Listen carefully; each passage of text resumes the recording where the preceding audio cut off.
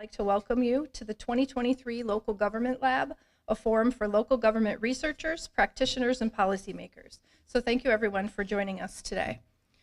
One of the missions of the Rockefeller Institute of Government is improving the fiscal capacity and management in state and local government. This annual gathering of researchers, practitioners, and policymakers is one of our signature events dedicated to the study of local government.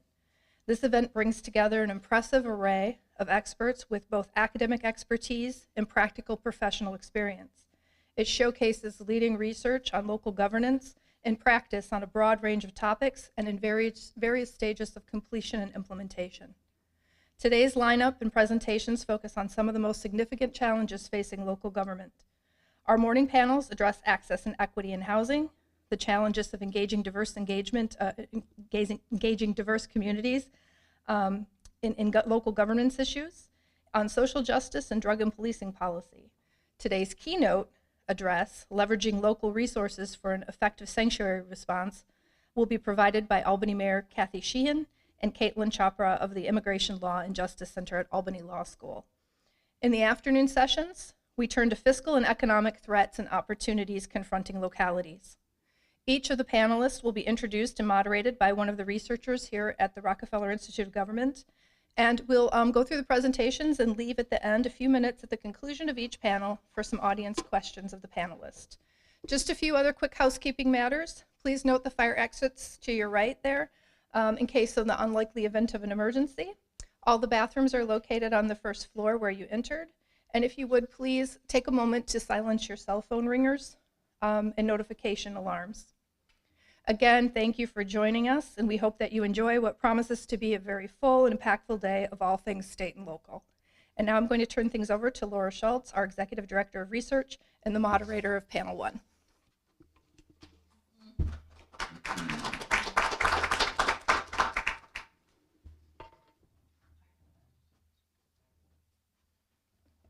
All right, come on out. I survived the obstacle course, I'm sure. Good morning, everyone. I want to echo Lisa and thank everyone for joining us this morning, both in person and online.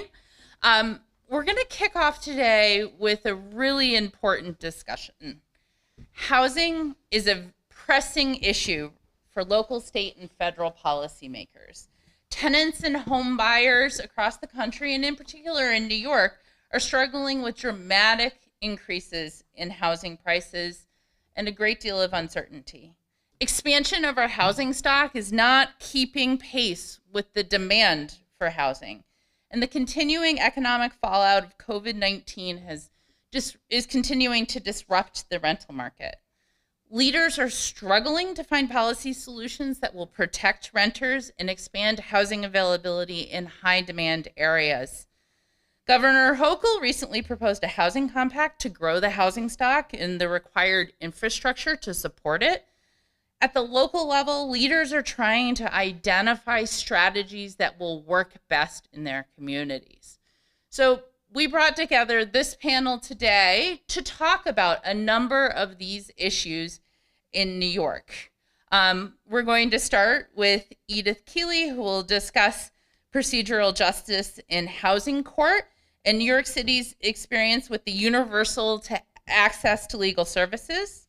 She'll be followed by Mark Castiglione and Madison Hrysko at the Capital District Regional Planning Commission, which will talk about the data available to local governments as they prepare, as they develop their own housing strategies. And then finally, be joined by Nic Rangel, who's with the Legal Aid Society of Northeastern New York, to talk about ERAP and its impact on housing instability in New York State. So with that, I'd like to hand the clicker off to Edith, who is Executive Research Director at the Office of Evaluation and Research in New York City's Department of Social Services, to talk about New York City's legal access to, or the universal access to legal services. Edith? Thank you, Laura. Good morning, everybody.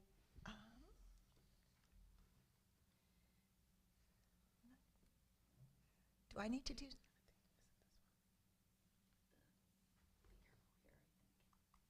I just wasn't pushing hard enough. Okay. So good morning, everybody. My name is Edith Kealey. I'm delighted to be here to talk about a project that our team did a couple of years ago. So this is all pre-pandemic, that looked at the quality of legal services being delivered by our providers in housing court. So just a couple of context-setting notes for folks. Evictions are a civil legal proceeding. They are extremely procedural and technical in nature.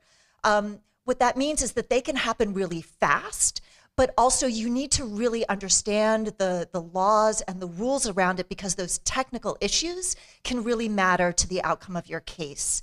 So what that means is that most eviction cases are actually settled usually in the hallway outside of the courtroom, and by an agreement called a stipulation, where the tenant agrees to certain conditions that, if are met, allow them to stay in their home. Up until very recently, until universal access to counsel, most landlords were represented by attorneys, almost no tenants were. So in this very procedural, technical kind of court proceeding, you can imagine the sort of power imbalance that exists. So in 2017, New York City was the first city in the country to enact universal access to counsel in housing court. This is something that had been discussed for a long time, sort of the civil Gideon approach to legal services, but we pulled it off. And this was implemented in a phased way, rolling out by zip codes across the city. And prior to the pandemic, we served about 30,000 households in fiscal year 2019. So one of the things that's really challenging about legal services is that it's hard to define what high quality legal services are. We started off this project by doing a lit review to look at how quality had been examined, both in criminal cases as well as in civil legal services. And the challenge here is that your case outcome, which is something that is easy to measure, is not always a good reflection of the quality of the services that were provided. So we looked at a number of different ways that quality had been measured, including including outcomes, but also sort of the competence, the skill of the lawyers involved. People have worked hard to define what they think are inputs to quality, like caseload. But we really landed on procedural justice as a critical lens through which to look at legal services quality. And particularly looking at sort of 4 different dimensions of procedural justice. So respect, the extent to which people are treated as, human beings with dignity, voice, the extent to which they have a say in what's happening to them, and the extent to which they understand what's happening. And then finally, neutrality, that legal proceedings are perceived as being fair and unbiased. So we thought this was really valuable, particularly in the context of housing court, which is very technical, very procedural, and where what happens in that hallway outside of the courtroom really has long-term implications for people's housing stability. If you're negotiating a settlement via stipulation to your eviction case, if you don't understand it, if you don't think it was fair, you're much less likely to comply with it down the road, with real implications for being able to remain in your home. So that's why we thought, okay, this seems very promising as a way to explore the quality of our services. So because this was a new program, of course, we want to know everything, but you can't. We had to be sort of targeted in what we were exploring. So we did want to know, well, first of all, what are lawyers doing with their clients? What are the types of services that they're providing? What are the outcomes? And how did tenants feel about that in terms of their ability to remain in their home? Their satisfaction with services, their perceived quality, and then how did all of this fit together? What were the relationships among all of these different questions? And the way that we explored that was really by talking to clients. If you're interested in voice and understanding and the extent to which people feel respected, you kind of need to talk to them about that, right? So we did telephone surveys with people who had been connected with a legal services provider in housing court. We took a random sample of everybody who had been connected with services and for whom we had a telephone number available in our records. We attempted to reach just under 1,000 people, so any of you who have done telephone surveys can appreciate the effort that took. So a big shout, we actually had a Vista member who helped us, so big shout out to her. She spent most of her summer on this project. We were able to connect and interview 143 people, so that's an overall response rate of about 16%. However, that was really driven by unanswered phone calls. So of the people, we were able to connect with about 1/3 of those folks, and about 40% of those folks actually agreed to participate. So of the ones that we could reach, we felt pretty good about that response rate, but that is just important context for folks to know. We used both structured and open-ended questions, and what we used specifically to measure procedural justice, because this is kind of a new and emerging field, we developed a 10-item Likert scale survey to capture people's perceptions along a number of dimensions of procedural justice, things like, strongly agree to strongly disagree, I felt respected by my lawyer explained things in a way that was clear to me, it was easy to reach my lawyer, those kinds of things. So we averaged that to come up with the scale. We focused more on respect, voice, and understanding, because those are dimensions of procedural justice that we think the lawyers themselves could really affect. Things like neutrality, certainly the lawyer has a role there, but other things that happen in the courtroom, we think really influence neutrality, so we didn't focus on that as much for the purpose of this project. So, okay, quick overview of the findings. I could talk about this at length, but I'm mindful of time. So one is that lawyers really did actively engage with their clients along a number of different dimensions and provided not only sort of that technical legal assistance, but also a range of other supports to their clients. So, okay, and now I have to put my glasses on because the slide is too small for me to read. So the majority, 75% of the people who responded to our survey said that tenants not only appeared with them in court, but they spoke with them on the phone, they met with them outside of court. So when we talk about engagement, that's what we mean, that there were a number of different ways that lawyers worked with their clients. Tenants who received assistance with their stipulation, which was the majority of the tenants, they understood the terms, felt that these were terms that they would be able to meet. But lawyers also played a very important role in brokering connections to other services for their tenants. And that's sort of, we think, an underappreciated role for lawyers, particularly in a situation like housing court. Of the people that we spoke with, most were still in their home, 85%. That may be connected to this is the population that we could reach, right? But nevertheless, most of them were still in their home. The 15% who had left did not do so voluntarily. That became clear from their open-ended responses. Those who were still in their home were mostly confident that they would be able to stay, meaning they felt that they would be able to meet the conditions laid out in the stipulation.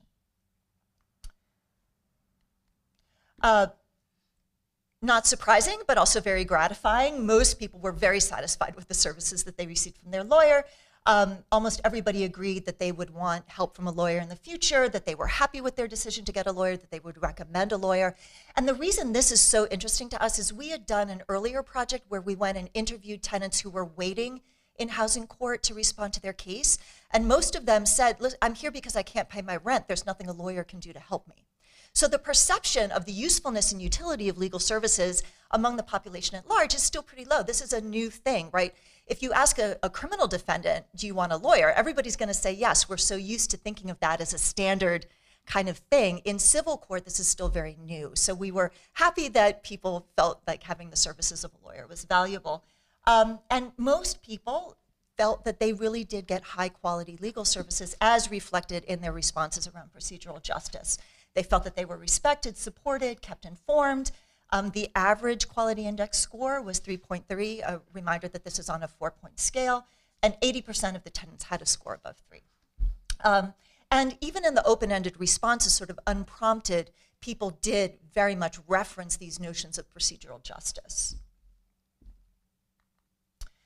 So across all of those different service components that we mentioned earlier, people whose lawyers interacted with them in different ways were generally, reported higher quality, but that wasn't a precondition for high quality. Again, because of the procedural nature of housing court, where often you come in and it's kind of you settle your stipulation and then you're done, that could be a high quality experience as well. What we did find is that the more time lawyers spent with their clients, the more likely they were to report high quality. And if you think about procedural justice, a lot of that really is about the relationship. And so if you have more time to build a relationship, that translates into higher quality. So that's not so surprising. But again, what we were glad to see is that case outcome did not predict satisfaction or quality of legal services. Even people who were not in their home reported that they received high quality legal services. So again, I think the value of taking this approach, a procedural justice approach, rather than just looking at case outcomes, is that people can have a poor case outcome, but if they felt that the process was fair, if they understood what was happening, then they sort of understand what's going on and they don't attribute it to the quality of the services that they received.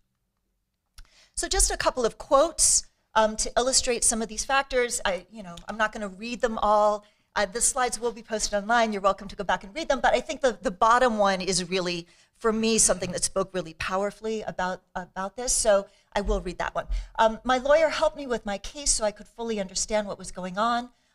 Understanding I was not alone, so I felt secure having that support.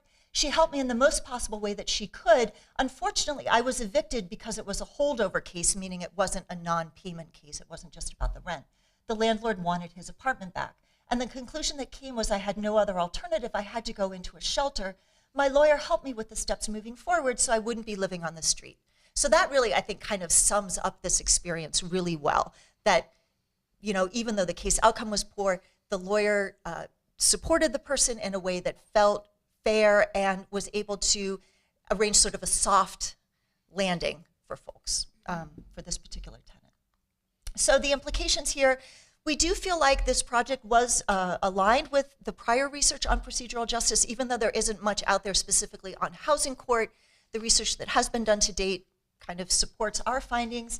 And again, particularly we want to emphasize that perceived fairness really drives client satisfaction with legal services regardless of the outcome. And we think that then in turn has implications for sort of ongoing housing stability. Again, if people understand their stipulations, they understand what they're signing up for, more likely to be able to meet those conditions, more likely to be able to stay in their home. And just a side note, that's really important not only for the particular tenant, but it's important for the overall housing stock as well in New York City, because one of the ways that apartments leave the rent regulation space is when somebody leaves, the landlord increases the rent that can push it above the threshold for rent regulation, and then we lose access to that apartment as a component of our affordable housing stock. So from sort of a systems point of view, it's really important to be able to keep people in their homes. And then so finally, again, pointing out the important role that lawyers can play, not only in terms of their knowledge of the court proceedings, but also just in terms of the community supports and resources and being able to connect folks with those as well. So for those of you who really want to dig in, there's more information in the appendix, including sample description. I will just say that even though there may be a potential for non-response bias, overall our sample mirrored very closely the characteristics of the sample as a whole, so we don't think there's obvious bias there, at least in dimensions that we can measure. So I'm going to stop there. Thank you so much for your attendance today. Yes, thank you. Thank you, Edith. I think we're going to hold questions to the end, let all of our speakers present. Up next, we have Mark Castiglione and Madison Hrysko. Hrysko, thank you. From the Capital District Regional Planning Commission, Mark is the executive director, and Madison is a data analyst. And they're going to be talking on the topic of connecting communities through data to address housing. There we go. All right, the Capital District Regional Planning Commission is a regional planning and data resource center serving Albany, Rensselaer, Saratoga, and Schenectady counties. We really work on collaboration, communication, and helping communities work together to solve regional problems. Today, our work includes water quality, economic development, sustainability and clean energy, technical assistance, regional planning, and of course, data services. All of these really are with the intention of helping to increase the capacity at the local level and support sound decision making. What's often in the fine print is that we also administer the region's juvenile secure detention facility, which is a head scratcher, I know, but we are embarking on a $28 million improvement of the region's existing facility to comply with the Raise the Age law. Throughout our history, we've worked to increase capacity of local governments, but the tools we had at our disposal to do that have greatly changed since the 1960s. Instead of having to hand draw and hand color in our maps, we can now use computers. Instead of smoking cigars while holding maps of the Capital District and stacking little cylinders of plastic on top of a Mylar, we have GIS systems to help us with our decision-making process. But it was a slow go for CDRPC. Up until 2015, this was our website. Can you believe that? So when I was hired in 2016, we really wanted to take a step to increase our ability to help local governments make better decisions and connect them with data more efficiently. In addition, to maintain this data in a static presentation and format was extremely labor intensive. So we really worked to make our process more efficient to process and get data out there in a meaningful way. Certainly presentations like this, old school in Excel, get the job done, but if somebody wanted to find the Capital District age cohort population projections and they typed it into Google, you would never find this document because a static PDF, of course, is not searchable by Google. So those things we really hope to address by modernizing our data presentation. So of course, like many organizations, we invested in Tableau, ArcGIS Online. This is an example of a visualization that we did when the 2020 decennial census redistricting data was released. So it quickly communicates how the population in our region changed over time. You can digest very easily where population is growing and the magnitude of that growth simply by just looking at this map. Of course, the map is interactive. You can get all the data behind it and you can download it. Similarly, it allowed us to look at new issues like migration post-pandemic or during the pandemic and how that was potentially going to impact our region. Before, if we were looking at migration data, we were looking at tables of numbers. We were looking at maybe large arrows and small arrows, but now leveraging ArcGIS Online, we can quickly tell that story. It also helps us turn around data and be more responsive and timely when new things come about. We no longer have the luxury of smoking our stogies and sitting back for 2 months hand coloring a map and being the arbiter of what the story is going to be told about the data. Things happen very quickly. So in order for us to be able to confront a solution and to help communities make better decision making, we have to be able to turn the data around and answer these questions. So the investment in these tools has helped us to do that. One of the biggest investments that we've made, and I presented this here, I remember in March 2020, right before the world shut down, so I have PTSD being here again, was the Capital Region Indicators website. And this was a website that was a partnership between the Community Foundation, the Chamber of Commerce, University of Albany's Avail Lab, and the Regional Planning Commission. So this website not only makes our jobs easier because it uses an application programming interface to import all of the data from the U.S. Census's website, but it provides about 50 indicators and dashboards for each county, city, town, village, census tract, block group, zip code, and school district in the 8-county Capital District region. All the data visualizations are downloadable, all the data tables are downloadable, and you can compare change over time, either within your community or between communities in the region. So significant investment and really has helped us provide more data in a more timely fashion. So when the question of this housing compact came up, we thought to ourselves, well, what kind of data do we have available? And what kind of visualization or tool can we show our stakeholders to help them anticipate whether or not they would have any issues once this housing legislation is passed? And so that's where I'm going to turn it over to Madison. I'm going to touch briefly upon the Governor Hochul's proposed housing compact. She's really urging municipalities to become these safe harbor municipalities, which entails communities in upstate New York to grow their housing stock by 1% over a 3-year period, using the 2020 census as a baseline for this analysis. And it's important to note that all units are not created equal. If you're going to build an affordable unit, that actually counts as 2 units towards the total. And if you're going to build a unit in a previously uninhabitable structure and convert that to a place that's suitable for living, it'll count as 1.5 units towards this total, incentivizing that sort of growth. Also, to be able to become a safe harbor municipality, a municipality should have enacted 2 of 5 preferred actions. And these are the preferred actions behind me: to allow accessory dwelling units in all areas that allow single and multifamily units, allow regulations for lots to be split, amend regulations to remove any exclusionary land use regulations, permit smart growth rezoning, and permit adaptive reuse rezoning.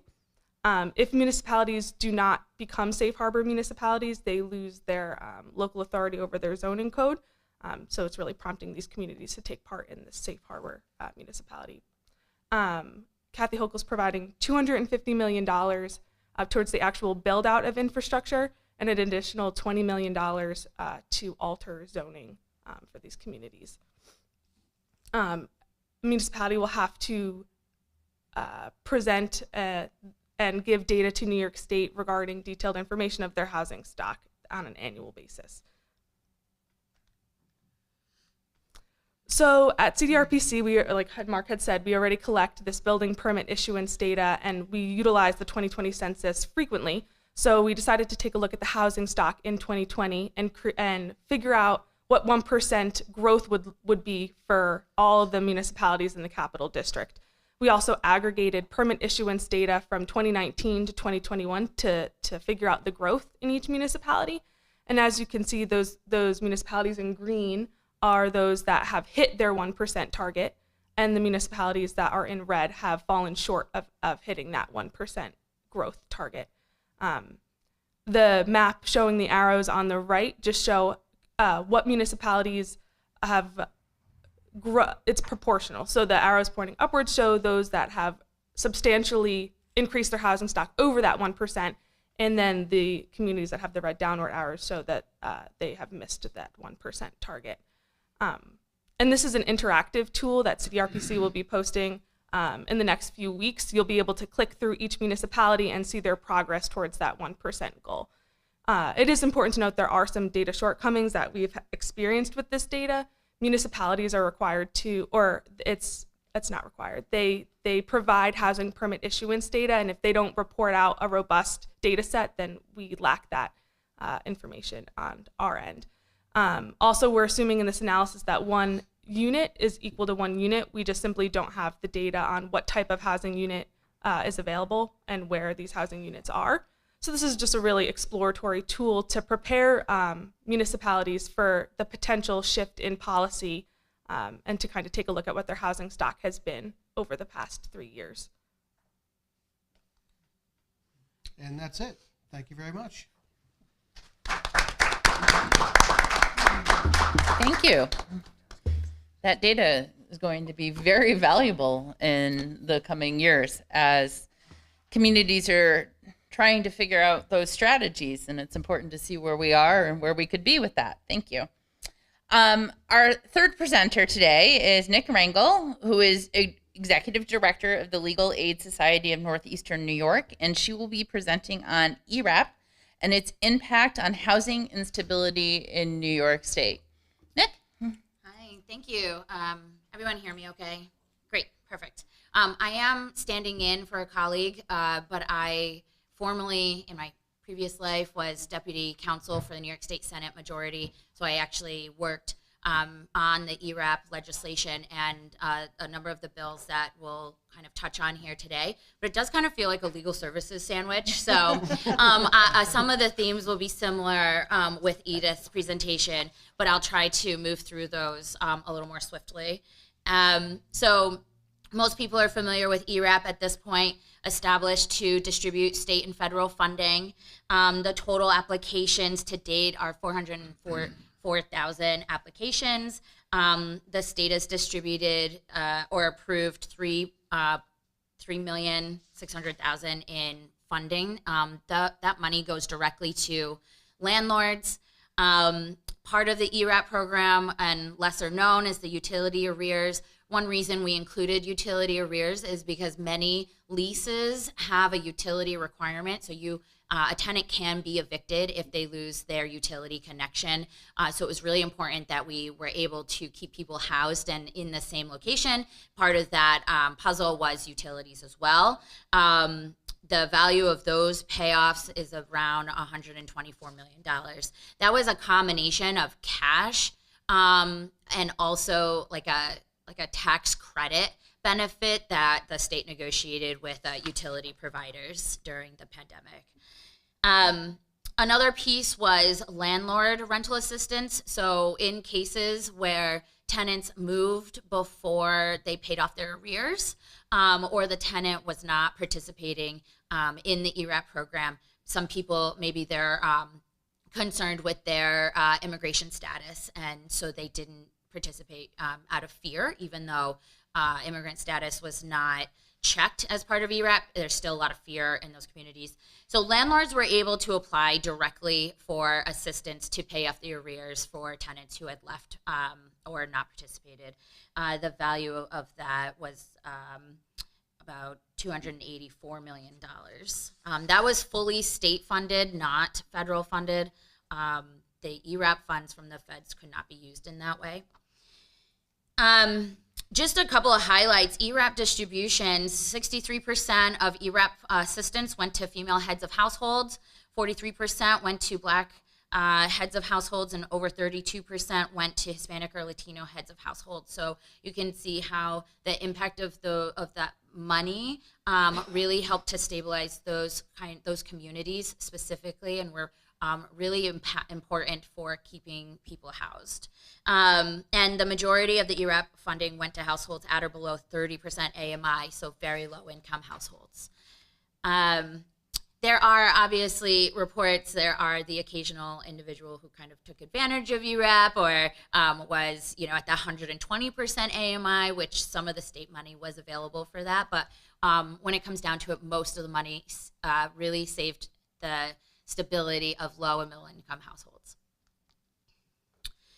Part of the sort of COVID response was a combination as well around tenant protections and eviction preventions.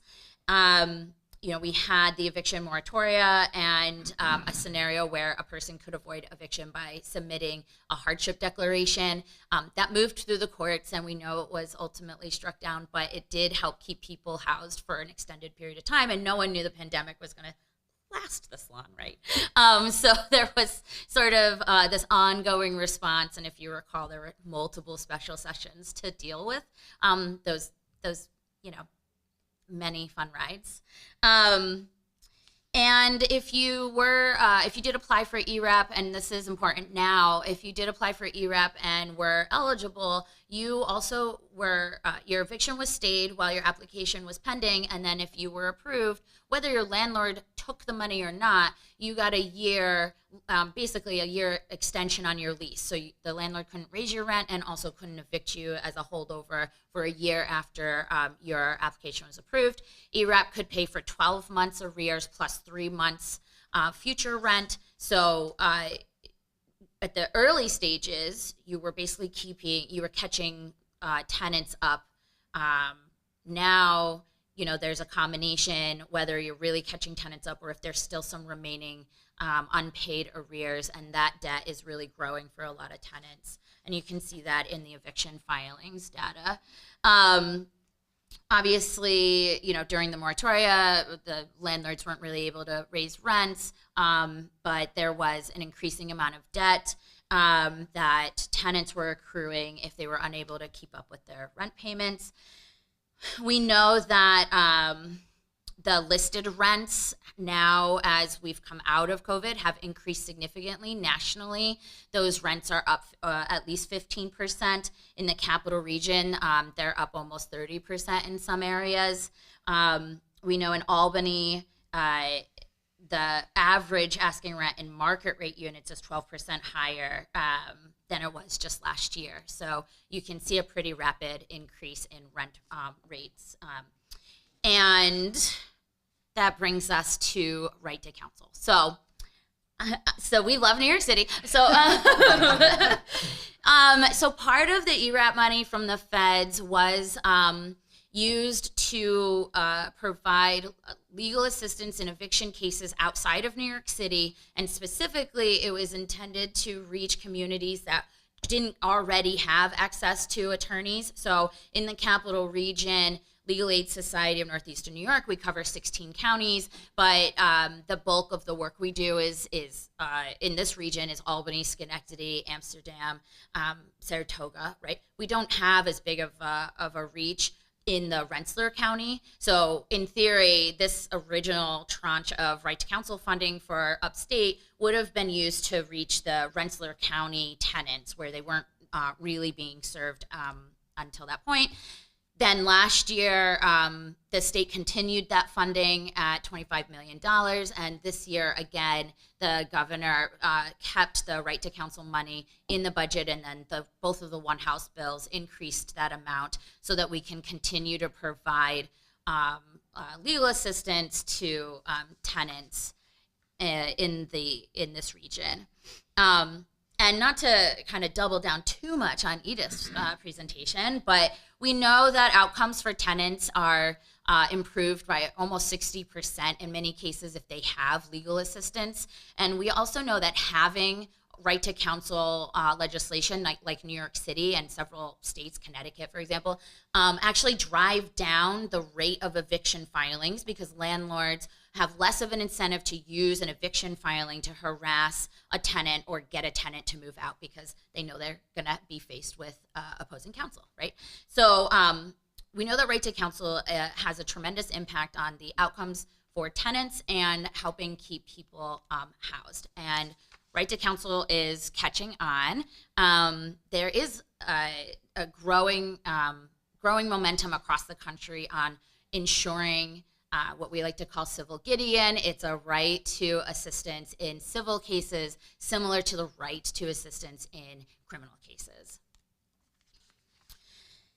There is right to counsel legislation being considered at the state level. There's also legislation, it's called Good Cause. This legislation essentially gives a tenant a right to renew their lease, and it sets a floor for unconscionable rent hikes. Albany City had adopted a Good Cause bill. It was struck down by the courts a couple weeks ago, but it is, again, in both of the one House budget bills and is something being considered at the state level. And what that really means for us as legal service providers is there may be a whole new set of rights that tenants have at the state level that they'll need legal assistance to enforce, protect, and preserve. And so for our purposes, continuing to fund eviction attorneys and attorneys in housing court is really important to making sure that whatever the state decides to do in its tenant protections, that we're able to preserve those rights for tenants. And that's the end of my presentation. Thank you, Nic, and to our rest of our panelists. I now open the floor to questions from the audience. I can get it kicked off. For the tenants, we had a lot of really innovative programs that came out to help tenants in COVID-19, ERAP, utilities, and then the right to counsel. Do we have a sense of what's been most impactful and which ones are going to be the most important to try to continue moving forward? I mean, I don't know, either.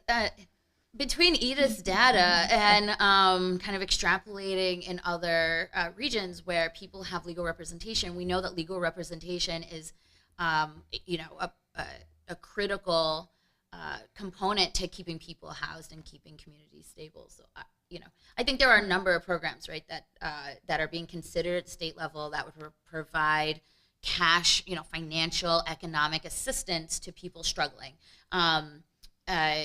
We have a number of programs now, one-shot deals, but those programs are kind of underfunded. They have a lot of restrictions. One-shot deals actually are a debt to many of the households that accept that assistance. And so we know that there's still a massive gap between the need for legal cash assistance and keeping people housed during, you know, like loss of job or loss of income and brief moments in someone's, you know, income that kind of sets them back. One of those bills is the HAVP bill. It's kind of like a state Section 8. It's a bill that would provide cash assistance to tenants to help them if they're on the verge of homelessness or homeless, and it would kind of stabilize communities. But for our purposes, you know, funding eviction prevention really means providing attorneys who can help connect tenants to all of the other resources they have. So I completely agree. I will also point out that there are different policies that are important when you're talking about getting people into stable housing versus keeping them in housing that they already have. Mm-hmm. And so to get people housed, right, rental assistance is absolutely critical. And one of the challenges that we're really seeing in New York City is source of income discrimination. Even though it's already against the law, that is something that is very difficult to enforce. So I would argue, speaking just for myself, that is an area that really deserves a lot of attention, because New York City is providing billions of dollars in rental assistance, but it's still very difficult to get people housed. And part of that is because of the market. But even when we increased the value of our rental assistance vouchers, we were still finding it difficult to get people housed. And a lot of what we were hearing, both from the tenants as well as from the housing providers, is that when you say, I have a voucher, like, nobody calls you back. So that is a real challenge. In terms of keeping people stably housed, then yes, all of these protections around, legal assistance, those, the good cause, right? Like, those policies also play a role. But I'll just say, it matters at what point on the housing spectrum you are. Can I just make one? So I think we also have to remember that there are supports, and there should continue to be supports for homeowners who are landlords, right? Two family, 3 family, 4 family homes are at risk as well, especially in the pandemic, whether it was because tenants couldn't keep up with rent or if the homeowner themselves lost their income from their full-time jobs.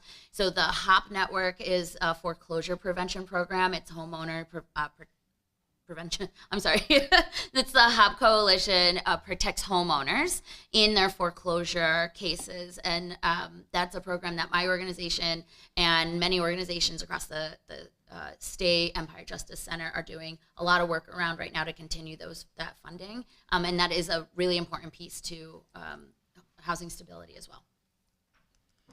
Yeah, I think what struck me about your presentation, Edith, is that the role that the legal services provided as navigator to their clients to help them in the court and the interactions in the legal system, but to also connect them to other resources in the community was really critical. It sounds like the Legal Aid Society is also a key navigator for this. So how can we better, is that the most effective way to connect people to the navigation of all of these programs? I feel like every human services system is so complicated. We end up with navigators all over the place, right? Like in the medical, right? We have people who help folks navigate the medical system. We have navigators actually that is a role in housing court. They have housing navigators. We have, housing specialists in our shelter system play a similar role, helping people to navigate. So it is super complicated. I would love to think that we could streamline and simplify everything so that folks could do this on their own, but I mean, nothing is that simple. And because you've got federal, state, local regulations, all of them are different. You've got, New York City is really different from upstate in many ways, right? So I think it is just really hard for, particularly what we know about sort of the scarcity that happens when you are poor, and most of these programs are for, people with low incomes. For these vulnerable populations, to try and do this on their own is overwhelming and probably not feasible. So I agree that navigators are tricky. The problem that we often run into is that it takes a lot of time to become knowledgeable, and the turnover in the service sector is so incredibly high. Like that is one thing that we have found really demarcates successful providers from providers that struggle, is the ones who can hold on to their staff and allow the staff to develop that expertise. And so that is really key, because otherwise it's too difficult to stay on top of everything. So I will put in a plug for being able to not only hire good staff, but also retain them. And in an environment where many of our public sector workers are barely themselves above the low-income poverty line, that becomes really challenging. Different legal service providers across the state have varying degrees of how many resources and programs they have. So it's hard to say everyone's doing the same kind of, not just navigator assistance, but cash assistance or whatever. But our organization is able to provide like direct cash assistance, both to landlords as incentive to keep people housed. We're able to provide cash assistance to help pay off arrears. And we're able to help pay the deposits for new tenancies. So we last year distributed $550,000 in cash assistance from Legal Aid Society. So in some ways, coming to legal aid is not just like navigating to a different a different office or a different agency. It's connecting them with programs within that we provide services for. So if you're coming in as a tenant who needs help with their housing, we can also connect you with somebody who can help with your food stamps. We can also connect you in our organization, someone who can help you with your SSI and income stability.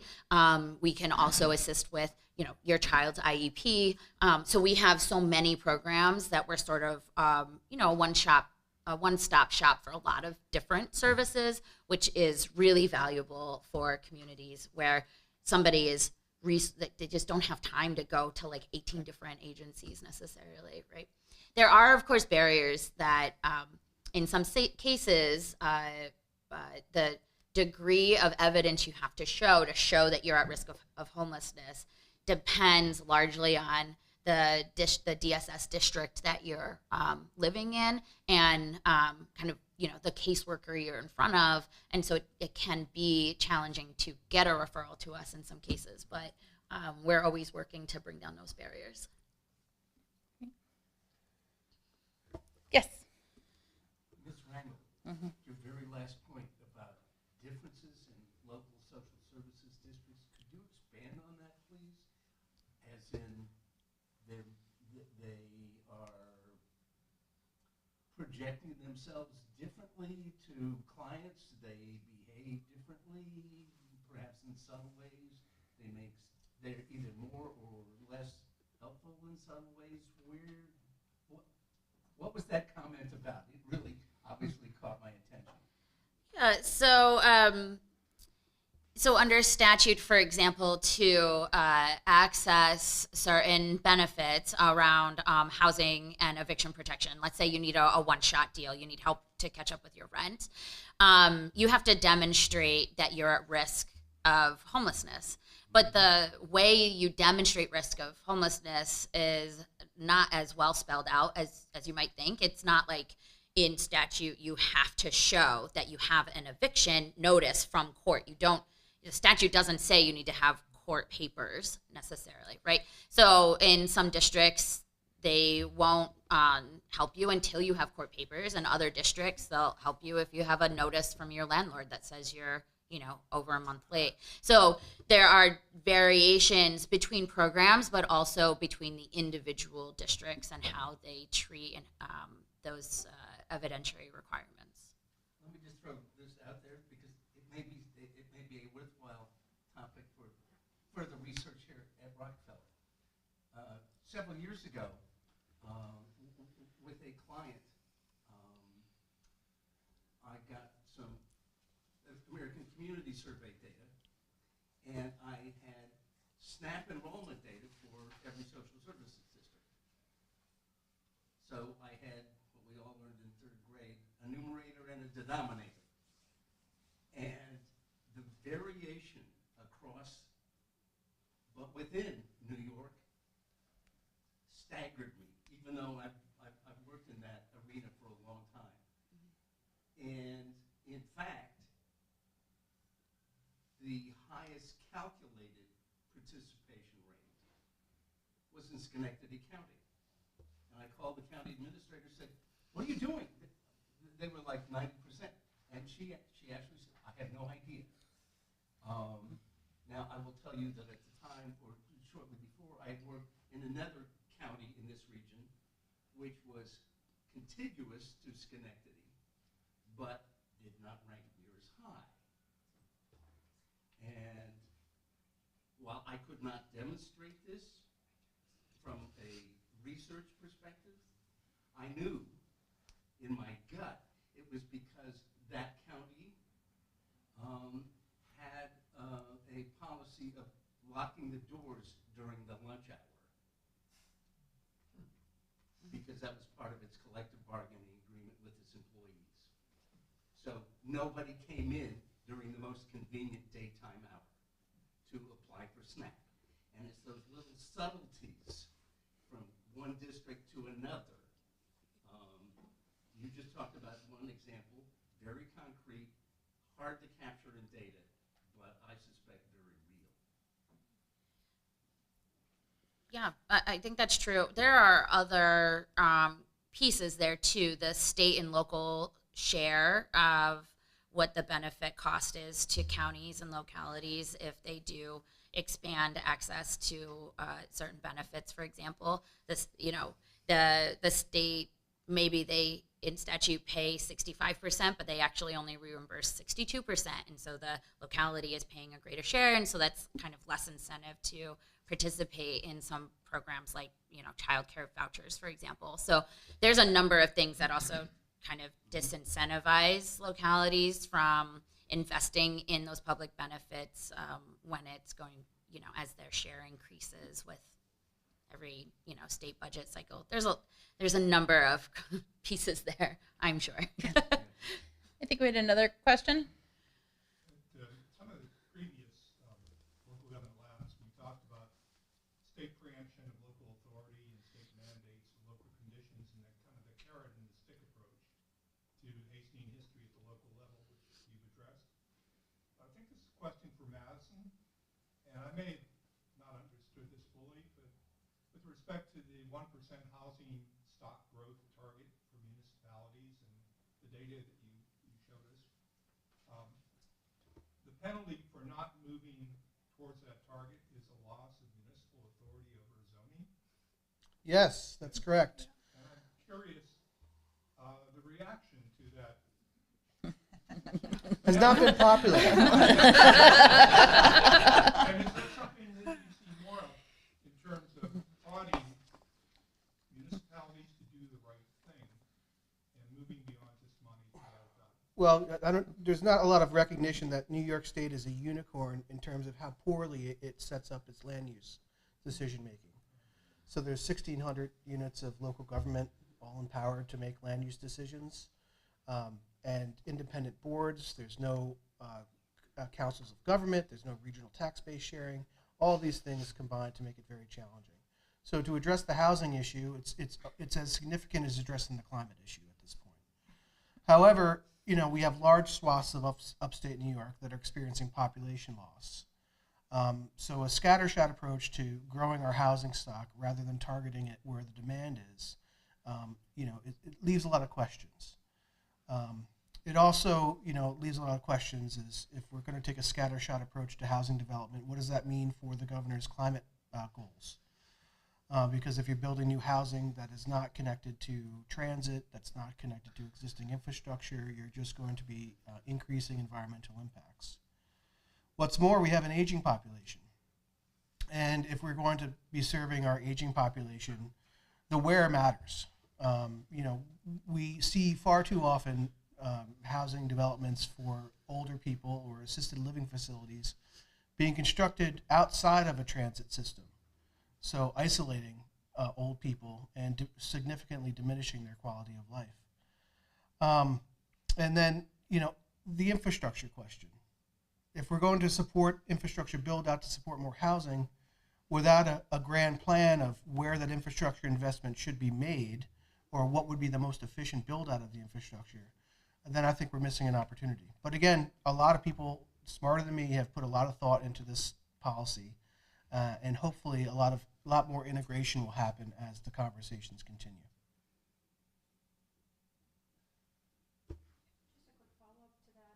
As I understand the presentation of the governor's proposal, she looked at a multiplicity of state approaches, particularly around that transit-oriented development, so the targets are higher in those areas. I'm wondering, from a regional planning perspective, are there any of those states that you can draw lessons from for the effectiveness of these policies, or what will you be looking for as you're kind of tracking the fallout if this policy were to be enacted? Mm-hmm. Well, I mean, I would be really focused on, looking at the opportunities where density makes the most sense, and certainly TOD is a prime example of that. But we also have, our Rust Belt cities in upstate New York who are in desperate need for more economic activity, more residential activity, and they're not meeting the housing targets right now, but we should be almost laser focused on helping those communities, pre-permit sites, construct more housing, and once we start seeing those communities who were gutted by suburbanization start to rebound, I think that'll be my primary metric of success for the housing program.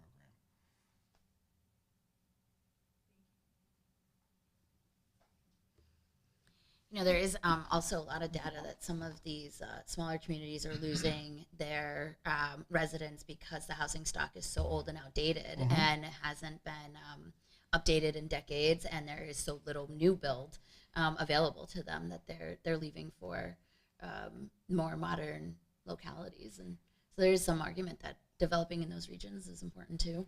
Yeah, if you look at our map in your mind's eye, the red communities are typically the lower population rural communities. Those are also communities that have been experiencing a loss of housing stock. That could be maintenance deficit or many other factors. The challenge in the market is that nobody's building single-family affordable housing anymore. You either get McMansions or you get multifamily. Mm-hmm. So the question there is, okay, well, we can help these communities, gain population, or we can focus our attention to areas that already have the existing infrastructure, et cetera. In the rural communities, we have this dynamic in upstate New York where a lot of people have second homes. They love the rural character. They have no concern of local economy because they can work remotely or whatever. So there's an awful lot of NIMBYism in those rural communities. We've seen it in fights with Article 10 when citing solar. So it depends on what kind of fight you want to pick, I guess. Yeah. One thing we see, because legal aid covers, like I said, 16 counties in upstate New York, so most of the counties we cover, largely rural or suburb, is that about 30% of the people who live in those communities are tenants. They're renters, and when they are tenants who rely on public assistance, the public assistance and the rent assistance themselves, the vouchers, have to do like lead inspections if there are young kids in the house, and most of the housing stock in those regions have high rates of lead, and so lower income tenants can't even afford the housing that is available in those communities because they're so old and have so much lead exposure. So it's a real struggle for people who want to stay in those communities to be able to afford to stay there.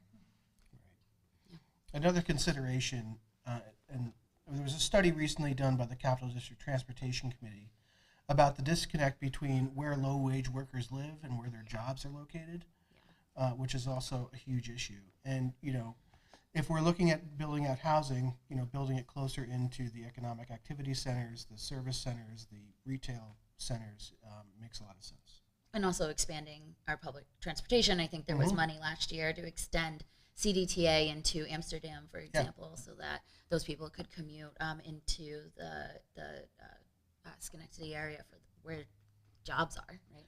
Our transit planning, though, in our region often happens after somebody builds something huge somewhere, and then they go to CDTA and say, "Can you run a bus out here, please?" Right. Go ahead. I was just kind of curious about how does code enforcement fall into all three of your worlds? So if I receive a eviction notice, would I say, well, my housing is substandard? Do I bring that up in court? Do I bring that to my lawyer? Same with legal or financial assistance. Is there anything the landlord can do to bring it up to code to adjust that? And also for permanent or housing stock, how much are code enforcement, the activity of it or the lack of, maybe overinflated or taken away from our current housing stock? So the answer is yes, that maintenance deficiencies are definitely something that gets brought up in court and can be a powerful tool in those negotiations. I will also point out, again, just going back to my spiel about staff, is that, the city agency that's responsible for code enforcement, I think has one of the highest vacancy rates of all of our city agencies. So it's really hard to do that when you don't have the staff. And will this be an unfunded mandate? Because who will be in charge of reporting the data to the state about housing growth? If I'm a policy wonk at DHCR, I'd be looking for occupancy permits rather than building permits. And it will fall to the code enforcement officer, likely, that will have to submit that data. Yeah, so there's been a lot of policy change at the state level around code enforcement in the last few years. Largely, there's sort of a combination of code violations in housing where tenants live and tenants being forced to live in substandard housing. But then there's this other side where code enforcement can be used as a means of evicting a tenant, in a predatory way. So there's been some reports out of the legislature. There's been a bunch of hearings. I had the distinct pleasure of staffing those hearings all over the state. It is certainly a piece of bringing up buildings to a level of building code standard that people are living in healthy, safe housing.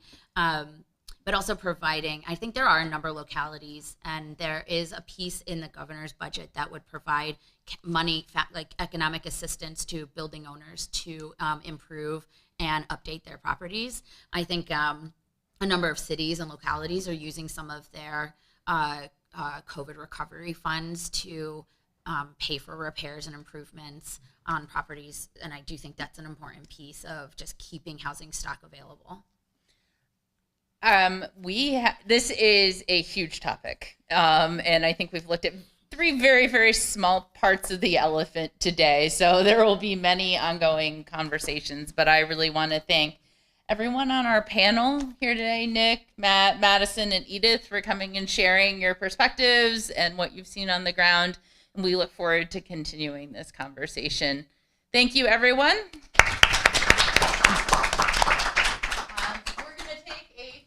Break to set up the next panel. We'll be back.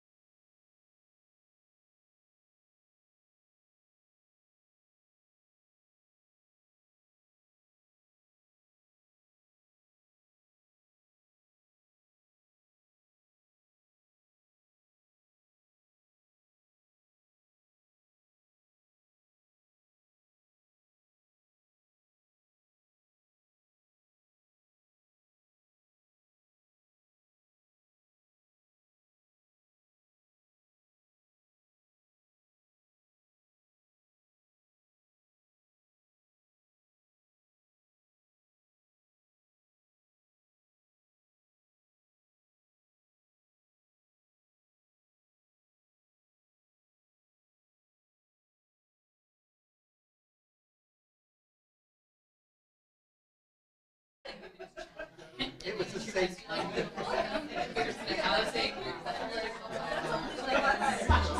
All right. I hate to cancel everyone's break, but let's get back to the sessions.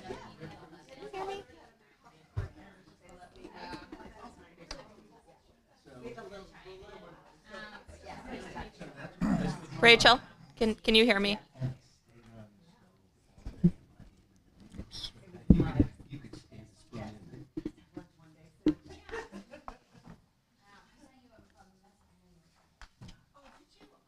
All right, welcome back everyone to panel 2, Engaging Diverse Perspectives in Community Decision Making. So this is a room of people that I don't need to tell that local government is generally the government that is most involved with their constituents, hear the most from them, and provide the most direct services than any other form of government. And one of those things that local governments need in order to do the most good for the most people with scarce resources is to understand the needs and the wants of their constituents.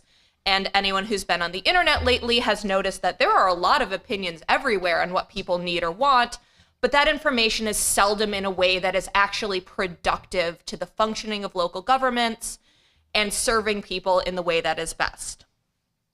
I am excited to be moderating this panel because we're going to be talking about a lot of different forms of public opinion data.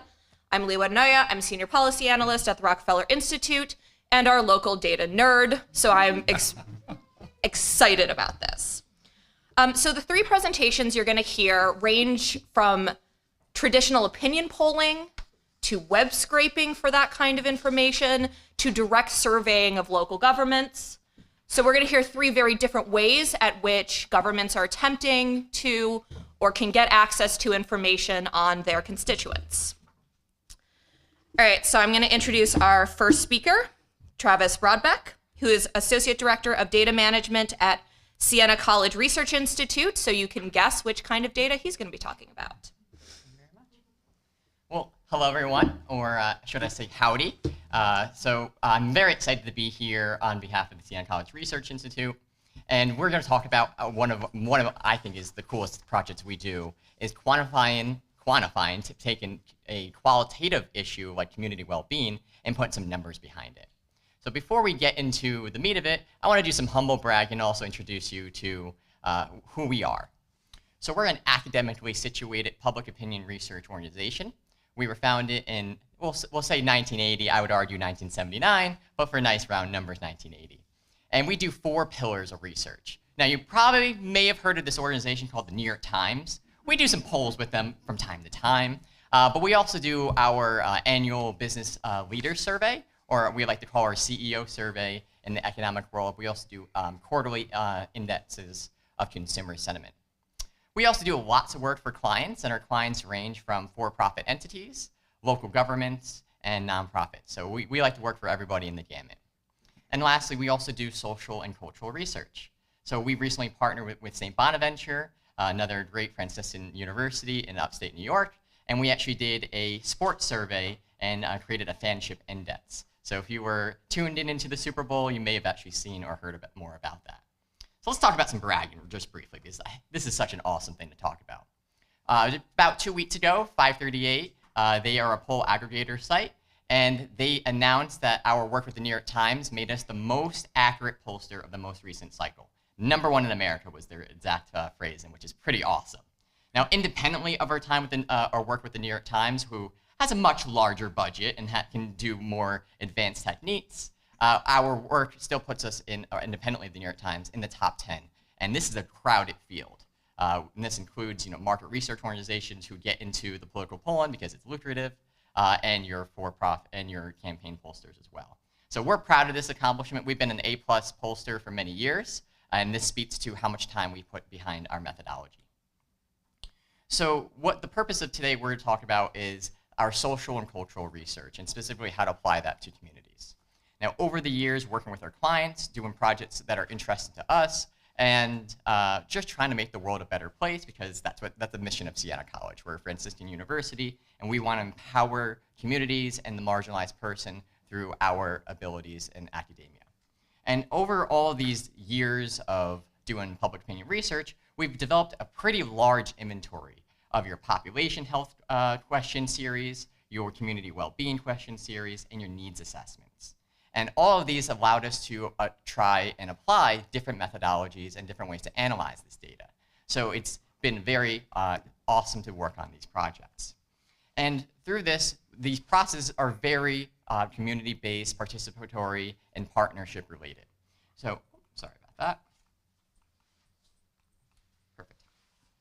So we work with business improvement districts, nonprofits, and also local governments to identify what they want to learn more about. And through these partnerships, we're able to really build a better sense of how we can serve the people that matter to us, our residents. Twitter's fighting me today. So I do want to just quickly talk about how this approach works, and I use actually a more simple example of the National Assessment for Community and Service Engagement. Now, this is a survey that we've been doing for almost 2 decades with college and universities all across the nation, where we basically try to ask 2 fundamental questions. How much service did you do in your community when you were in high school? And how much service did you do in your community while you're in college or as a current student? And based on that difference, which I can tell you in almost every single school, there is a difference. College students are much busier. We help institutions, colleges, universities, to break down those barriers and increase community engagement. That helps the students have better experiences and apply their learning to make the world a better place. So this is the model that we use with our community well-being. So we mine the data, then we identify the obstacles or the barriers to making everyone having a high quality standard of life. Whether that is in their own personal finances or what is available in their community for the needs they have. Now, when we identify those obstacles after analyzing the data, we work with our partners, and they know more than we do. We provide them the numbers and what we think about it, but the boots on the ground understand this much better than we do. So we work with them to identify pretty collaborative goals, and then we try to make that public. We make the world know about these goals and that we're working towards them. And we then re-administer the survey analysis, excuse me. And this allows us to be able first to develop a benchmark, to set goals, and then to apply solutions to achieve those goals. And then we can test to see if those solutions are working.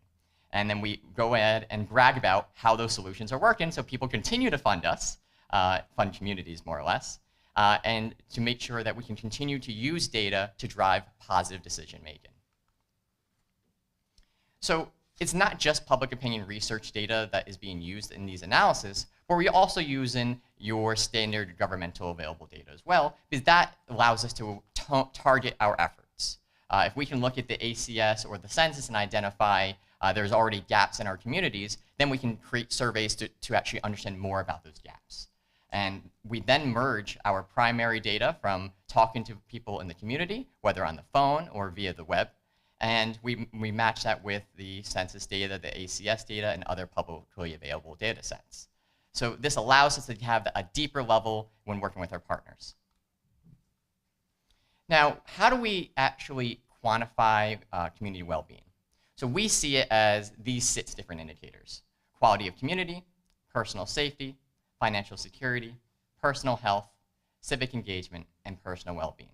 And each one of these different categories come with a variety of questions associated with them. And the questions could be standalone questions, or they could be question series. And what we do is we use some advanced analytical techniques to identify which of these questions work together. And we'll talk more about that when we talk about factor analysis. But we take these different indicators, we mash them together in our beautiful blender of data science, and we are able to help communities identify where they should focus their efforts. Obviously, we know that in local governments, resources are limited. And the only thing we can do is try to target the most important goals, make progress on those goals, and reassess where we should prioritize our efforts. So the process of, after the data collection is conducted, of how do we actually turn that data into information? Because as we know, you can have all these great spreadsheets, but people want to know, what do I do with this information that you collect, or the data you collected? How can you turn it into information? How can you turn information into decisions? So we use 4 processes. We use factor analysis. Then we actually recode our variables to set us up for our percent of possible scores, or what we like to call pop stores. A nice quantitative measure, and kind of think about a report card that says between 0 and 100, this is where you land on this individual indicator, whether the respondent themselves or the community or specific demographic.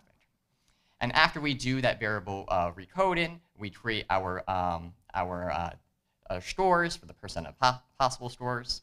Then we actually then use OLS regression to identify what are the significant predictors of higher or lower scores. So I'll just go briefly, if you've never heard of factor analysis, I want to go briefly just to cover it, just so you understand how it works. So we take a series of questions or different data points, and we try to prove that they all point to to one overarching construct, a latent variable. And if we can find the correlations between these, then we include them to actually develop the score. If we don't see a correlation between them, then we drop them and rerun the analysis until we find the perfect equation, the perfect model. So, for example, this is 11 questions that we loaded into our analysis software. We use SPSS. I personally love R for any our data nerds, but we can talk offline about that. And we take these different questions and we run the factor analysis, and we're looking for eigenvalues of 0.5 or higher. And when we run this analysis, we did get that. And we say, all right, awesome. Across these 11 questions, we can say that they all point to this overlying construct of the quality of your community. And is your community a good place to raise children? Are you satisfied with the area you live? All that makes sense to the average person, but you have to prove it with the numbers. Because people respond to these questions differently based on where you live. So then we actually recode these questions to actually talk about quantifying it. And we take the questions where you strongly agree, somewhat disagree, strongly disagree, and we recreate these different scores. And we usually use a scale of 0 to 3, depending on the Likert scale that we use. Now, inside our question series, we use both positive and negative indicators, where, for example, how responsive is local government? Kind of neutral, but you can more or less say that's a positive framed question. How responsive is your government? Versus, I do not feel safe to walk at night. And you can see that the score, what score we assign to each of the different response categories matters based on the context. After we recode the variables and we create the scores, we are able to then use OLS regression to say that, all right, your Y variable, the variable of interest, is going to be your overall score. And what independent variables like demographics, where you live, what race you are, what your income is, how do they predict what your score will be? And we run that through, we test for the assumptions of regression to validate that we have a pretty good model. So we've done this statewide in 4 different states. We do it most commonly in Connecticut with an organization called Data Haven. We did this in 2017, 2018 with New York State, which we're actually gearing up to do another administration this year / next year. We are actually going back into Rhode Island on Monday, so that will be exciting. And then we actually just did this with Mississippi with an organization called Mississippi Today. And we haven't published that data yet because we're still working with them. But the differences across all these states really make you think about not only are the local communities so different, but when you aggregate them at the statewide level, we have very different worlds that people live in. So just briefly about the New York study we did. It was a public opinion survey of both landline and cell phone calling, primarily cell phones. And as if you know anything about cell phone calling, no one picks up anymore, and it's very expensive. And so in the more recent years, we're augmenting with a little bit of web. But we found that New Yorkers have different levels of community based on who they are. So this is the report that came out. There's going to be some QR codes at the end if you want to read our reports and see how it comes out.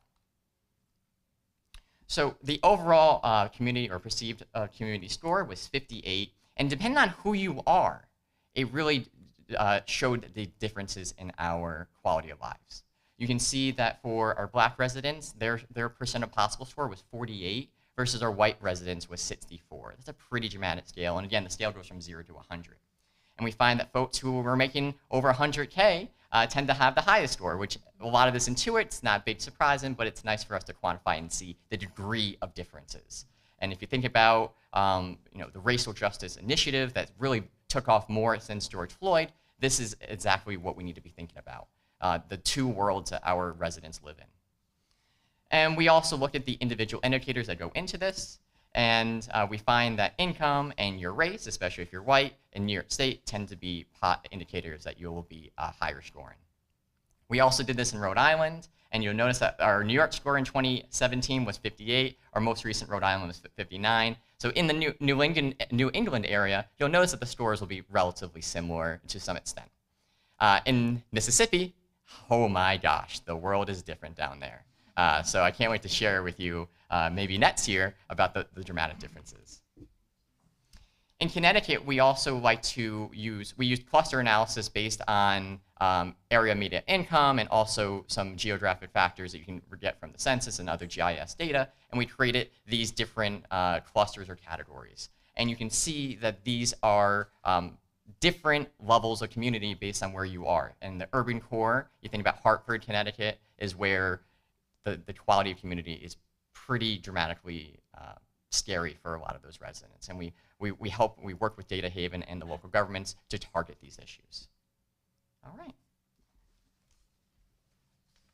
Great, thank you so much. And I use Stata, which wasn't even mentioned in your list of programs. Very nice. All right, so I'd like to introduce our second speaker, who is Marco Castillo, an associate professor of political science at CUNY, New York City College of Technology, doing web scraping, specifically peddling forward or peddling back, a study of the use of ICTs in online discussions on urban cycling. Take it away. All right. All right, there we go.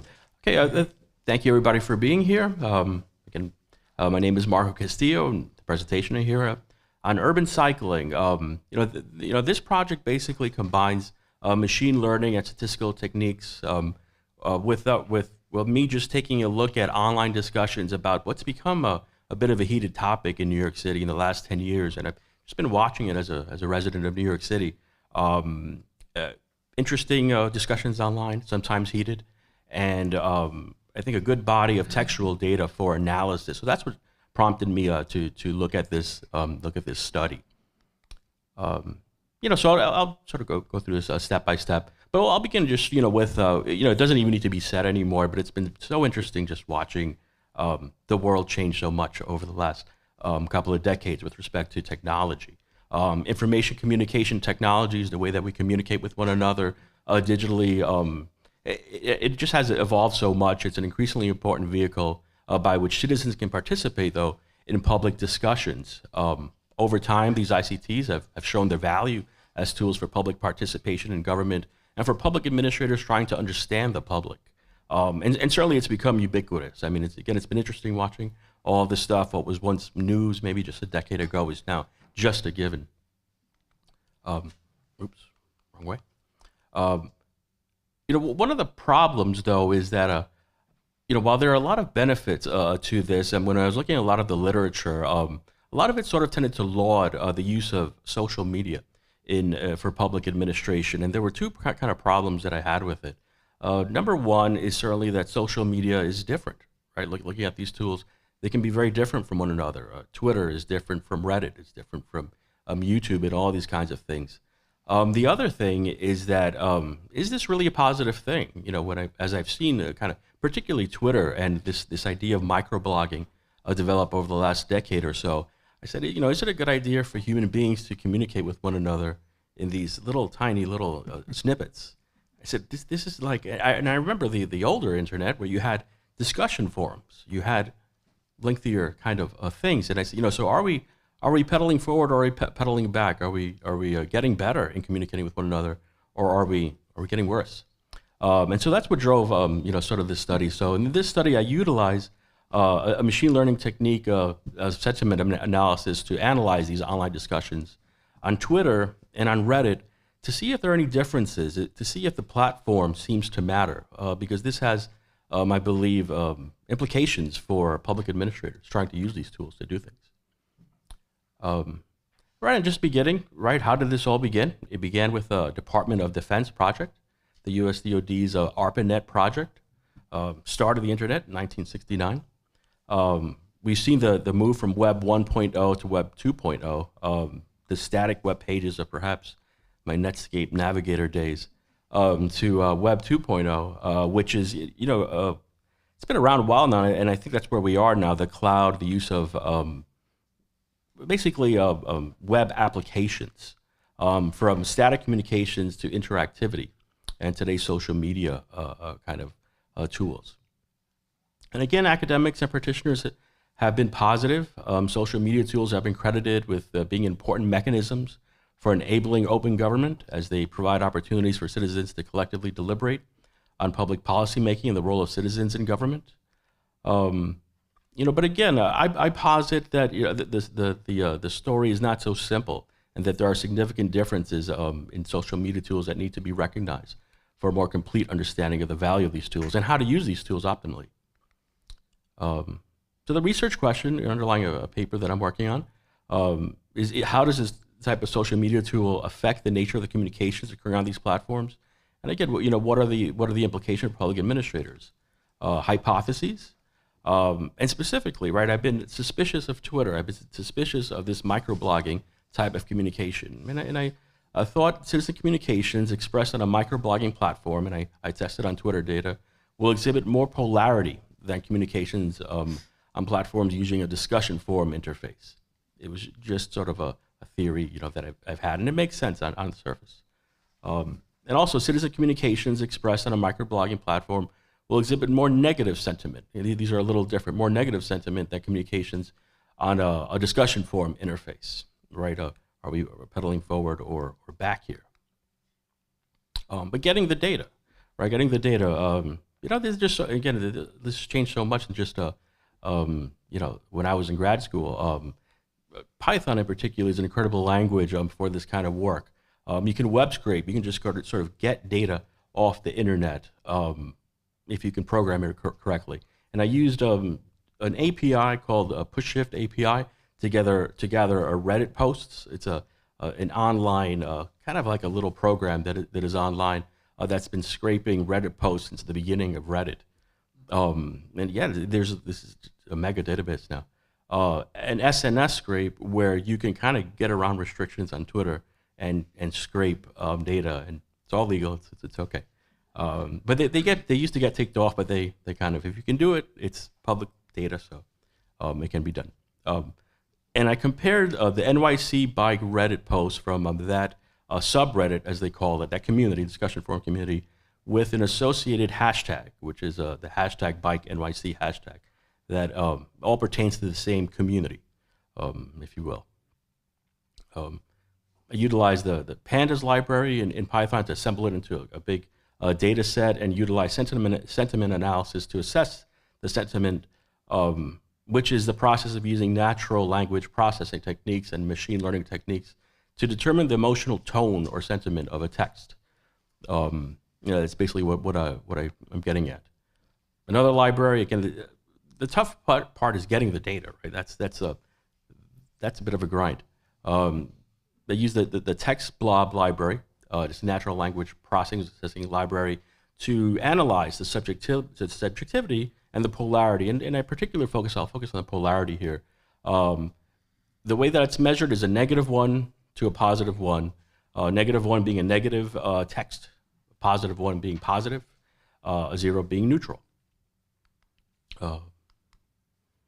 These are the two models. Basically, the polarity score is a function of the platform, 0 Twitter, 1 Reddit, and being a reply. I also, as I was putting together the data, I said, is there a control variable I can use? And I just intuitively thought, replies are probably different from original postings. There's kind of something going on. So I made a 0 for not a reply, 1 if it was a reply, and I could get that from the scraped data. And then I did a logistic regression model, 0, not negative, 1, it is finally categorized as negative in the same kind of a model. A word cloud here, just to illustrate that the data set that I was using did reflect what I was trying to get at. As you can see, there's a lot of bicycle stuff there and a lot of government stuff there, police, rules, and so forth, some others, public, stuff like that. There's also like a bad word that came up prominently, but I had to box it out. So that's also, sorry. Didn't want to do that. That's a prominent word. But surprisingly, despite the prominent word, it was a surprise that the sentiment was slightly positive, just slightly positive, a 0.11 when I looked at polarity scores, and slightly more positive for Twitter than Reddit. It was a surprise. Histogram shows that most of them were just slightly positive. The most common category that I found was positive. And the two models that I used, again, the OLS regression model, again, says that if it's a Reddit post, it's slightly more negative in sentiment. And the logistic regression model actually, shows that when you use once you do the right transformations, a Reddit post odds of being negative is 45% higher than a Twitter post. And I was kind of, I look at in the implications here. And this is a function to some degree about the way that, after looking at the data and kind of think about it, about the way that Reddit works and the way that Twitter works. With Reddit, right, you put up, in a traditional discussion forum, you put up your topic, and then there's a lot of responses. And so Reddit had more responses, and responses tended to be more negative. That was also a variable that replies were 40% more likely to be negative than an original post. I said, the people are just complaining online. And I said, what a shame. And I said, people are wasting the First Amendment. But then, then I thought, what is the First Amendment, right? We're petitioning the government for redress of grievances, right? And I said, wait a minute, maybe this is not such a bad findings, not such a bad finding. So what, so as we look at this, what are the implications for public administration? Well, one of the first thing is kind of like, what didn't I find? Which my concern was great toxicity, that these things would become cesspools of just people yelling at one another. I didn't find that, right? The findings found a slightly positive sentiment in these posts. So at the very least, using these platforms to understand the public, perhaps to set up public participation processes, probably it's hopeful, right? It's not so bad. I didn't find, the comments were what one might expect in a mature, civically minded public conversation, slightly positive. That was good. Again, what do you do with these Reddit posts? Well, if you think about the goals of public administrators, the political part, the part related to public participation as opposed to the administrative kind of goals of public administrators, perhaps can be pursued through using this tool, using this tool in processes of capital collaboration, co-production. You want to listen to citizen complaints and address them and hopefully create functioning communities that redresses people's grievances. And Reddit may be a good place to do that if you're going to use these kind of platforms. Twitter, on the other hand, right, the comments were less negative. And when I looked at the subjectivity scores, also they're a little bit more objective than the Reddit post. They were not so much about what I feel, they were more about that thing. So that kind of information perhaps could be used more thoroughly in a traditional bureaucracy, where you kind of a suggestion box, right? If you don't have a process of engaging the public because of your culture or resources, often you just don't have the ability to do that, that kind of information can be useful. One point to note, though, right, Twitter responses were more likely to be negative than Reddit responses.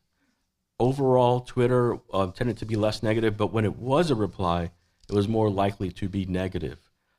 So maybe there is a little toxicity there, but this too can be useful, right? It can help public administrators look at the fires, right? Look at big problems that they have to address before engaging in processes that are perhaps more collaborative.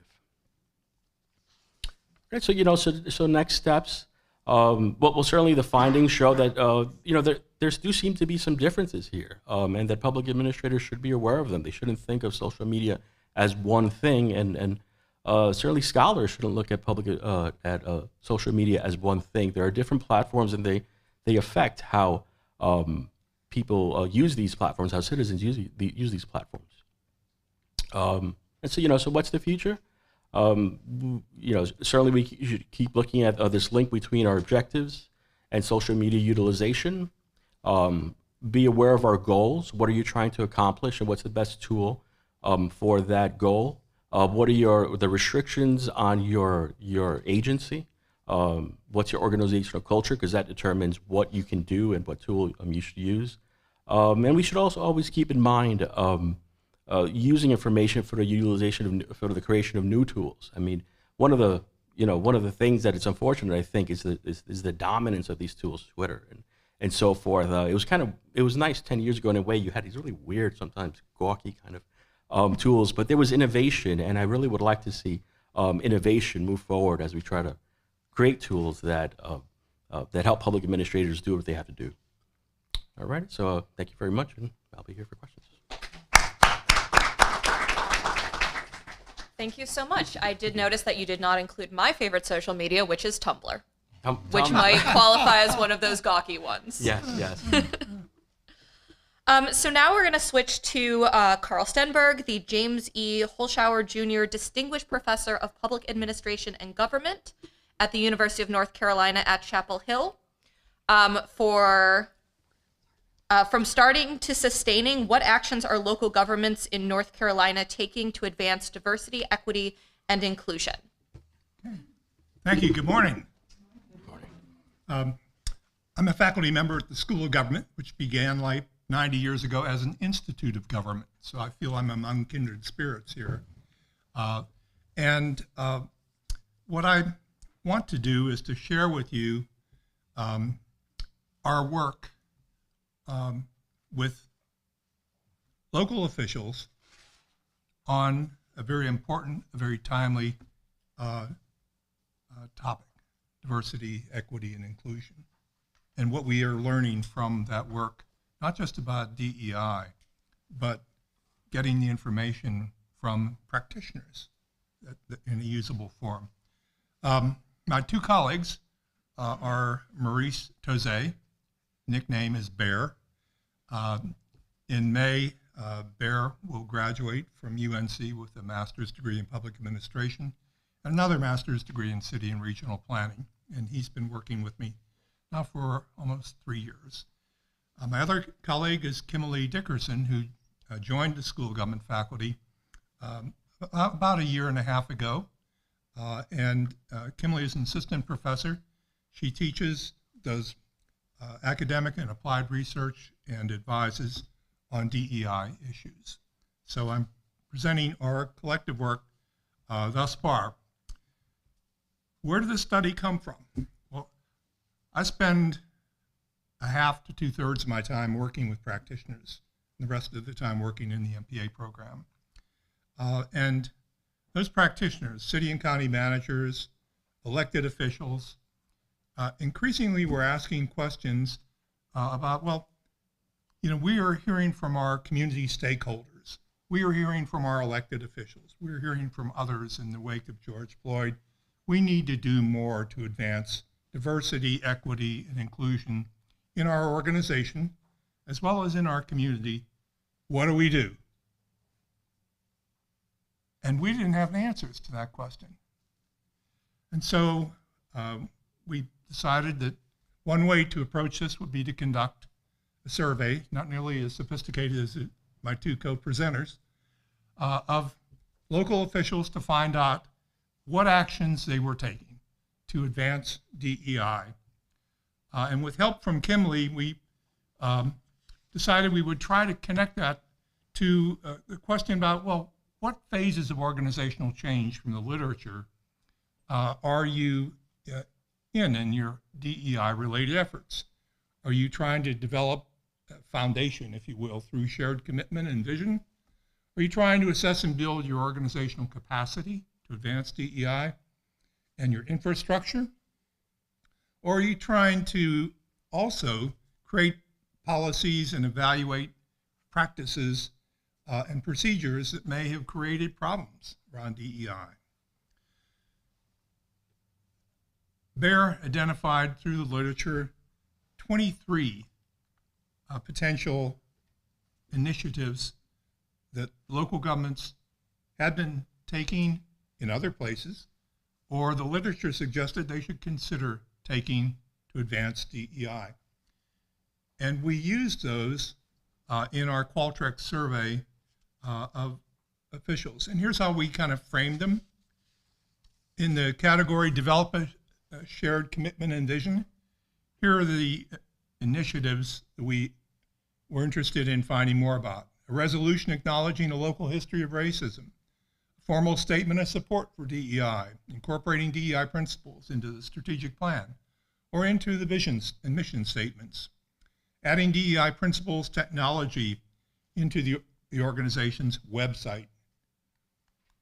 To assess and build capacity, institute training programs for governing board members, for staff, doing surveys of staff, mentorship opportunities for staff of color, internship programs for people of color, establishing affirmative action plans for hiring staff of color, joining the Government Alliance for Racial Equity or other DEI-related professional organizations. Those are examples, again, capacity building once you've established that foundation. And that then leads into an organizational infrastructure dedicated to DEI in the case of hiring perhaps a chief diversity officer or assigning DEI responsibilities to an existing staff person. Establishing a department focused on DEI, sometimes called an Office of Diversity and Inclusion. Establish an internal task force made up of staff to identify opportunities to advance DEI and barriers to doing so. Establishing an advisory committee of residents to work alongside of the staff and elected officials. Establish department-specific DEI initiatives, such as in police, such as in HR. And setting aside a pool of money that will be targeted to advancing DEI efforts. Then finally, creating and advancing or evaluating policies and practices, reforming perhaps human resource policies, reforming procurement and contracting policies to promote minority and women business enterprises, expanding data collection about performance measures on DEI, and implementing toolkits that were available. So that's what we set out to do. We sent an email survey, Qualtrics survey, to 543 county and city managers and administrators in North Carolina in July, August 2001. We focused on which of these 23 initiatives had been implemented or were going to be included in the upcoming budget. And disappointingly, I should say, we received a 9% response rate. Now, School of Government conducts many surveys of local elected officials, and we typically are doing better than that. And we also found out that a number of municipalities in some counties were not planning to do anything. We did follow-up interviews with 3 of the municipalities that were doing the most. So kind of what have we learned? What are some of the results? Most of the strategies that have been taken or were planned were in phase 3, establishing the infrastructure through department-specific initiatives, task force of staff, assigning responsibilities to a staff member, and setting aside budget funds to promote DEI. Phase 3, not phase 1 or phase 2, no sequence here. Here are some other current or planned initiatives. Instituting training, now phase 2, evaluating HR policies relative to DEI, phase 4. Incorporating principles in the strategic plan, phase 1. Instituting DEI-related training for governing board, phase 2. Procurement reform, phase 4. And surveys of staff, phase 2. So the communities that responded didn't proceed sequentially through the phases of organizational change. They were jumping around. What were the least common initiatives? Establishing a commission on truth and reconciliation, creating formal mentorship opportunities, which was a surprise, I should say, for a staff of color, adopting a formal resolution acknowledging a local history of racism. Not much interest in going especially to the first and third. In our interviews, we talked about challenges and supports for advancing DEIs because the jurisdiction representatives were doing more than half of the 23 and had been doing that for some time. They were kind of at not the starting, the sustaining level. And so we asked them, well, what are you learning? What have you learned? And the 6 points on the screen speak for themselves. Yes, there's been pushback from staff and community stakeholders. Anticipate it, especially staff pushback, and develop strategies to overcome that. You need to be patient. This is not a sprint. This is a marathon race. For example, if you are trying to have a more representative bureaucracy and you have a turnover of 3 to 6% a year, it's going to take you several years to change the demographic. And especially what we learned in this project and a project I'm doing with the ICMA on their code of ethics, there's considerable confusion around the terminology. What is diversity? What is equity? What is inclusion? We also learned about the important support areas. Buy-in. A number of managers said, unless the elected officials buy in, I'm not doing anything. Senior management also. In the 3 jurisdictions, it was the city manager who really became the champion and convinced the elected officials and got the staff behind the efforts that were being made. DEI training for staff especially, but also for elected officials is critical. And having staff champions, just like in strategic planning, have champions for goals, you need DEI champions throughout the organization. So what were the conclusions? Well, the local governments we looked at were not large exclusively.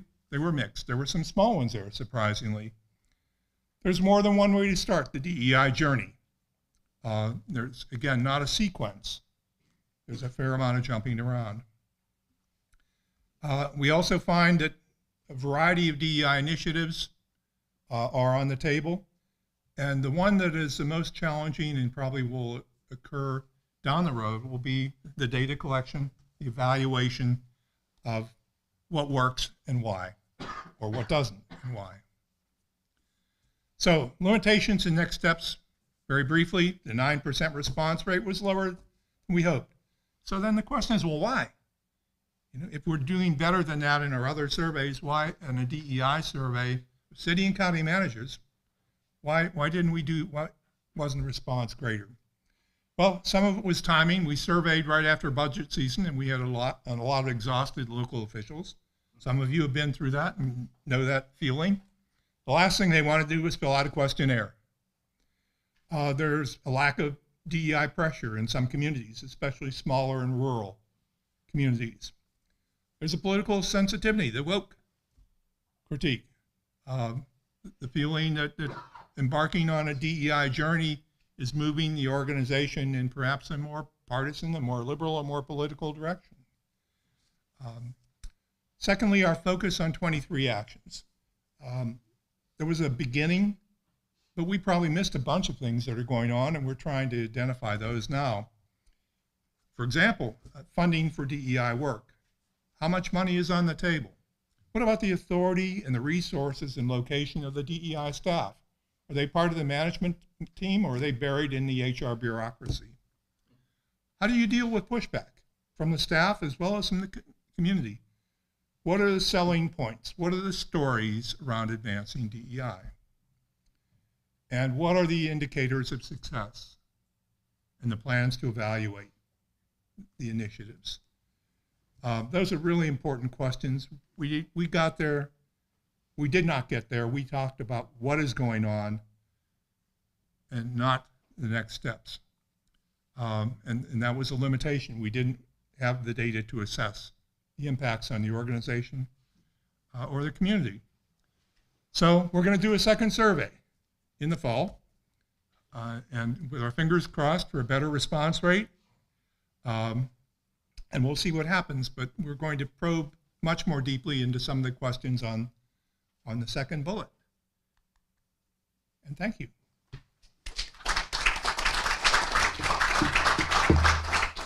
All right, thank you so much to all 3 of our panelists. I'm now going to open up the floor to questions. And go for it. Very interesting presentations, all 3. But Mr. Castillo, I have to ask you this one. Yes. With respect to your looking at the Twitter data,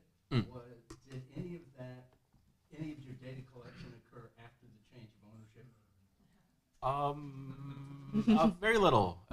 Very little, because it goes all the way back to 2011, that data set. And then ended at September of 2022. And I'm not sure when he bought it. It was, I think, a little bit at about that time period. And so he couldn't change it a whole lot. But one of the concerns there was with the algorithm, right? Apparently there was an algorithm that was there before that it stokes anger, right? That's how you engage people. You kind of take them off. And if that changed, then you would expect something of a change. But that was at the tail end. I also have a question for Mr. Castillo. So I work in the New York City, or we work in the New York City Department of Social Services. And so this is an interesting idea. We are very interested in, sort of, for example, how people feel about our services, our benefits, and so on. And so I guess I had a couple questions. One is how much you think the format is driving the differences versus the populations. I mean, I actually don't use it. I've heard this site, so I don't really know. But is it really very different people that use Reddit versus that are using Twitter? And then also about the issue, right? Like, have you done this with any other issues? Are you interested in doing it with a different issue? Is it something about who's talking about bikes that might be different than if they were talking about, I don't know, the SNAP program? Yeah. Well, the first question was about the populations. Were they? Right. Well, the best I could do was use the associated hashtag, right? So on that website, on the Reddit website or the subreddit, it prominently displays the hashtag bike NYC. And so that's the most I could do. People use different screen names and stuff like that. And so, I mean, you could try to associate those things, but that's not really one for one. Or different, I don't know, just are these, is one of these, like I know that I have a Facebook page, but my daughter would never, she's on Snapchat, I guess, right? So, like, are these different generational tools, or is these the same kind of people? Well, bicyclists, in New York City, that there is sort of a demographic there, and so I mean, you could kind of try to work with that, but it's hard to get at.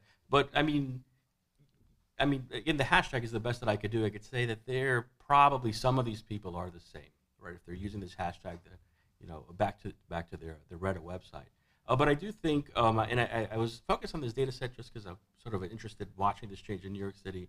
And there was so much stuff, like so much this one yelling at that one, but you tend to focus on those and not on the other posts that are not really that angry.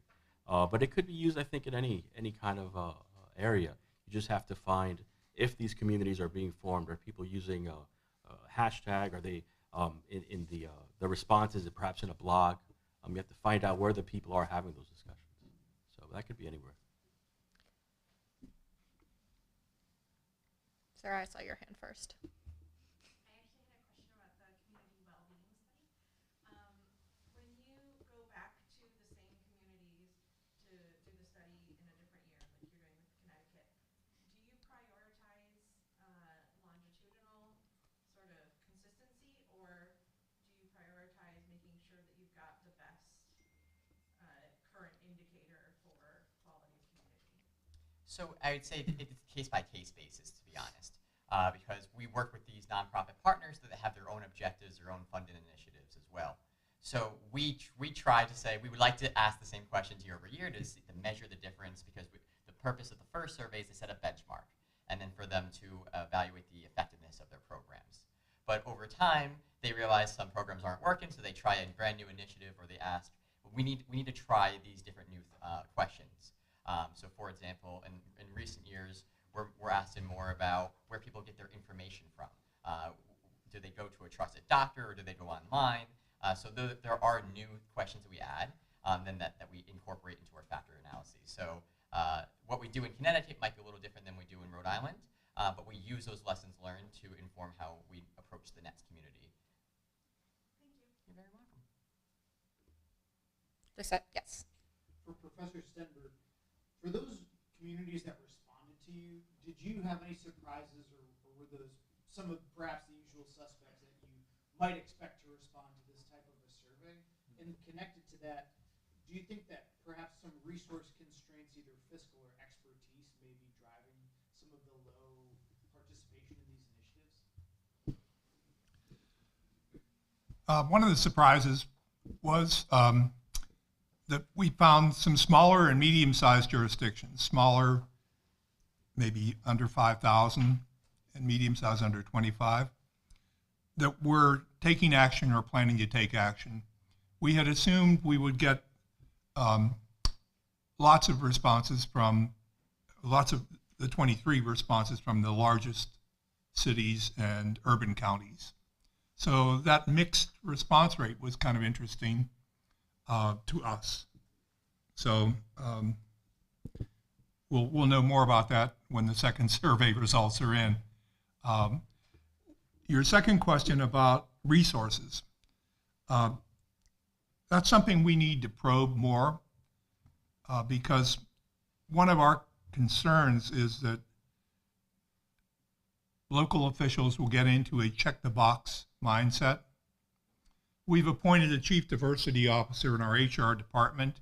He or she is located about 3 tiers below and with no resources to, for example, invest in training or to hire additional persons, let's say, of color, and make that a priority.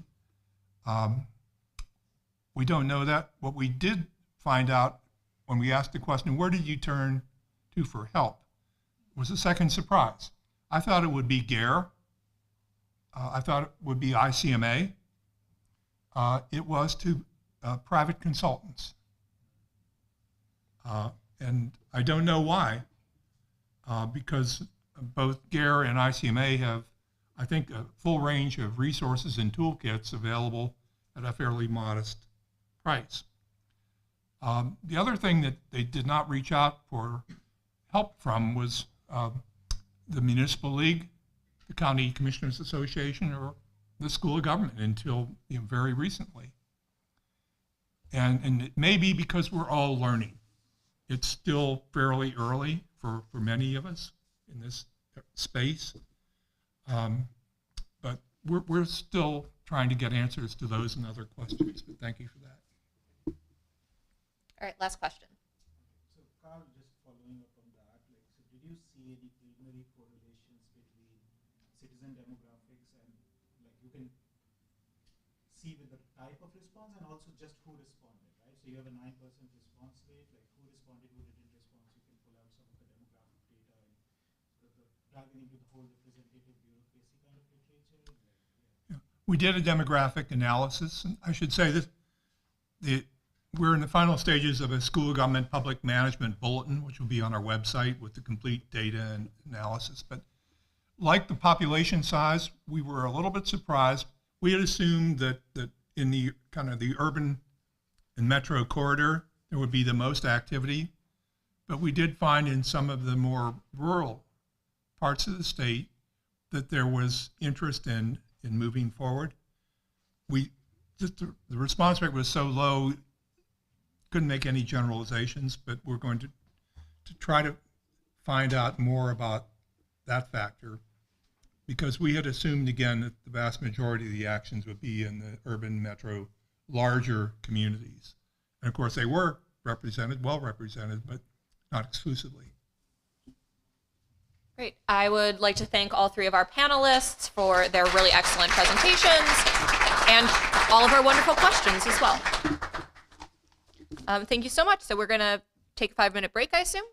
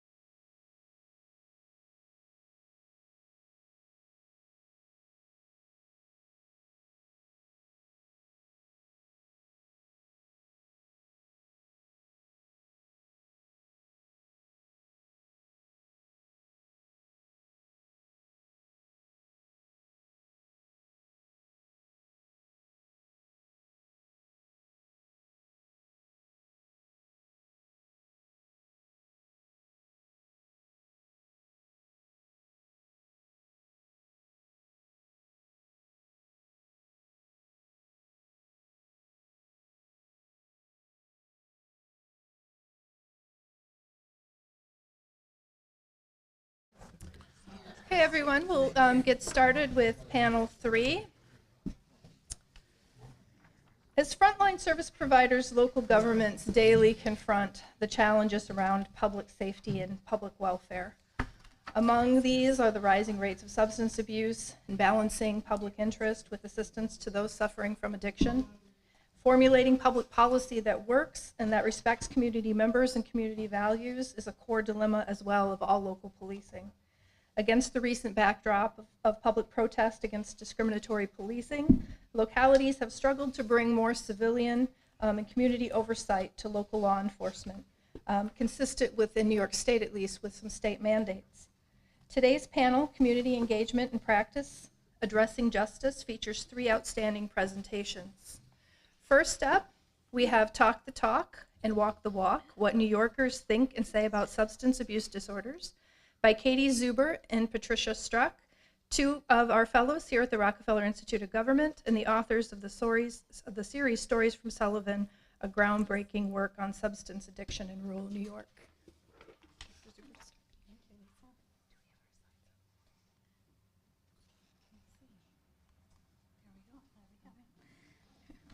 So we know that opioid overdose deaths have increased in the past 2 decades, and as that has been happening, both media stories and drug policy have shifted from this criminal justice framework to a medical one. So rather than thinking of drug use as a criminal justice problem requiring a law enforcement solution, as was the case during previous drug epidemics, drug use during the opioid epidemic has been seen as a medical problem, one that requires treatment rather than a law enforcement solution. So researchers have established that the attention to the current wave of opioid use is different from drug waves in the past, but we know less about why the shift has occurred and what the actual policy implications of that shift are.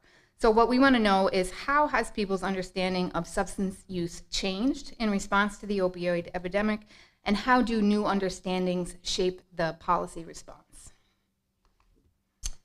All right, so this is not just us pulling some random headlines. There's a big literature that says, wow, when we were thinking about, heroin in the 1970s and crack cocaine and even methamphetamines, we were talking about it as a criminal justice problem. And we were talking about it in a way that we need to put people in jail, or the war on drugs, or we need to stop this crime. But now when we talk about opioids, the language is very different. It's about as Katie was saying, it's about a health issue.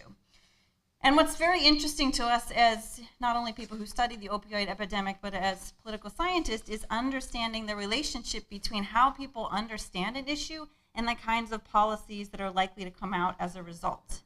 And so one thing that we know is that how people think about an issue, how people think about the target population of a particular issue, affects the kinds of policies that policymakers feel that they can put in place. And you can see a lot of this work currently around the bail reform and taking that back, and has to do a lot with the population that we associate with that particular issue. So we know also that the portrayals in media stories have changed. So we talk about the issue differently. We think that there's a connection to public policy. The literature shows us that media stories have changed in how they've portrayed the issue, going from this criminal justice framework to a medical model. We also know that policy at the federal and state level has also changed, from punitive policies towards people who use drugs to treatment-oriented solutions to people who use drugs. And in the current opioid wave of drug epidemic, the punitive policies are towards doctors, right? And towards people who are providing the drugs, not towards people who are using those drugs necessarily. And why has this happened? Well, there's a lot of research that shows it goes along with the perceived notion of who is using opioids, right? So people who are white, people who are in rural and suburban areas, people who are middle class. And the people who are perceived not to have done anything wrong, right? This is something that was done to them, has led to this particular shift.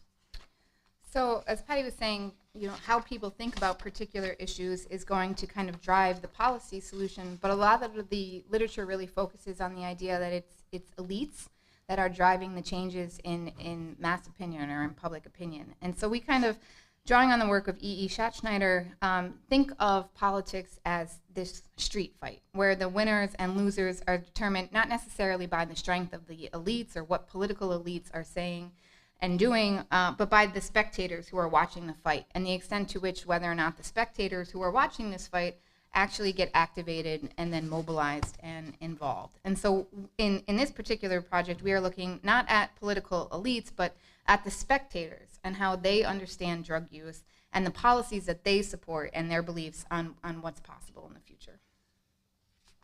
E.E. Schatzschneider is one of my favorite political scientists. So that's me. I did that. So the scooping in the spectators and making a case that this is how we understand drug use is likely to lead to different kinds of policies. So who are these spectators? These are people that we are defining on the front lines of the opioid drug use in New York State.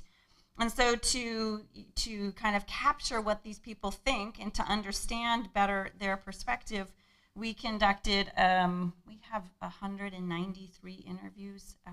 We did not analyze all of those for this paper, as we wouldn't have gotten done by the deadline. So in this particular paper, we are looking at a smaller sample of 38 individuals. And those are everything from state and local officials, people who work in the criminal justice system, medical and health professionals, treatment providers, service providers, people who use drugs, and family of people who use drugs. And we've been very careful to stratify that, so we have rural, urban, and suburban communities.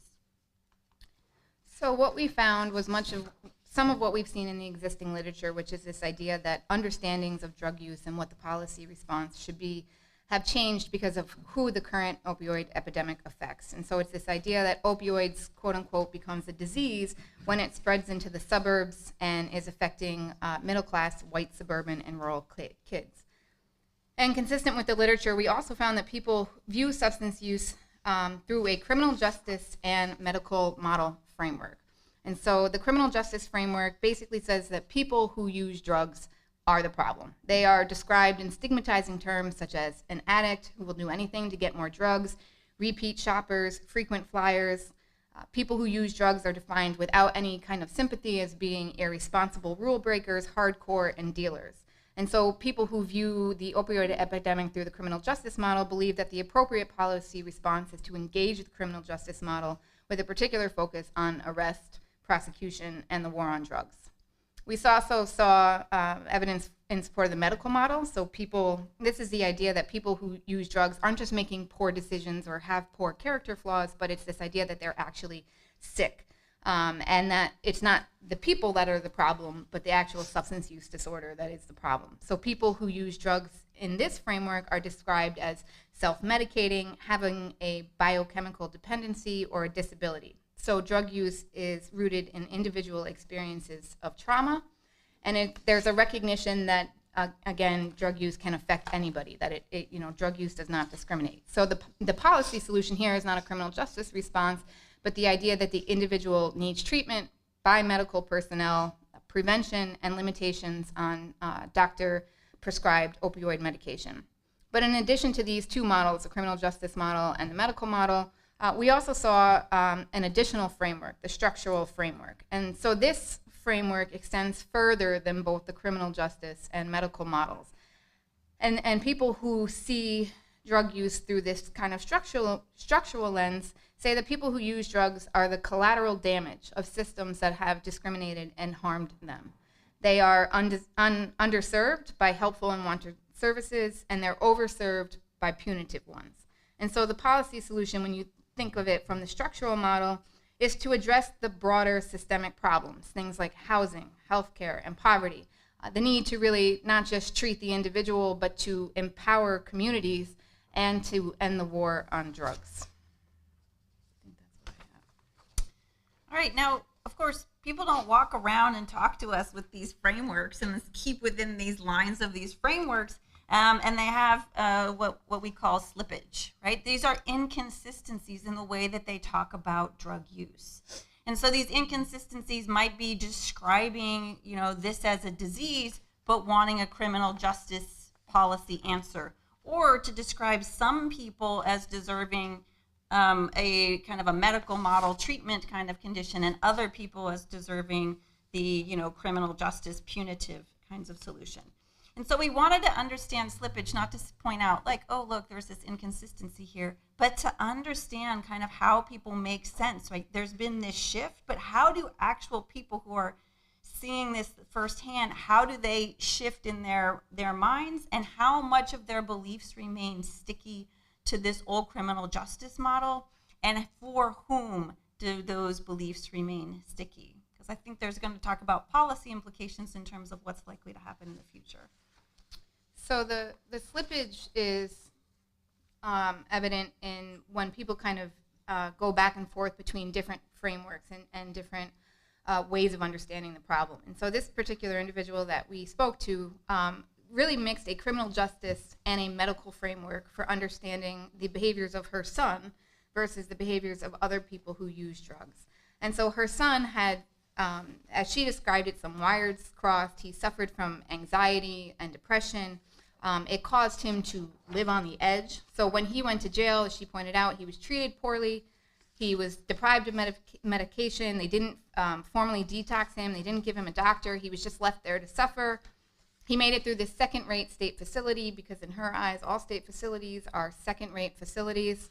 And now he's surrounded by other people in a group home who are just continuing to use drugs. And so unlike her son, these people are from New York City. They're not there because they want help, but because they want to avoid prison time.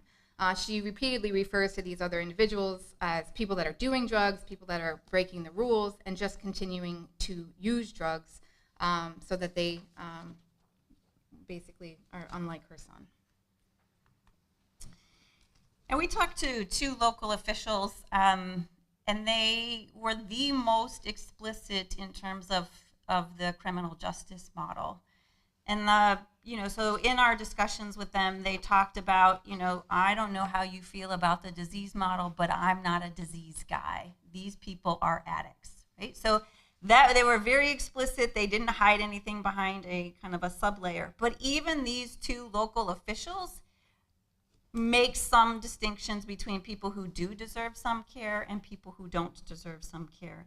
Right? And so here they're really talking about, we need treatment for people who need help, and we need prosecution for these dealers and these bad people. Right? So even though they're really far on the criminal justice side, they do make some exceptions somewhere for some kinds of people. And so there is this distinction between users and dealers that is helpful for understanding why some people are deserving of treatment and some people are deserving of prosecution, but there are other people who still just continue to recognize that substance use is a disease, but that it still requires a criminal justice approach. And so this particular individual says, I need to be able to put people in jail because mothers, parents call me, beg me, tell me that's the only way I'm going to be able to get my kid in treatment. So getting a person with a substance use disorder into jail is the only way to actually mandate them into treatment.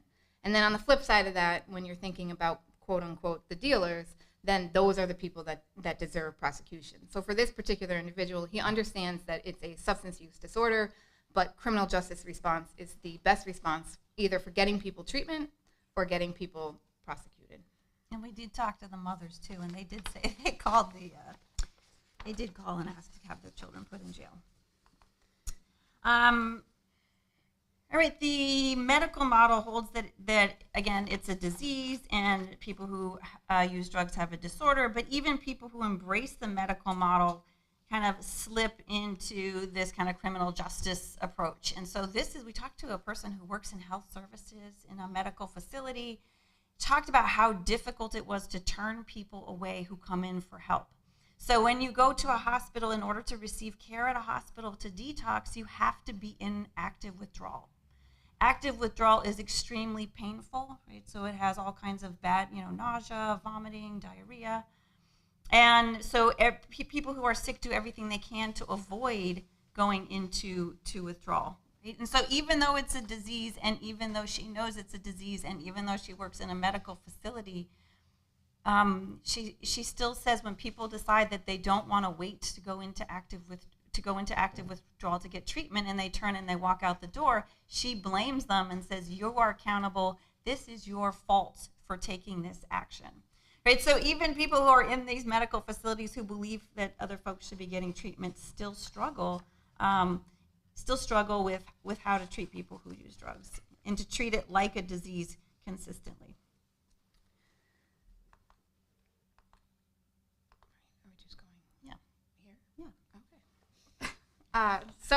Despite the prominence of the medical framework, which is kind of the way that the media and drug policy has been responding to this issue most recently, I think our research shows that this transformation is relatively shallow. And so what we see in this slippage is this kind of incomplete transformation. So from new beliefs that are simply being kind of paper over old beliefs to a more kind of genuine yet partial transformation in how people understand substance use. And so in reconciling these contradictions between old beliefs and new beliefs, people are going to be drawing these distinctions between good people who use drugs and bad people who use drugs, or between dealers and users. And so good people deserve treatment, but bad people deserve prosecution. And again, as we pointed out, still others suggest that regardless of whether or not you are a good person or a bad person, the criminal justice solution is the response. And it's drug court to get good people into treatment, or it's prosecution to get bad people into jail. And so I think what is important here is when we think about what's possible, the literature says, this is, we've seen this transformation from the criminal justice model to the medical model, and we would say that we have not seen that transformation. We've seen language, everyone's using the right language, but those beliefs are still underneath it, and all of the infrastructure is still there. We haven't defunded criminal justice systems and given it to medical personnel or whomever else. Instead, it's all still there, and it's all ready to be activated at any time, and certainly for other populations currently using other types of drugs. And that's our time. Thank you.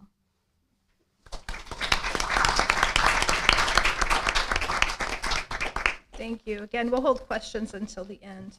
Our second presentation is Civilian Oversight of Police in Albany, New York, Recent Changes in 2021-22 and Challenges Ahead. And the presenters today are Nairobi Vivas, Chair, and Vanilia Harden, Vice Chair of the Albany Community Police Review Board. And they're here to share with us today the impact of local law on the work that they do on that board.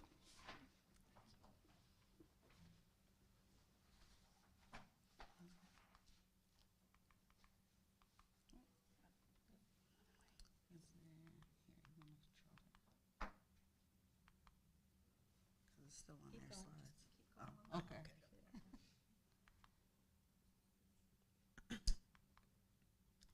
Here we are. So good morning, everyone, and thank you for allowing us here to discuss civilian oversight of police in Albany.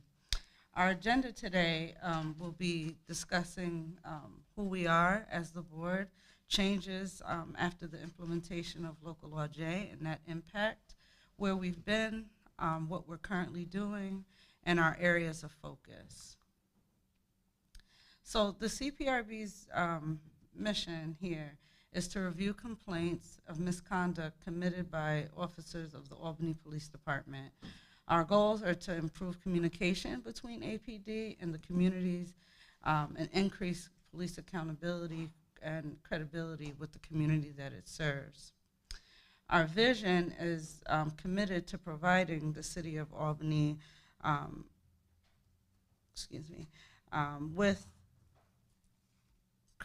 is committed to providing the city of Albany credibility with the community it serves. The CPRB is also committed to having an independent and impartial law enforcement oversight, and we will accomplish those goals through independent investigation, policy recommendations, and community outreach to improve those communications with APD.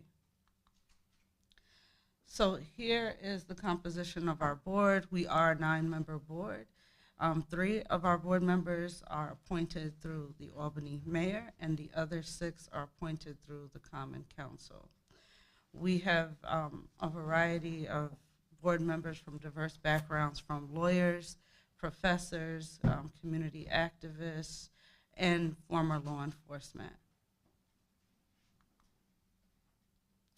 The responsibilities of the CPRB include receiving and reviewing community complaints of misconduct.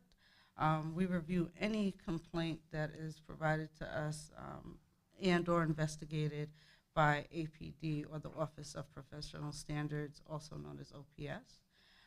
We review APD and OPS policy, and we're currently in the process of developing a police disciplinary matrix, which our chair will discuss a little bit more later on in this presentation. We're also now conducting independent investigations into alleged police misconduct, which was something we were not able to do prior to Local Law J. Much of our work is supported by the Government Law Center with our through our program manager, Michelle Andre, who assists the board with our day-to-day duties. So our board meetings are held every second Thursday of the month at the Albany Law School. Our meetings are a public forum where the public is able to come and join us in person or online. They're able to ask questions. It's also a platform where the community can learn more about what we do. And when we're presenting cases, those individuals who have placed those cases are able to come and make a comment or speak about anything that they want to say during a timed public comment. And this meeting is open to everyone. So the community police review complaint is, we consider it a resource for the community. In addition to that, one of the resources that we're really trying to bolster up is our mediation committee, and the use of mediation, I should say. So while individuals are free to file a complaint, another avenue is through use of mediation. Obviously, there will be times where it's not appropriate for mediation, but we believe mediation is also a forum where police officers and community members can have the opportunity to connect and come to an understanding based on some form of whatever the disagreement was, rather than going through the complaint process. But we receive complaints via mail, email, and they can also be filed at APD, and it's also available in English and Spanish.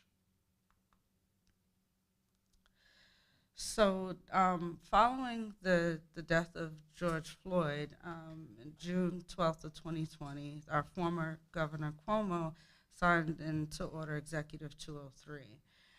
In that order, he had mandated that local government and stakeholders come together in a fact-finding dialogue to discuss public safety needs in the community and adapting policies for reform that were due April 1st, 2021.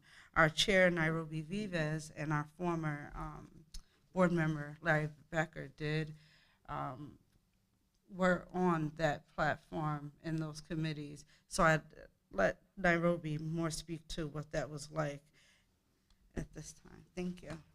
Thank you, Dr. Hardin. The collaborative process was a state-mandated process, but it was a continuation for the board of work that we had started doing earlier in 2020, really looking to our community and our board members to say, what can we do to prevent deaths like that of George Floyd and those that have happened in our community? So I sat on the general orders working group and looked through the current policies then of the Albany Police Department, and Larry Becker sat, and Ava Ayers from the law school sat on the Community Police Oversight Working Group. And from that, the collaborative was able to bring all stakeholders into the process: police, members of the community, business owners, members of local government, to come together and talk. And as Dr. Hardin said, this was conversations that were happening in municipalities throughout the state. In Albany, I do believe that we were able to really come up with a plan, do some hard work, have some really thoughtful discussions, and help move forward public safety overall. But for the board, some very important changes came about from the previous work we had done and the work of the collaborative. Taking a step back from that process, I just want to highlight one of the important parts of what we do, which is community outreach. We talked about the collaborative process, we talked about what we do as a board, but community outreach and engagement is a critical part of the board's mandate, and community buy-in and support is largely responsible for the expanded powers that the board currently possess, that I'll talk about when I get a little more into Local Law J. But we value the input of our community stakeholders and work to partner with and engage various community groups to educate them about oversight. So a critical development for the board was the passage of Local Law J. Garnering that community support that we talked about was key in passing this legislation. Local Law J, also known as Proposition 7, that led to an expanded authority for the board. Throughout 2020, 2021, during what we now know as the racial reckoning, the board prepared a series of legislative proposals for consideration by our Common Council. We held special meetings to get community input and ultimately pushed for a more independent, better funded board with the power to subpoena, investigate, and discipline. This legislation passed unanimously in the Common Council and then went to referendum for direct vote by the voters and passed overwhelmingly with about 70% of the vote. 87 to be exact. So what does that mean for the board? It was a period of a lot of changes, a lot of garnering support from the community, working with stakeholders, presenting before our Common Council, just trying to create this coalition, and it came together and it made a lot of changes. So to understand the impact of Local Law J, it's important to understand the iterative changes that have occurred with the board. So police oversight has existed in Albany for probably since the 90s, and before that, really started in 1984 with the passing of a person that had some mental health issues that was killed by the police. Community activists came together to push for oversight of the police. We initially had a board that was formed in the 90s that dissolved. It didn't have any real power. And then we come to the board that we have today, which was put into law in 2000. Then we come to, there was a series of other very public incidents of police misconduct and brutality that bring us where we are today with Local Law J. Now the board has the power to conduct its own investigation. We have the power to get full, direct access to information from APD and OPS, which is critical to what we do. Prior to this, we were just a review model that we would have to wait for the investigation and report to be complete by the Office of Professional Standards, which has, while any form of oversight is helpful to a community, the review model has some drawbacks that really don't allow the public to put full trust and faith in the process. So we really listened to our community members, listened to our board members to say what is important for Albany, and pushed our local leaders to bring that to fruition. So in addition to the ability to investigate, we can also subpoena officers to participate fully in the process. We can get quarterly reports from the police on discipline, and we also have the power to discipline. And as Dr. Hardin talked about, we are working on a discipline matrix now with APD and community stakeholders. And so with that, the clarifying Local Law J, we gained a lot. We worked hard to come to the form that we are now, but there are still changes that need to be made to bring full oversight to Albany. So a fully funded independent board is what is necessary to really do oversight in the right way. So we continue to work with our local officials. We've engaged the administration, our mayor. We continue to pull out on the support that we have from our Common Council and utilize that power that we have from the grassroots community members and stakeholders that work with us. And some of the changes in the information sharing, we have some issues that need to be clarified there. We would like to separate our budget from that of the police. It is now tied at minimum 1% of the current police budget. We want to separate that and really talk. We've been talking about giving the board what it needs to fully investigate, discipline, and go through the whole process, engage our community, be there for our community to explain what the process is, and any collateral damage that they've experienced from police misconduct, be there for them. So we continue to push, even though we've had this this great movement, we continue to push for change. Quickly, as our time comes to an end, as I said, we are working on a discipline matrix. The importance of this is being able to bring clear expectations for members of the community and members of law enforcement on what should happen when there is misconduct. So we are doing so in a public, collaborative process, a public working group with the police and community stakeholders. And just here you can see the benefits of police oversight. Like I said, a well-funded police oversight board, which brings about trust and accountability, is what we are aiming for and what we hope to bring to the to our city. And so, just going quickly, other developments you can see here. And we want to continue to do this hard work. We thank you for the time today, and if you ever need to contact us, this is the best way to do so. Thank you.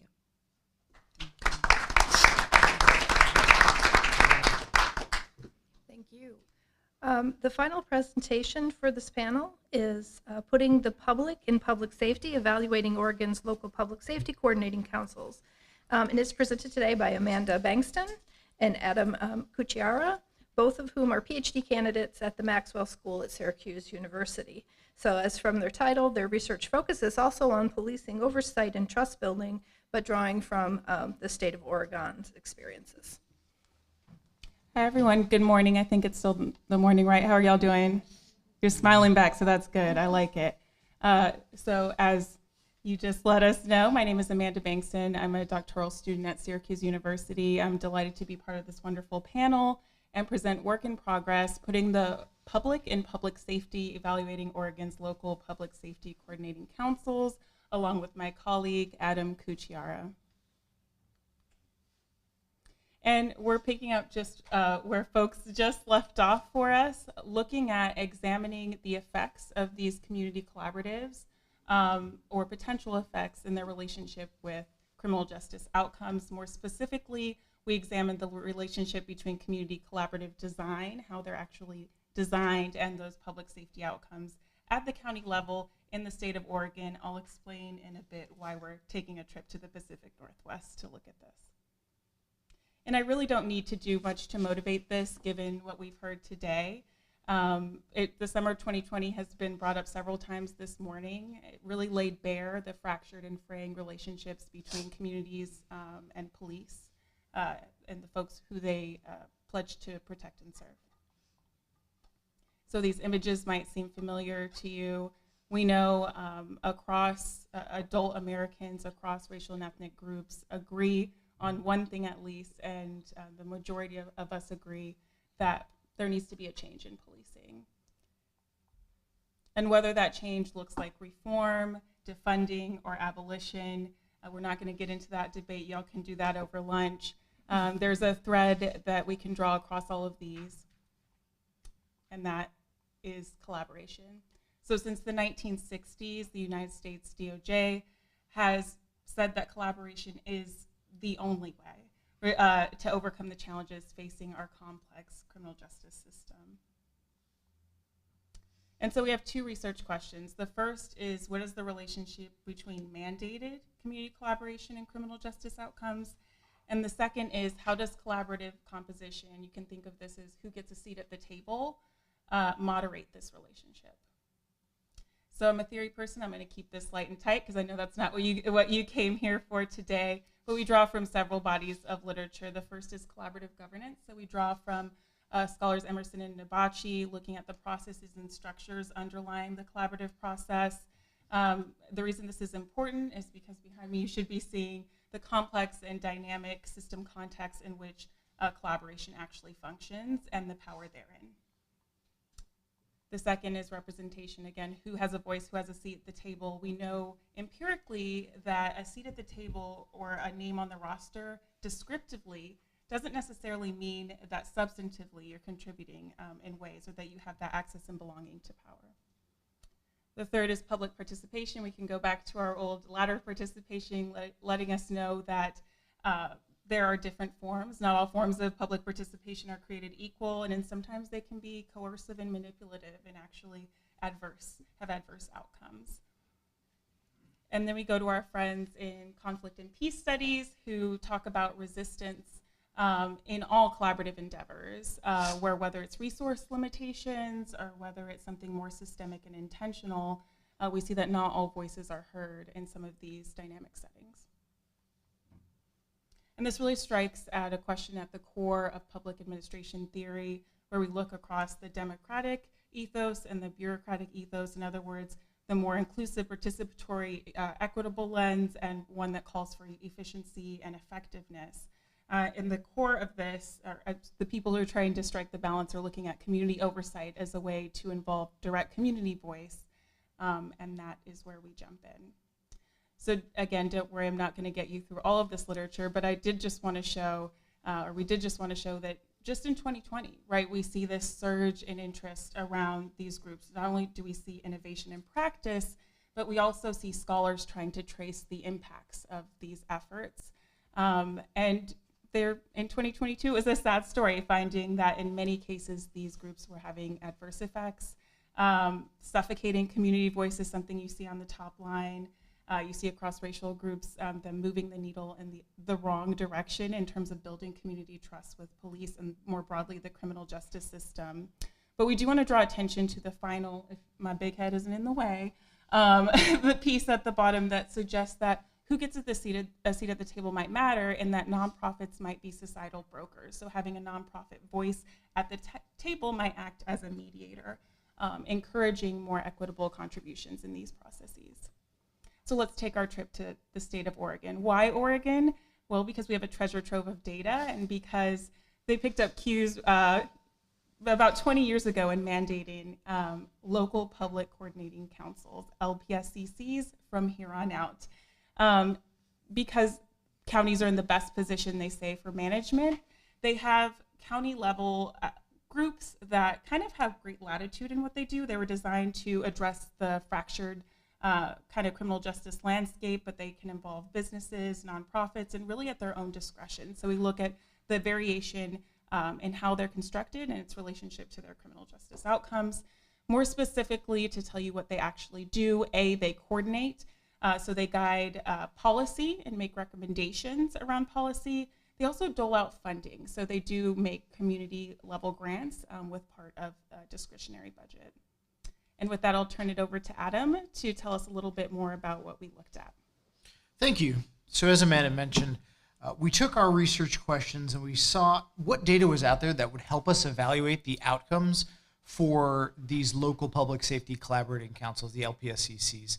As Amanda mentioned, and we should put a shout out to the program for the advancement of research on conflict and collaboration at Syracuse University that provided us a trove of information about the data, but also we combined that with crime data specifically derived from the Oregon's Uniform Crime Report, which mirrors that which is offered by the FBI, but has some additional granular detail that you would expect from a state agency that the FBI might not capture in their national level reporting.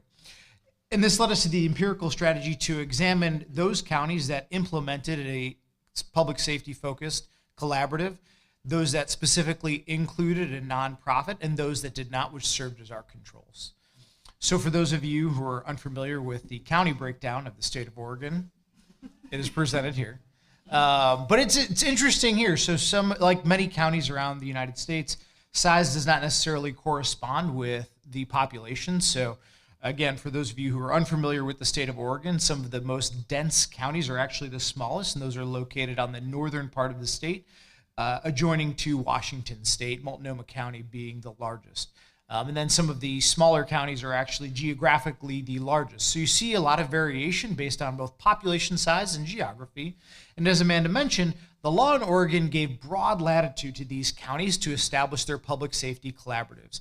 And what that manifested in was a varied composition of those public safety collaboratives. And we give you a little bit of a snapshot here. Again, 5 decided just not to implement during this period in question. Some had citizen participation, and you can see various permutations of including citizens, for-profits, nonprofits, as well as government only. We took this data and we combined it into 3 groups: our control group, our treatment group that included a nonprofit, another treatment group that had a public safety collaborative but did not include a nonprofit. We went all the way back to 1991, which is the earliest year that we were able to find crime data for. And conveniently for us, that gave us both a pre-treatment period and a post-treatment period. And for the methodologists in the room, this lended itself to a difference in differences design, which we will discuss the results of. Again, our data set allowed us structured it in a panel data format, over 800 county by year observations to examine the changes in crime rates by those 3 categories. So part of the story that I think we need to tell is how crime rate moved both in the state of Oregon and nationally during the period in question. So as you see presented in the top right of our graph, the crime rates in Oregon depicted in 3 lines, property crimes being the most numerous in green, that's the top line. Person crimes or violent crimes represented in the bottom, and that's red, and then in the middle, behavior crimes. Think of those as misdemeanors. That's just what the state of Oregon categorizes that. The red line shows the year 1995. That's when the law was establishing the local public safety collaboratives. And for those of you in this room who remember the early 90s, crime was going up across the United States. And then in the mid-90s, it actually went down. It went down across the United States, and Oregon was no different. So part of the challenge that we had was disentangling these national effects with what was happening in the state of Oregon. Further, we stratified our sample based off of population size, so we coded any county that had less than 50,000 people as rural, and counties with more than 15,000 people as urban. And this gave us a roughly balanced sample. As you see there, 20 counties in the more rural category and 16 in the urban. That said, we saw a persistent effect of lower crime rates in our treatment counties, but interestingly enough, the control counties, though they started with higher crime rates, actually saw a sharper decrease in crime during the treatment period. And as you can see there, our crime rates show, and I extrapolated it to see the total number of crimes decrease per year. There was approximately 1,000 crimes decrease. And again, some of these numbers suggest that those counties that did not have a treated or a local public safety collaborative may have had some spillover effects. But as we look to the effects of these nonprofits and local public safety collaboratives, we did not find any effects with statistical precision at the normally accepted levels that would suggest the nonprofits had a meaningful effect on moving crime rates based off of our initial analysis. This brings us to some of the additional considerations. Again, though we have significant information on the composition of these local public safety collaboratives, we still can collect and are working to collect more information to explain some of the variation in the independent variables, what's happening inside of the counties, specifically the composition of the actors, and to see maybe there's changes among the participants, and that may help us understand the effectiveness of those collaboratives in greater detail. Again, the complex system, as we've discussed today, of the criminal justice system, both here in New York State and in Oregon, does have more variation than we're able to understand with some administrative statistics. And we saw that there was some interesting movement, especially in property crimes and behavioral crimes, while violent crimes trended down across the board but remained relatively flat. So we'll continue to collect more data to exploit this variation. Also, we have to acknowledge that we have limitations in our control group, as there were small numbers of these late compliers that did not have a local public safety collaborative during our period in question. And we'll conclude with some potential contributions. Again, this is work in progress. We've looked at this in a quantitative kind of novel way, and now we're looking at qualitative ways to add nuance and texture.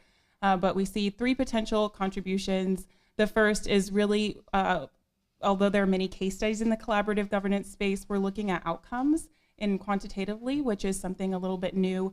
The second is looking at how this community level representation relates to these public safety indicators, acknowledging that not all nonprofits are created equal. Not every voice, right? It's not a box checking activity. Not every voice is contributing in the same way, right? So we're able to look at that. And the third is really contributing and looking at, through our qualitative work, the resistance to inclusion and the ways that lives in both policy and practice. And we thank you so much for your time and look forward to any questions. Thank you to everyone for those excellent presentations. So I'm going to open it up for questions.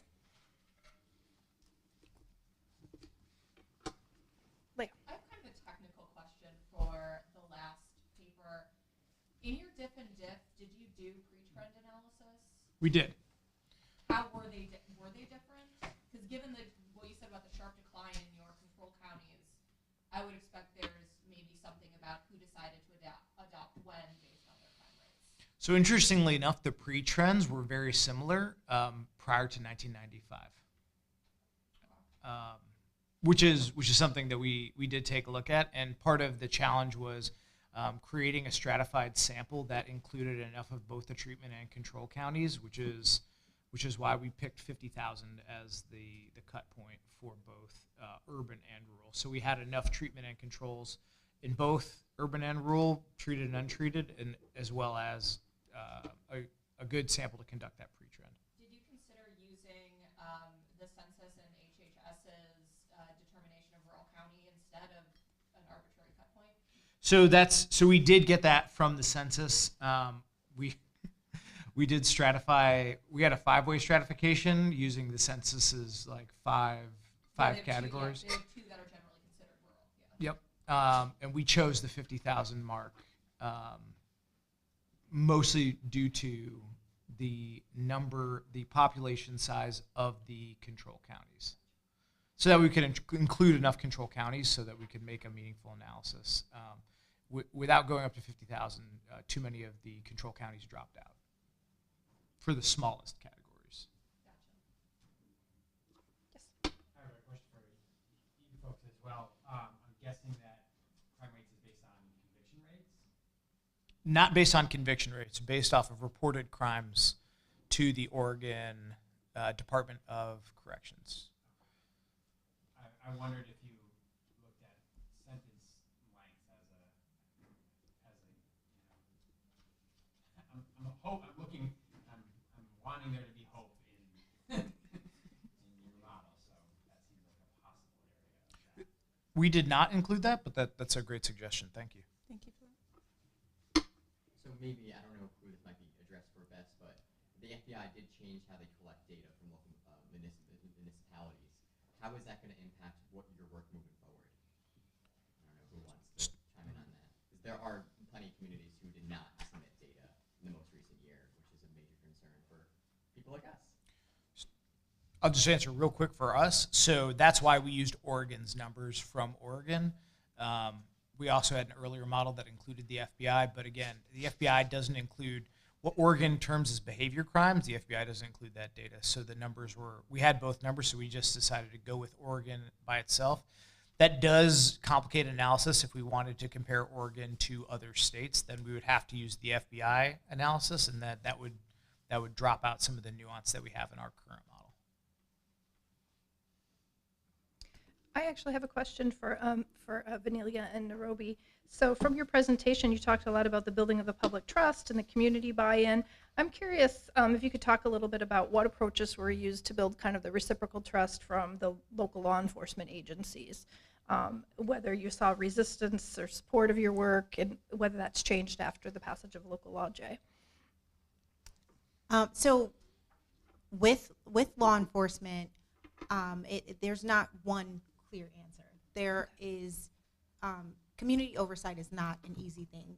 Giving up power is not an easy thing. So we work very closely with the commander and deputy chief and chief of our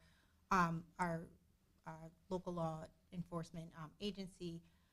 We do, encounter some resistance when it comes to information sharing, even though the local law is very clear that we should have access to the full, investigative file for each complaint.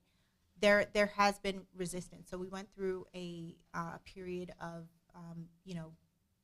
talking about how we would do information sharing, even though it's clear in the law, just laying that out, also putting together and negotiating a confidentiality agreement that talks about how we would utilize and maintain confidentiality so that there isn't the notion or the threat to public safety that critical information is being leaked or shared. Otherwise, I think that has gone a long way to help to establish the trust. And additionally,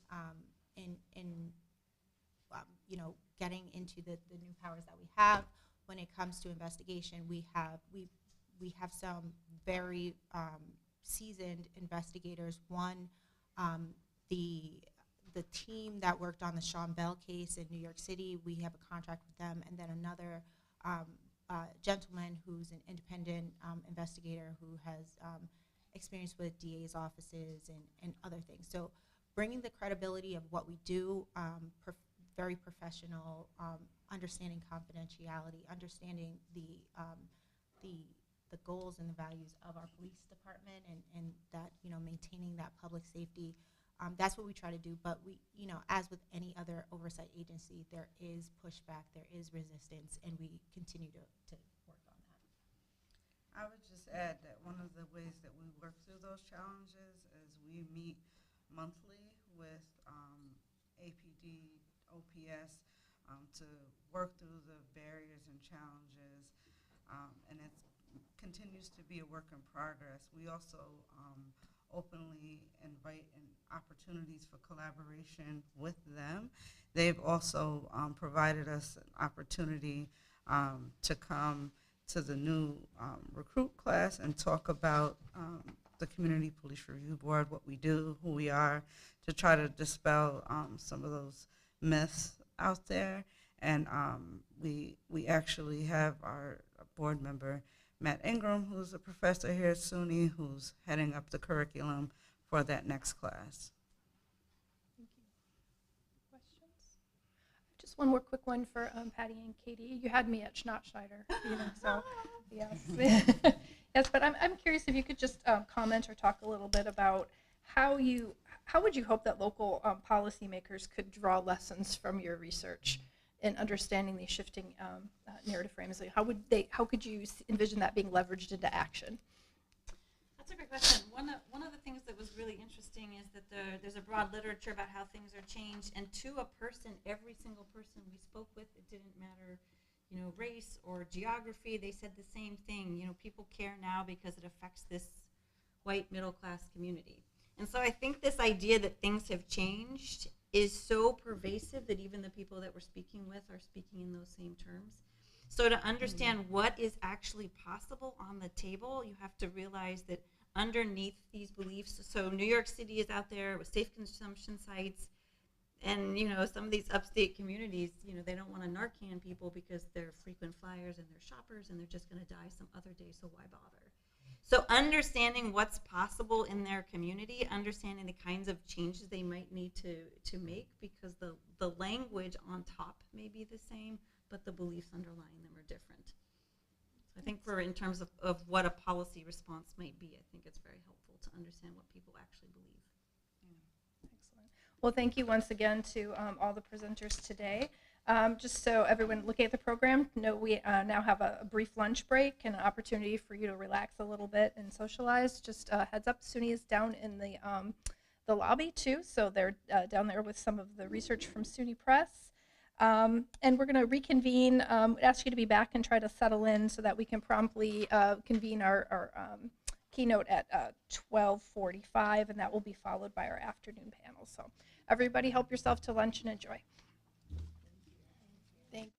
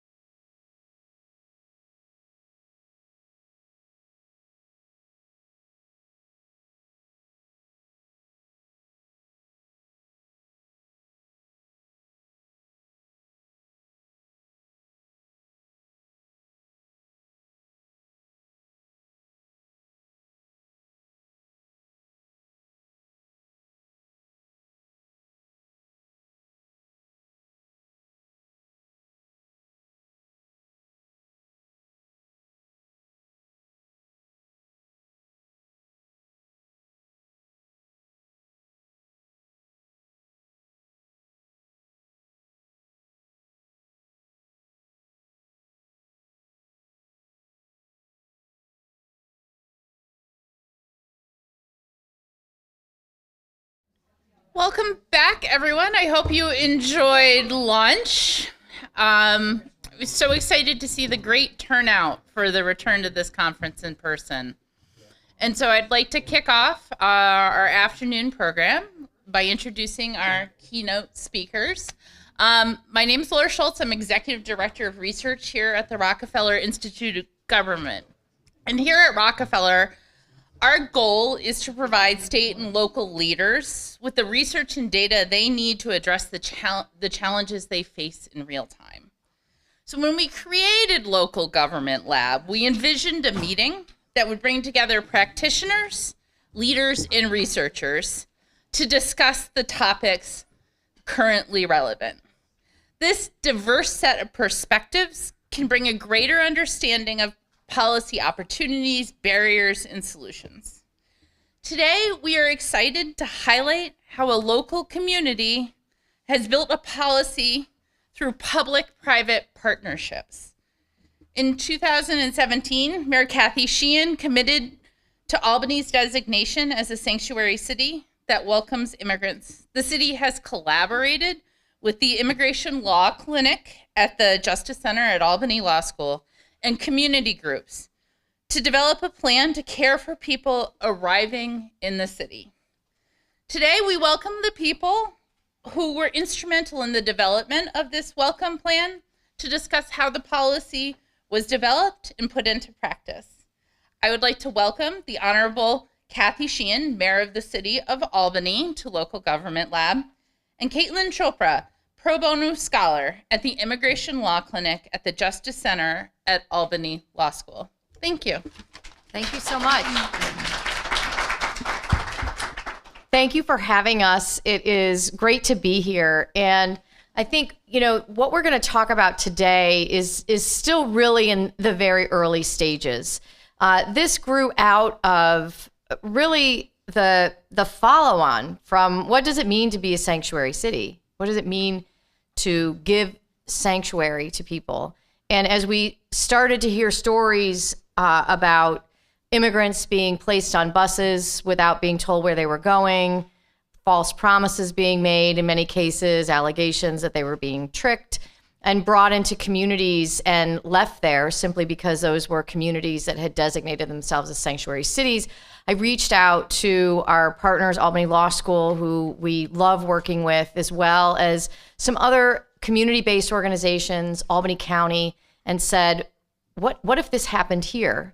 And not only what if this happened here, but what if we could make it so that every city would be in a position to be able to say, sure, send us a couple of busloads of folks. We've got a plan here for them, so that we could actually be humane in how we are welcoming people into our country. And so that was sort of I think it was a Sunday. I was so obnoxious. I think I got really concerned. And so we did like a Sunday Zoom meeting and sort of launched with this idea. Hi, everyone. I'm Caitlin Chopra. I'm the Pro Bono Scholar at the Immigration Law Clinic at Albany Law School. So as you heard, the Sanctuary Welcome Plan is a collaboration between the Immigration Law Clinic at the Justice Center at Albany Law School, Mayor Sheehan's office, and the community groups who are the grassroots organizers providing direct aid to migrants in our community. The idea of a comprehensive sanctuary welcome plan came from listening to the needs of grassroots organizers and supporting how they respond to the needs of the communities and the people that they serve. Our aim is to amplify their work and organize in a way that helps them best achieve their goals. So the Sanctuary Welcome Plan is comprised of two main components: the Sanctuary Welcome Toolkit, which is a type of checklist to help anybody get oriented in their new community, and a service provider map. So first we'll go over the legal issues that gave rise to many cities declaring themselves sanctuaries. Mayor Sheehan will discuss the policy reasons for committing to sanctuary designations and an overview of our Sanctuary Welcome Plan. So first I'll discuss the legal issues that many sanctuary cities were forced to consider back in 2017 onward. So starting in 2017, there was an uptick in the use of certain ICE tactics, and ICE is Immigration and Customs Enforcement, that added to the very real climate of fear regarding interactions with the police and government officers. ICE issues warrants for violations of civil immigration law, not criminal law, as we, members of the public might understand them or have heard of warrants before. So they're not the same. They're not reviewed by a judge, and they don't have to be based on probable cause, which are the Fourth Amendment requirements for a warrant. ICE conducts raids using those warrants. They often wear jackets that say police on them, and say that they have a warrant to give the impression that somebody or the targeted individual has to grant the ICE officer access to their personal space, so that they can detain them when, in fact, it's not the same as a criminal warrant, and ICE are not police officers. So they also issue detainers to state and local law enforcement agencies, asking these state and local law enforcement agencies to directly release detained individuals into ICE custody. The detainers are similar to the ICE warrants in the sense that they also do not meet the Fourth Amendment requirements for an arrest. ICE, thirdly, administers a program called 287G. And in the 287G program, ICE collaborates with local law enforcement agencies to give local officers the power to perform certain functions of federal immigration officers. And that can include interviewing individuals to determine their immigration status, entering data directly into ICE databases, and even formally initiating removal proceedings. And removal, some people might know the term deportation. So they can formally initiate deportation proceedings, among, unfortunately, many other things. So these concerns led to many cities, including Albany in 2017, to declare themselves sanctuary cities. Albany's Sanctuary City Declaration states that the city will not participate in ICE's 287G program or stop, interrogate, or arrest any individual based on a civil immigration warrant. More than 5 years later, we are revisiting some of the most pressing issues in immigration and evaluating what a sanctuary city should do in response. Of particular importance to us is the busing that has been conducted by southern border states, where they target migrants and bus them largely without their consent or under false pretenses to northern states, and specifically sanctuary jurisdictions. You also may have heard there were some flights where migrants were tricked with the promise of jobs and cash assistance, and they were flown to Martha's Vineyard in Massachusetts with literally no warning to the local government. So that's why we wanted to be prepared, because we feel that sanctuary is also meant to welcome people in a time that's a crisis. That would be such a scary moment in someone's life. So that's why we're putting together this welcome plan. So, in thinking about issuing the executive order, I'll start there. We were seeing a huge uptick in anti-immigrant rhetoric that was occurring in 2016 into 2017, and it was frightening. We have a very large refugee population in the city of Albany and in this region because we've been welcoming refugees for, at that point, more than a decade. And the rhetoric was frightening to everyone, irrespective of their status. It was anti-immigrant, very hateful speech that was happening. And so I would go to various groups, to our mosques, to Capital District Latinos, and people were really fearful. They were fearful about what interactions with the police would be like. They were fearful about, what would happen to them and to their families.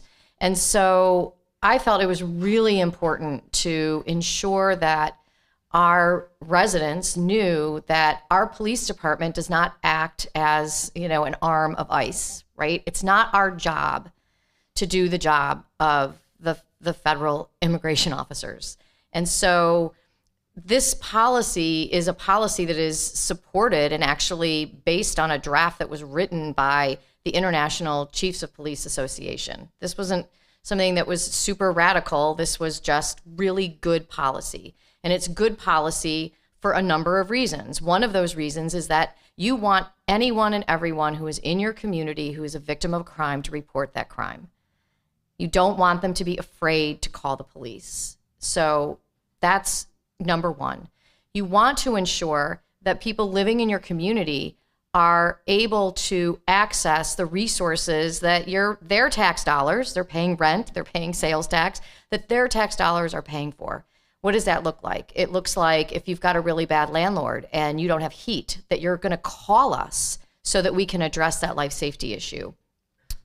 We want you to engage with us to ensure that you get your kids enrolled in school and that you have the resources that you need to be able to do that.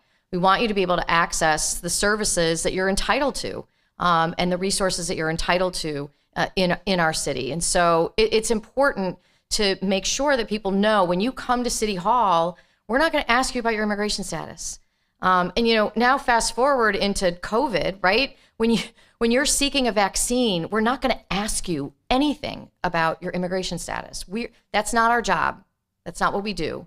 And even if you have an interaction with the police, they're not going to ask you about your immigration status.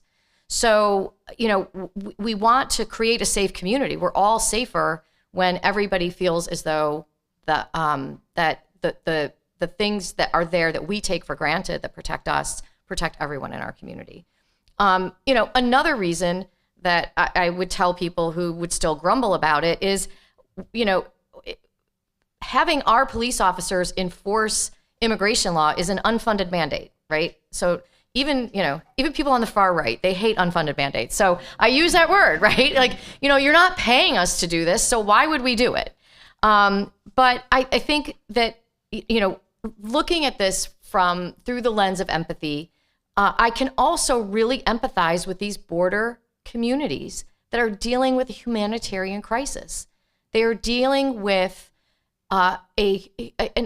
incredible challenges that it's hard for us to even wrap our heads around. Thousands and thousands of people who need shelter, who need food, who need legal assistance. And so, I say that with empathy, right? And I can understand maybe the human reaction of, well, let's let New York City feel what we're feeling in this border community. We're just going to drop, 1,000 people at their feet and see how they do with it. But of course, we're humans, right? I mean, these are human beings. And so this work that we're doing is around what would it look like if we could all help with this crisis?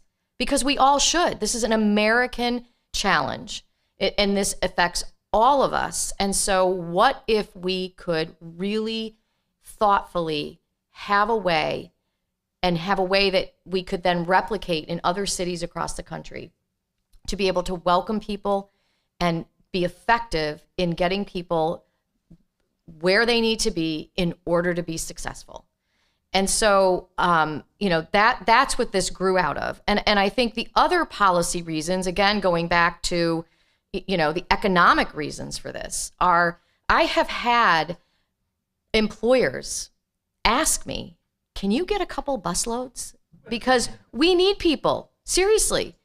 So there's an opportunity here. I mean, I sit on the U.S. Conference of Mayors on the workforce panel, and we had a meeting a few weeks ago with the U.S. Manufacturers Association, the Chambers of Commerce. This is a crisis. We are going to lose 17 million workers over the next decade, and we're replacing workers at about 1 million people to 2 million people every 5 years. Do the math. This is a crisis.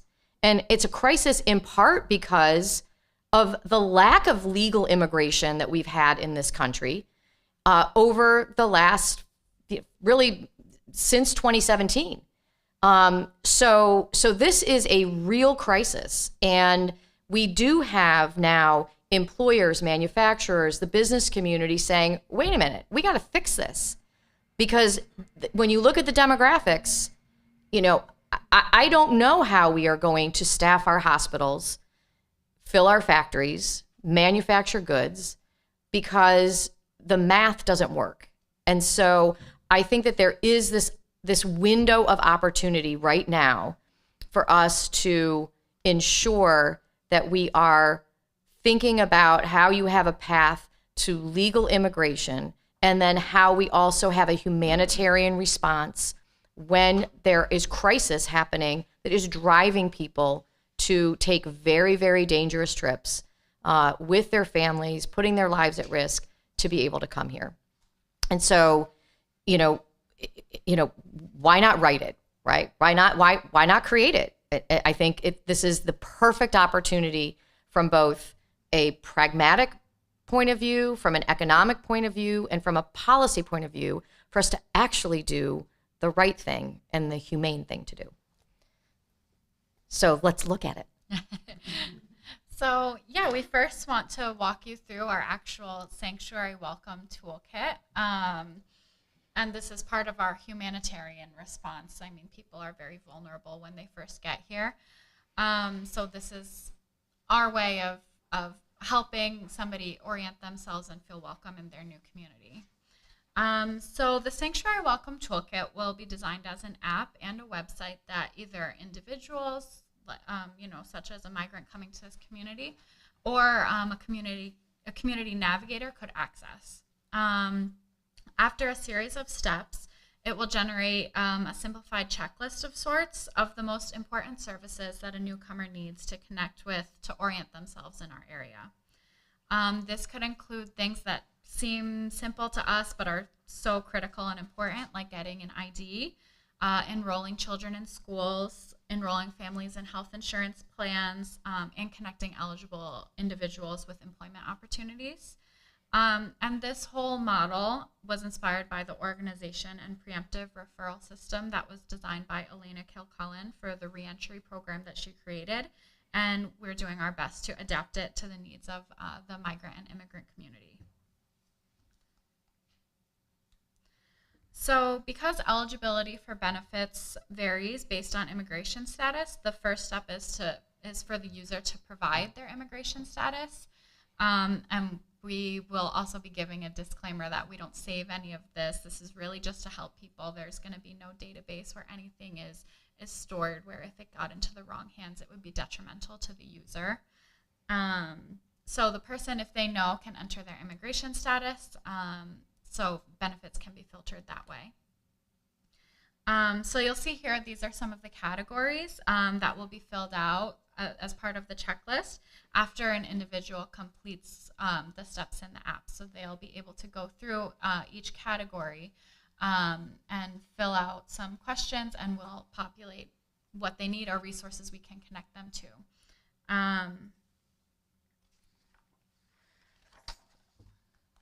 So for example, we chose a benefits category called PRU-Call. This isn't an actual immigration status. It's like a benefits eligibility category. It stands for persons residing under the color of law. So their immigration status could be, for example, somebody here on a non-immigrant visa, someone who has temporary protected status, or like a pending green card application. Someone who falls into the PRU-Call eligibility category is not eligible for something like food stamps or other similar assistance, but they can be connected to local resources like food pantries. And this is where our service provider map component comes in. So you can see somebody can enter their address, home, school, work, whatever they'd like to provide. And it will connect on the back end to a pre-filtered map of all the food resources that somebody under a PRU-Call benefits eligibility category can access. And the map, once it populates, you can click on whatever you'd like, and similar to Google Maps, when you click on a business or something, you see a profile. So we'll also have a profile that gives a description of the resource. Which we think can be particularly helpful because, for example, CD Latinos has a culturally sensitive food pantry. So if someone was coming from Nicaragua and they go to a food pantry where, very well-intentioned people might give something like peanut butter or pasta, which is a staple for us, but maybe was not a staple back in Nicaragua. It can be confusing or disorienting. So our profiles will indicate that for the user. Okay. So as another example, we'd like to show you a more detailed walkthrough of the steps for getting an ID, how it will populate in our app. So after you click on the category of identification, the user is given information about common types of ID and forms of ID they might already have so that they can prove their identity. The app will also provide a Know Your Rights information when it's applicable, and that will be shared and incorporated into the grader checklist.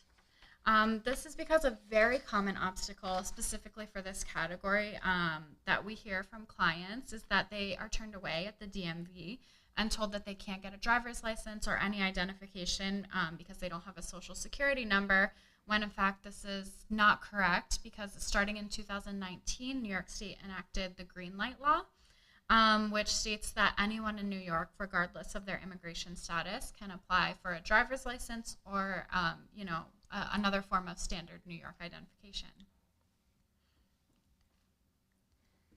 So then if you click forward to the last portion of the identity category, the user can select which forms of proof they already have, and depending on what they select, we can provide, or the app will automatically provide a list of IDs that they might be eligible for.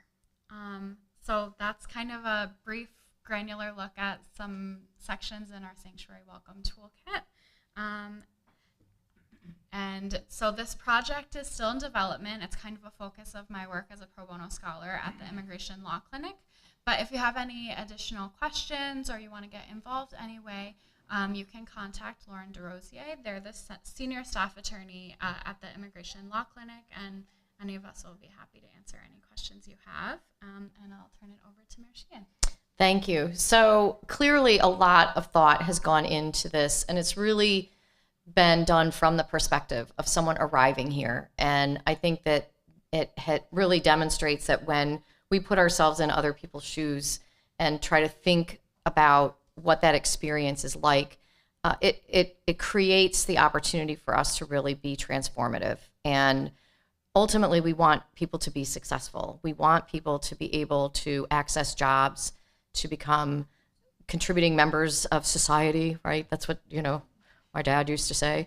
But what we want people to be able to be successful, whether it's accessing jobs, education, a future for their families. This is how this country was built. It was built by immigrants. It was also built by enslaved people who were brought here. It was also built by those who were here long before all of us. But for many of us in this room, I would say the majority of us are here because somebody immigrated here and were able to get a job, get an education, and create and establish themselves and try to build for their dreams and for their future. So,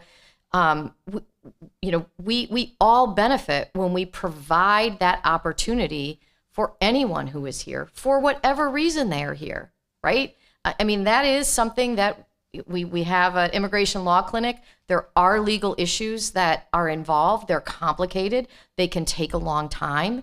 But for me as a mayor, while we're waiting for that process, I want to make sure that we're doing all that we can to help people be successful and to help people get established and to help people find work and find housing in our communities. So, I think we all benefit when we take that approach. And I also think that the other thing that this app does is it really provides a platform for all of the amazing community-based organizations that are out there to be much more intentional in the work that they do.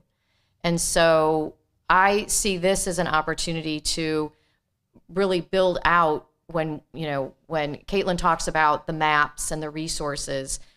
I really see this as a tool for growing that, because I can tell you anytime I talk about these issues, I'll have somebody from Boys and Girls Club or from Trinity Alliance or the food pantries, and they'll say, oh, we do that, we can do this, we have clothing, or we have all the different things that amazing resources that we have, being able to say, okay, well, let's bring all of that to bear and make it easy and accessible and navigable for somebody who is coming here to our community. And I think with something like this in place, yeah, I can say to those employers out there, we can do this. We can, in an intentional way, work to ensure that migrants coming to this country have the ability to establish themselves, to work in our community, to take advantage of the incredible job opportunities that are here and the educational opportunities that are here, because this region would not have grown if it were not for immigration. Yes, our population grew, but if you removed immigrants from that number, we would be continuing to lose population. So this has always been our future. And I hope that we can break through the rhetoric and the fear and really the absolute absurdity of an argument that America does not welcome immigrants, because that is absurd.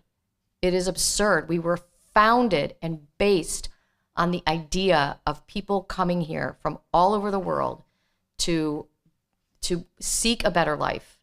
And the numbers tell us we have to get about the business of being that again, because we need immigrants in order for us to be able to continue to enjoy the life that we, all hold so dear and hold out to the world as a shining star.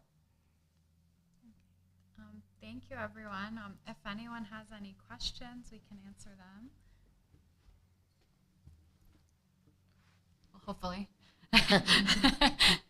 So I was curious, since I saw that you had different languages, and that's really interesting, and I really appreciate that. Does the app or the website have the ability for screen reading capabilities for people who are visually impaired or who may not have the literacy rates to actually read through the application? That's an amazing idea, and thank you for helping us with that, because that's absolutely something maybe others have thought of in relation to development of this app, but I hadn't, so thank you, and I'd like to include that.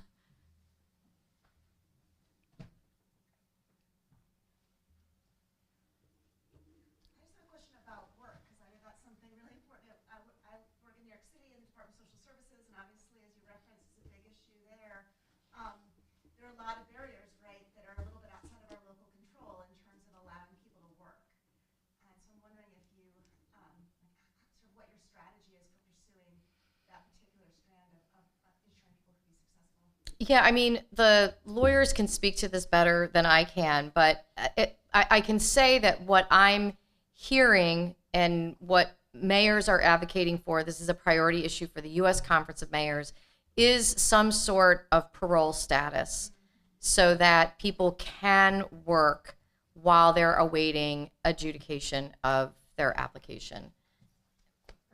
Okay. There you go. And part of the app is one of the categories is connection to legal services. So unfortunately, the reality is there are people who are not eligible to work.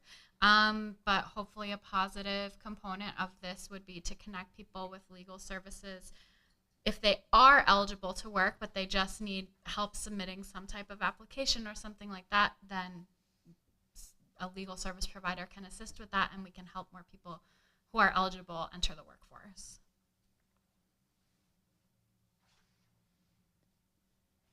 I have a question. So if you were speaking to another municipality or community looking to create resources that would also be welcoming, what do you think the most valuable thing they should do first would be? Well, I mean, I think the partnerships are key because, cities in New York anyway, take New York City out of they're their own thing, but we do not have a social service agency. We don't have a health department. We don't have, we do not administer benefits. So you need to have partners. So we have partnered with the county, but you also then need your not-for-profit partners. So it's, you know, what started this whole process was just doing that convening of, you know, I just went through every entity that I could think of that was working in this space to say, you know, help me get smarter about this so that we can figure out what those steps would be. But our hope is that once this app is developed, we've created the platform. Now you have to figure out who within your community is going to populate those maps. But the way of entering that that space has already been established. Well, thank you very much. We really appreciate your perspective. So thank you to Mayor Sheehan and to Caitlin from Albany Law. Thank you.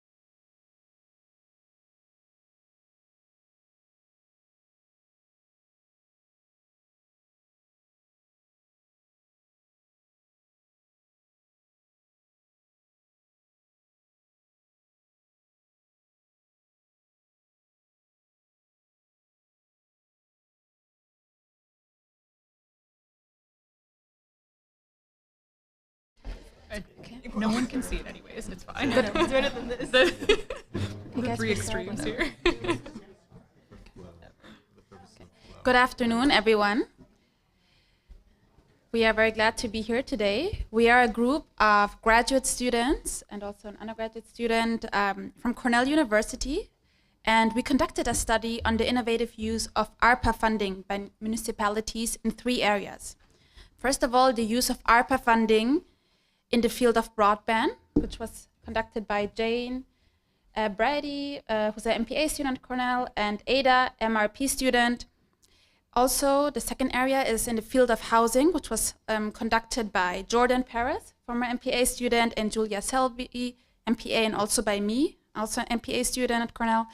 And then lastly, the field of water, which was then conducted by TJ McKiernan, MRP student, and Dante Del Vaccio, also URP student. So ARPA stands for the American Rescue Plan Act, which was a historic investment.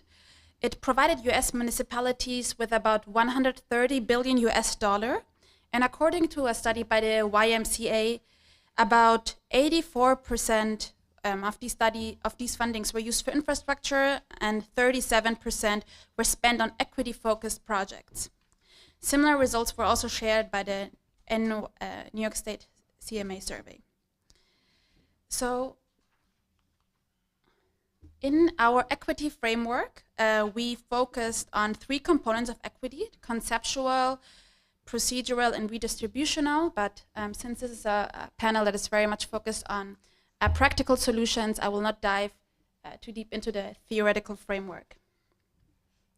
While the conceptual and redistributional components are covered at the federal level, the procedural one is covered and implemented by local governments and municipalities. And across our case studies, we observed over and over again the importance of strategic partnerships with NGOs and other cross-sectoral actors to gain community support and buy-in.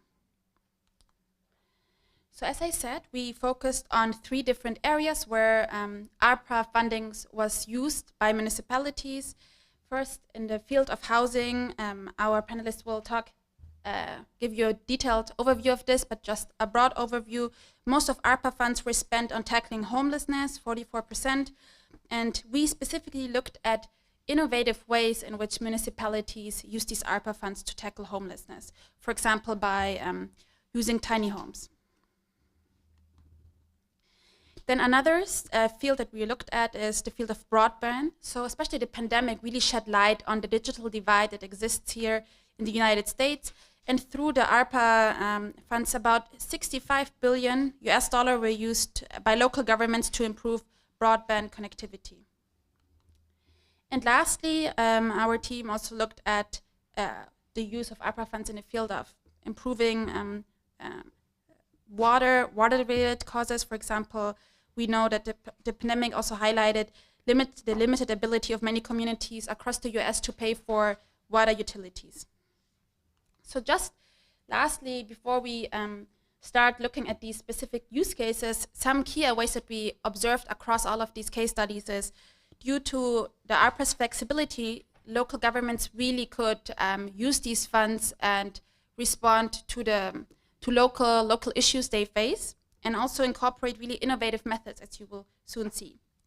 Second, to ensure equity-focused investments, it's really crucial to build cross-sectoral strategic partnerships, is one thing that we saw over and over again when we conducted these interviews.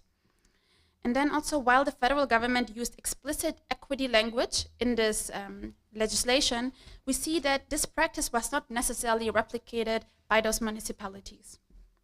And lastly, the question remains, how will these efforts stick and be used beyond ARPA and also overcome the limitations within the institutional design? So now first, we will look at the use of ARPA funds in the field of broadband, and Jane and Ada will talk about that. Great, thank you so much.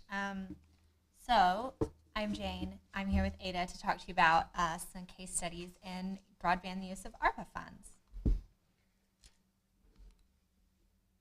Okay, so why broadband matters? The research in 2021 finds that over 42 million Americans lack reliable broadband access. There are 3 key issues in here. First is the access for reliable internet. Second is affordability for cheap connection.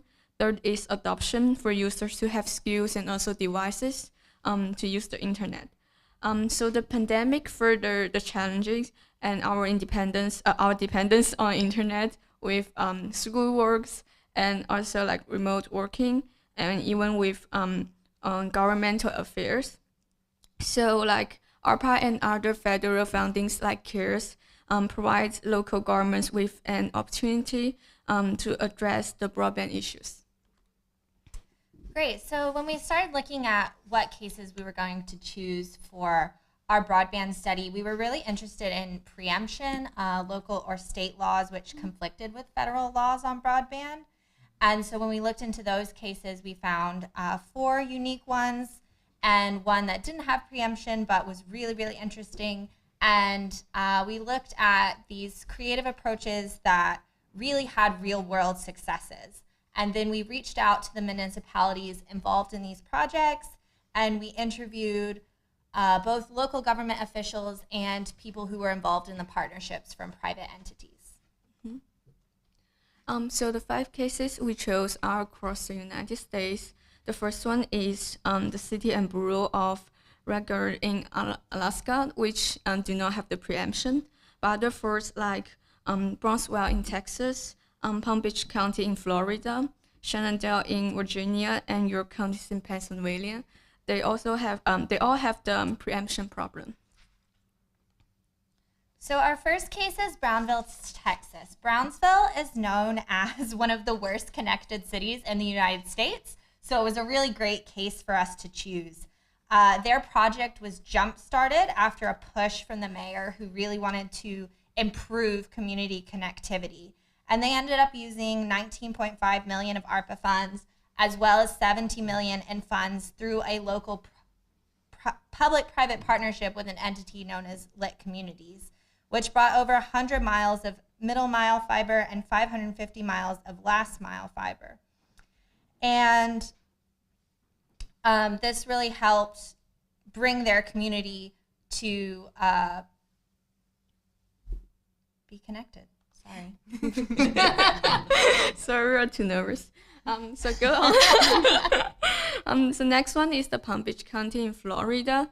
The school district of Palm Beach County have put long planned efforts to serve disconnected students through a project named the Digital Inclusion Initiative.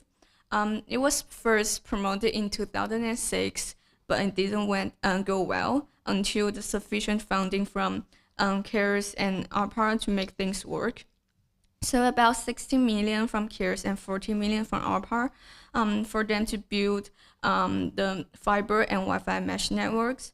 And other federal fundings and money from the fundraisings are for the Wi-Fi extender because for the middle mile like fiber and mesh network, there's needs more like heavy investments. And also there are some free spots are provided for students when the mesh networks are not ready. We also looked at York County. York County didn't have any kind of broadband strategy before COVID. It wasn't really something that they had considered needing to think about, but they realized when the pandemic happened that they really wanted to address the digital divide in their community. And so they applied for this funding and they used 20 million of ARPA funds, $5 million of their local funds to build over 144 miles of middle mile fiber to connect particularly the underserved and the rural communities in their county. So the next one is Shenandoah County in Virginia. The county is trying to replace the current DSL, which is digital subscriber line, with the fiber network in 6 towns. So they received 12 million from the Virginia Technology Initiative, 70 million from the Chantel, which is local ISP, and 3.7 million from our part. We can see that the local internet service provider actually have more fundings to it. The county, they collaborated with Dominant Energy and other cooperatives to integrate middle mile fiber with ISP in underserved areas. They also formalized resource sharing agreements with Virginia Department of Transport, so they can help the ISPs like Chantel to reach its most rural customers in this case. And our last case was Wrangell County, Alaska, which is really, really interesting. It's a county that's made up of a series of islands and a lot of Alaskan Native tribes. The tribal network worked with the local government because they decided that after COVID, they wanted to provide full broadband coverage for their community, particularly targeting underserved and minority residents. So they used 13 million of ARPA funds to build a series of broadband towers, including ones that are movable. When you're on an island, you might need to ship a tower to where people are, and that helps them meet their goal of being able to connect all of their residents by 2026. So what we found is interesting is that preemption is actually not a great challenge in this case because counties always found some ways to navigate through it. For example, in Texas, Pennsylvania, and Virginia cases, there's a ban on municipal broadband provision. However, they are like providing their internet service through the pre-free model. And so they cannot be saying that we are providing directly, but we are providing through our partners. Florida also have restrictions on the use of funding. All the counties are not allowed to use more than one federal funding on one issue, for example, broadband. But they kind of like break the projects into different smaller projects. For example, CARES and ARPA funding are used for the middle mile construction, which is led by the county of Palm Beach. But other federal fundings were used for the last mile digital inclusion, and this is led by another government entity, which is the school district of Palm Beach County. We also found a huge theme throughout all of these cases was the lack of funding. These communities were really, really interested in broadband connectivity, but they needed the push from the federal ARPA funding to be able to get their projects off the ground. When they were able to secure ARPA funds, they were then able to fill gaps with community partnerships, public or private, and then use these funds to be able to realize their plans for bringing broadband to their communities. So as we mentioned before, like public-private partnership is one of the solutions. And for example, in Texas, Pennsylvania, and Virginia, this partnership model can provide like additional projects of the funding. In the case of Brownsville, they have leveraged like 3 times of the ARPA funding, and in Shenandoah is 4 times. And also, this the private providers may have better knowledge in network planning, operation, maintenance, and so on. And also, this can help to build, local workforce and expertise. We also found that in addition to the push needed from the funding, there was also a push that was needed from strong leadership, which was really a component for success in these cases. In Palm Beach, it was the combination of the school system and the county who champions their projects to coming to fruition. In Brownsville, the mayor was the key driver. Without these passionate leaders who were really, really committed to bringing broadband to the community, then the projects would not have come to fruition. There's a case for incumbent provider pushbacks, although it's not a hurdle for all the cases, but it's actually a challenge in Texas and Pennsylvania. For example, the incumbents may pay for advertising their, service and then file the Freedom of Information Act request to demand for the release of the lease community, which is the partnership with the governments to release their business data. And also, there are some incumbents push to promote that the project is not legally operated. But luckily, this challenge is more like annoyance instead of a real problem, because there will be service data to prove that the existing ISP do not provide affordable service to do that. And also there are clear legal understanding through the pre-free because they're not providing directly. Mm-hmm. And lastly, we found that nearly all of our cases were concerned about equity, whether it was implicit or explicit. We looked at a lot of rural cases where using the term equity might not be explicit. They might not want to say that, but instead they want to connect their communities. The purpose of all of these projects was targeted at increased connectivity to serve communities that don't have access. Equity is inherent to that. Several of the projects made equity and addressing digital gaps their specific priorities, explicitly ingraining their equity goals into their projects. Palm Beach did this through creating a map of low-income areas where students live to specifically target the broadband to those areas.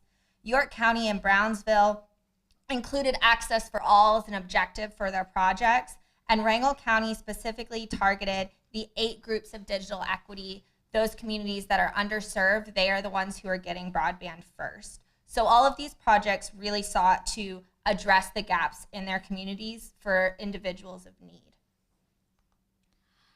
So we have like 3 recommendations here. First is to do it now, because there are like resources of funding, especially in the post-pandemic time, that can like help local broadband efforts. The second is no need to go alone, partner up, because like there will be, if you're partnership with the willing incumbent provider or outside partners, they can bring outside money in and also like save some, operation and maintenance money. Another is preemption and state rules do not actually be the barrier. There will always be ways to navigate through it. Mm-hmm. So thank you so much. Really appreciate your time, and we're going to pass to the ARPA housing team now. Thank you. Hi everybody, today Julie and I are going to be talking about using ARPA funds for affordable housing solutions, specifically in the context of building tiny homes and converting hotels and motels into into solutions for addressing homelessness. So as we all know, early 2020 saw kind of the onset of the COVID-19 pandemic paired with the growing housing affordability crisis across the country. We saw large increases in demand for larger spaces, as well as constricted supply. So this led to a huge bump in median house prices, as well as large increases in rent across the country. At the same time, we saw more broadly in the national context, a 2% increase in homelessness. Of course, amidst COVID, a lot of the programs and services addressing that vulnerable population were either shuttered or drastically cut back due to the public health crisis. So it was really into this kind of perfect storm that the ARPA funds were passed. So the ARPA funds allowed municipalities to develop really transformative programs to address this growing housing crisis that was affecting so many towns and cities across the country. Within the ARPA spending for housing, there were several subcategories, which included rental assistance, eviction prevention, homelessness, and other housing. And of course, all of these are interconnected with each other, and a robust municipal housing program addresses all of these. Our group, however, decided to focus specifically on the homelessness piece of it. First of all, because it had the largest number of expenditures, but also we saw really creative innovation in this category. So these projects were novel, and they were diverse, and they were really exciting ways to address homelessness. So for a snapshot of ARPA funds for housing across the country, this map is a little bit dated, but the purplish color is the projects for homelessness. So you can see that they're just really the most popular types of expenditures in this category. And then within the homelessness subgroup, we combed through several options and ultimately decided to focus on, as Jordan said, the development of tiny home villages and the conversion of hotels and motels into affordable housing. And I think these two really complement each other nicely, because one is a short-term transitional solution, being the tiny homes for folks transitioning out of homelessness, and the other provides permanent supportive housing, a permanent support for people facing the housing crisis. So also both of these are really replicable and feasible across municipalities in New York. Even though we don't have a case study in the state of New York, we would have loved to. I think that the lessons learned from all of these are really replicable across the state. So the following presentation is going to outline the costs and benefits of tiny homes and hotel conversions, as well as our 4 case studies of municipalities who use their ARPA funds for these purposes. So we're going to get into more detail about this later, but just as a preview, the 4 case studies that we looked at are Madison, Wisconsin, and St. Louis, Missouri for the tiny home villages, and Williston, Vermont, and Austin, Texas for hotel conversions. We held approximately hour-long interviews with public officials in each of these areas. And to kick us off, Jordan is going to talk further about the tiny home initiatives. Thanks, Julia. So starting with why build tiny homes, they're kind of they're a new kid on the block. So just for some of the benefits, tiny homes are typically built in a community, in a cluster, which really creates a sense of community. And they're seen as villages, which I think really highlights that community aspect. And what's nice about that village aspect is really that it makes provision of social services more simple.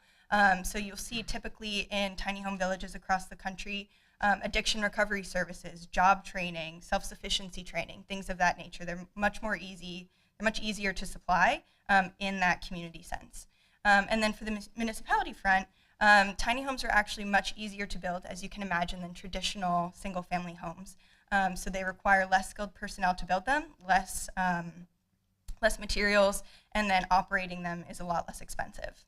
However, on the cost front, they are considered somewhat inefficient uses of space relative to, say, shelters.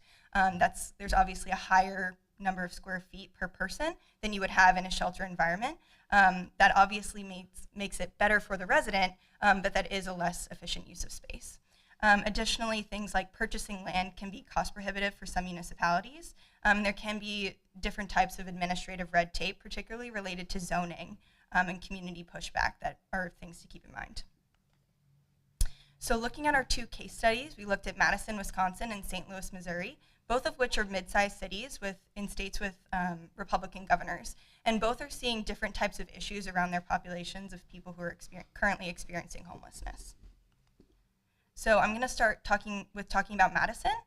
So in Madison, a lot of the unhoused individuals in that community were living in encampments in public parks. And as I'm sure you can imagine, we have our upstate New York winters, they have their Midwestern winters, and that's not really a feasible solution as you head into the winter months. So city officials were struggling to come up with flexible options, especially given, like I said earlier, how difficult it was to operate shelters amidst COVID. So they actually found an industrial lot outside of the city, and they were able to work with city planners to get around the administrative red tape related to zoning, like I mentioned on the last page. Unfortunately, in this specific case, the land situation really isn't permanent, and the current funding that they've identified will run out in the middle of this year. So they continue to look for other funding sources and additional land. One thing that I really appreciate and wanted to note about this case in particular is that they did a lot of their decisions were made with the input of the community themselves, the people who are experiencing homelessness. And that's a key equity aspect that was missing from some of our other cases. Next, looking at St. Louis, this program was really focused on veterans. St. Louis has a really high percentage of their unhoused population that are veterans, which is kind of why they were focused on this community in particular.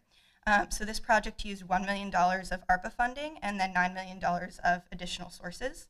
And the development is 50 tiny homes for veterans in a historically Black community. And it was on a lot that the city owned and then sold to a developer, Veterans Community Project. However, again, back to the administrative red tape, in mid-2022, the U.S. Department of Treasury released a how-to guide for using ARPA funds for affordable housing. And one of the restrictions was that projects needed to last 20 years. As I'm sure you can imagine, that made some developers hesitant to participate in the program. But the Affordable Housing Commission had some attorneys who worked with the U.S. Department of Treasury and then also Veterans Community Project to get that 20-year commitment down to 10. Unfortunately, in St. Louis, another tiny home community has been shut down due to community blowback, so that's something that this community is definitely working with as they're thinking about how to maintain this project going forward. And next, Julia is going to cover the conversion of hotels and motels. So first, just to start with the benefits and costs of these initiatives, starting with the benefits, many hotels and motels are already built for long-term stays. So many of the sites have already been used for months-long rentals, and that means that they have amenities already built in, including plumbing, lighting, windows, potentially small kitchens for folks to use. So the conversion cost is a little bit lower. Often hotel purchases will also come with furniture, mattresses, coffee makers, bed frames, all of those other things. So in contrast to redeveloping a commercial building, these require just less renovation, less money. They're also much less expensive and take less time to get off the ground. A hotel renovation project can be turned around much, much quicker than building something from the ground up. Hotels and motels tend to be more easily accessible by public transportation or by transportation in general. This, of course, varies by jurisdiction, but a lot of hotels and motels are already located in convenient areas near other establishments. However, of course, there are costs. Hotel and motel conversion is also kind of a new kid on the block, so there's a little bit of a lack of technical know-how from municipalities and how to implement these. And of course, hotel and motel rooms are quite small. They're really not ideal for families or anyone other than singles or couples. And last, hotels and motels are normally surrounded by concrete. There's a lot of parking lots there. There's not usually a lot of green space, parks, or other community amenities like schools. So to start off with our case studies, we looked at, again, Austin and Williston, Vermont. We like these two because one is a small city. Williston has about 20,000 people in it. And Austin is a much larger city that has a much more visible and nationally recognized issue dealing with homelessness. Vermont is a Democratic-leaning state, and Austin is, of course, a Republican state, although the city of Austin has a Democratic mayor. So in Williston, again, 20,000 people. We spoke with somebody at the Champlain Housing Trust. This housing trust received ARPA funds directly from the state legislature to undertake this project. They already had a developed relationship with them. And the Champlain Housing Trust is really experts in this hotel conversion. So with their ARPA funds, they purchased a motel that will have 72 fully furnished units, mixed income development. So it's not going to be 100% individuals transitioning out of homelessness. It will be some just low-income folks as well. They had a lot of support from their state legislators and from Williston Select Board because they had already had this prior experience with their hotel and motel conversions. Of course, they ran into some NIMBY backlash. People always do. So they needed to deal with some zoning issues related to parking requirements. And next, in hotel conversion, we looked at Austin. They, again, had already had a previous experience in hotel conversion. Their first hotel was purchased in 2019. With their ARPA funds, the city was able to fund 2 projects. One hotel was bought outright with ARPA funds, and the other one they used ARPA funds for the conversion. Together, these 2 developments will provide 110 units that will, of course, have supportive services as well. There was a lot of support from city administration and council members, and the folks really worked hard to engage the community around them and make them become champions of this project as well. There was some pushback at the beginning, but their expertise really convinced people to turn the other cheek. The project is, though, facing some challenges. It is built in, Austin is in Travis County and Williamson County, and they ran into some problems with Williamson County because they didn't solicit their input before moving forward with this hotel conversion. So I think a key lesson learned there is proactive community engagement. And now Jordan is going to talk about some lessons learned from each of these 4 case studies. I think it's been these 3 themes, I think, have been clear throughout the 4 cases. The first of which is that rules and regulations can really interfere with the effective use of ARPA funds for these types of transformative projects. So I talked about the guidelines published by the U.S. Department of Treasury, and then also I think you've heard in some of the cases issues around zoning, particularly related to parking requirements, which was really interesting. People obviously in this vulnerable population don't typically have access to cars, so you'll find that a lot of these communities, either the tiny home villages or these converted hotels and motels, don't require the same number of parking spaces as you would typically associate with hotels and motels, for example. 2, that location is a key challenge. So while hotels and motels may be easily accessible by highways, they're not necessarily close to schools. They're typically for more transient populations, so that makes it more difficult to kind of access types of essential services like nonprofit organizations or schools, as Julia mentioned. And then 2, tiny home projects are, typically less popular with surrounding communities, which means that they're typically found on more outskirts of cities rather than kind of in the middle. So in both cases, you're seeing people be really kind of pushed to the outside and not necessarily integrated into the life of the community. And that also leads into point number 3, is that community buy-in is crucial. And you'll hear concerns about crime, parking, et cetera, that can really slow down these projects. But something that we've heard in a couple of the cases is that really being proactive, as Julia mentioned, and engaging with the community, letting them feel like their voices have been heard, holding those types of community engagement meetings can really assuage people's fears. So we also identified some opportunities for municipalities that want to undertake some of these projects in the future. Both of these solutions are really affordable, particularly in comparison to new construction. Hotels and motels typically only need really minor renovation in order to become efficiency apartments. And tiny homes, as mentioned, are pretty inexpensive to build and inexpensive to maintain as well. The efficiency enables, of course, social services providers and multiple city administrations and departments to better work together to serve these historically underserved populations and provide holistic services in a very convenient and on-site location. And finally, funding. ARPA funds were provided the bulk of funding in all of these cases. But other government funds such as LIHTC, Low Income Housing Tax Credit, and private philanthropic capital can enable local governments to leverage these ARPA funds and stretch them further for larger projects. So we're going to take questions at the end, but this QR code links to our full report if you're interested in learning more, any more detail on all of these, and we will pass it on. Thank you so much. Howdy, y'all. My name is Dante Del Vecchio, and this is my colleague, TJ McKiernan.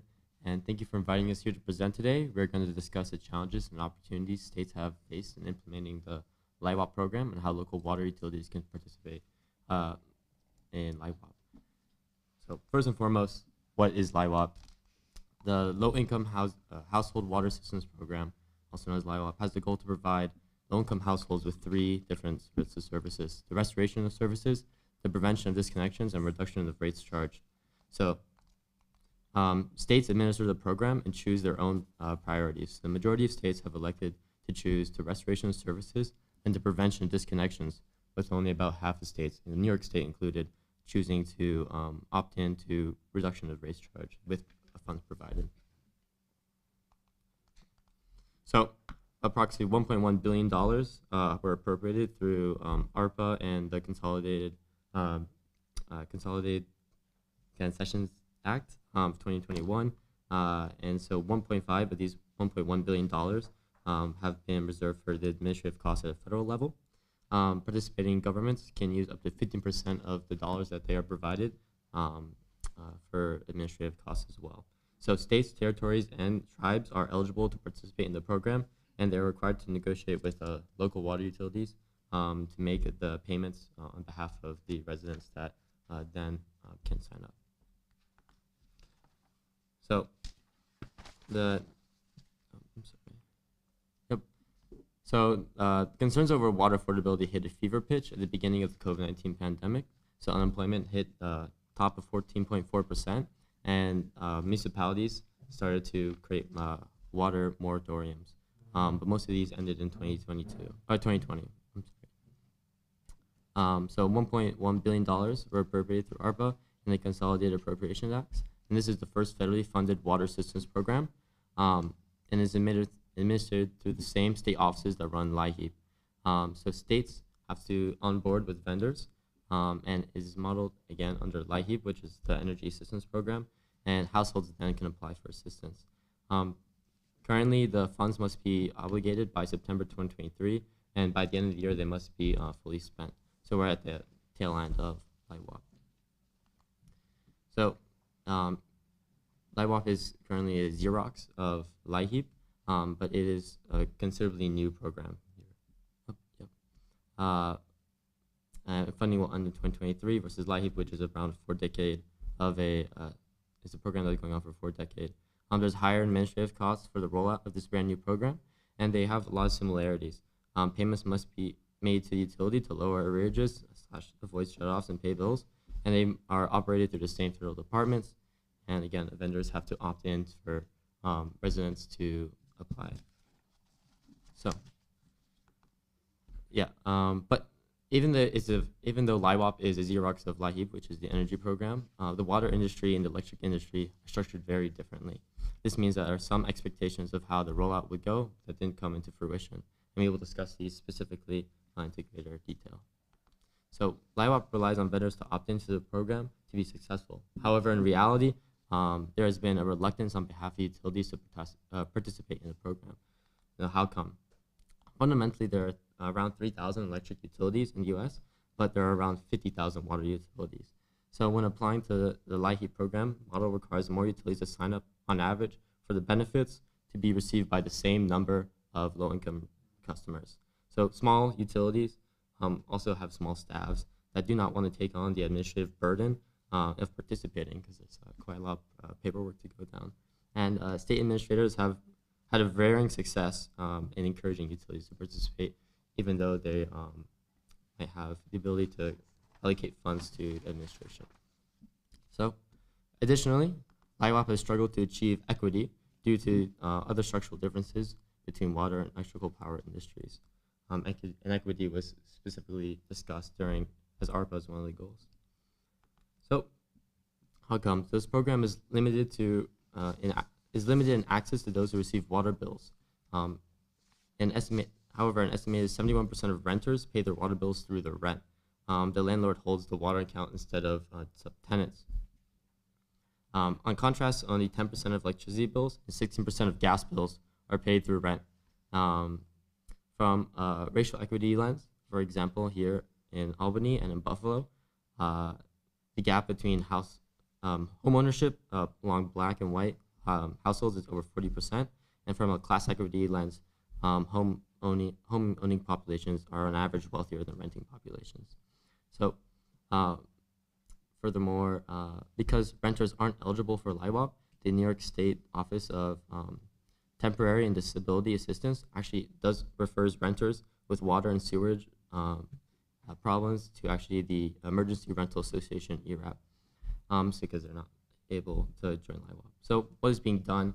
Cities are implementing their own water affordability programs outside LIHWAP to intend to solve disparity in assistance. One of these cases is DC Water, which is the water utility in Washington, D.C., the capital, that provides credits to landlords on water bills. And these landlords are own multifamily housing projects, and they are given accounting credits. So there's no actually direct transfers, it's an accounting problem. And they provide 90% of the funds that they have allocated must go towards tenants, but 10% is kept by the landlords for administrative costs. Water authorities in Seattle and Austin have partnered with electric utilities to distribute credits to renters. And in a third case, Napa Sanitation District has provided wastewater discounts for low-income owner-occupied homes and for nonprofits that provide housing to low-income renters. So they use nonprofits to ensure that renters are getting credits. So I'll hand it off to TJ. Thank you, Dante. So the final major difference between LIHEAP and LIHWAP in terms of the structure is related to the different structures of the industries.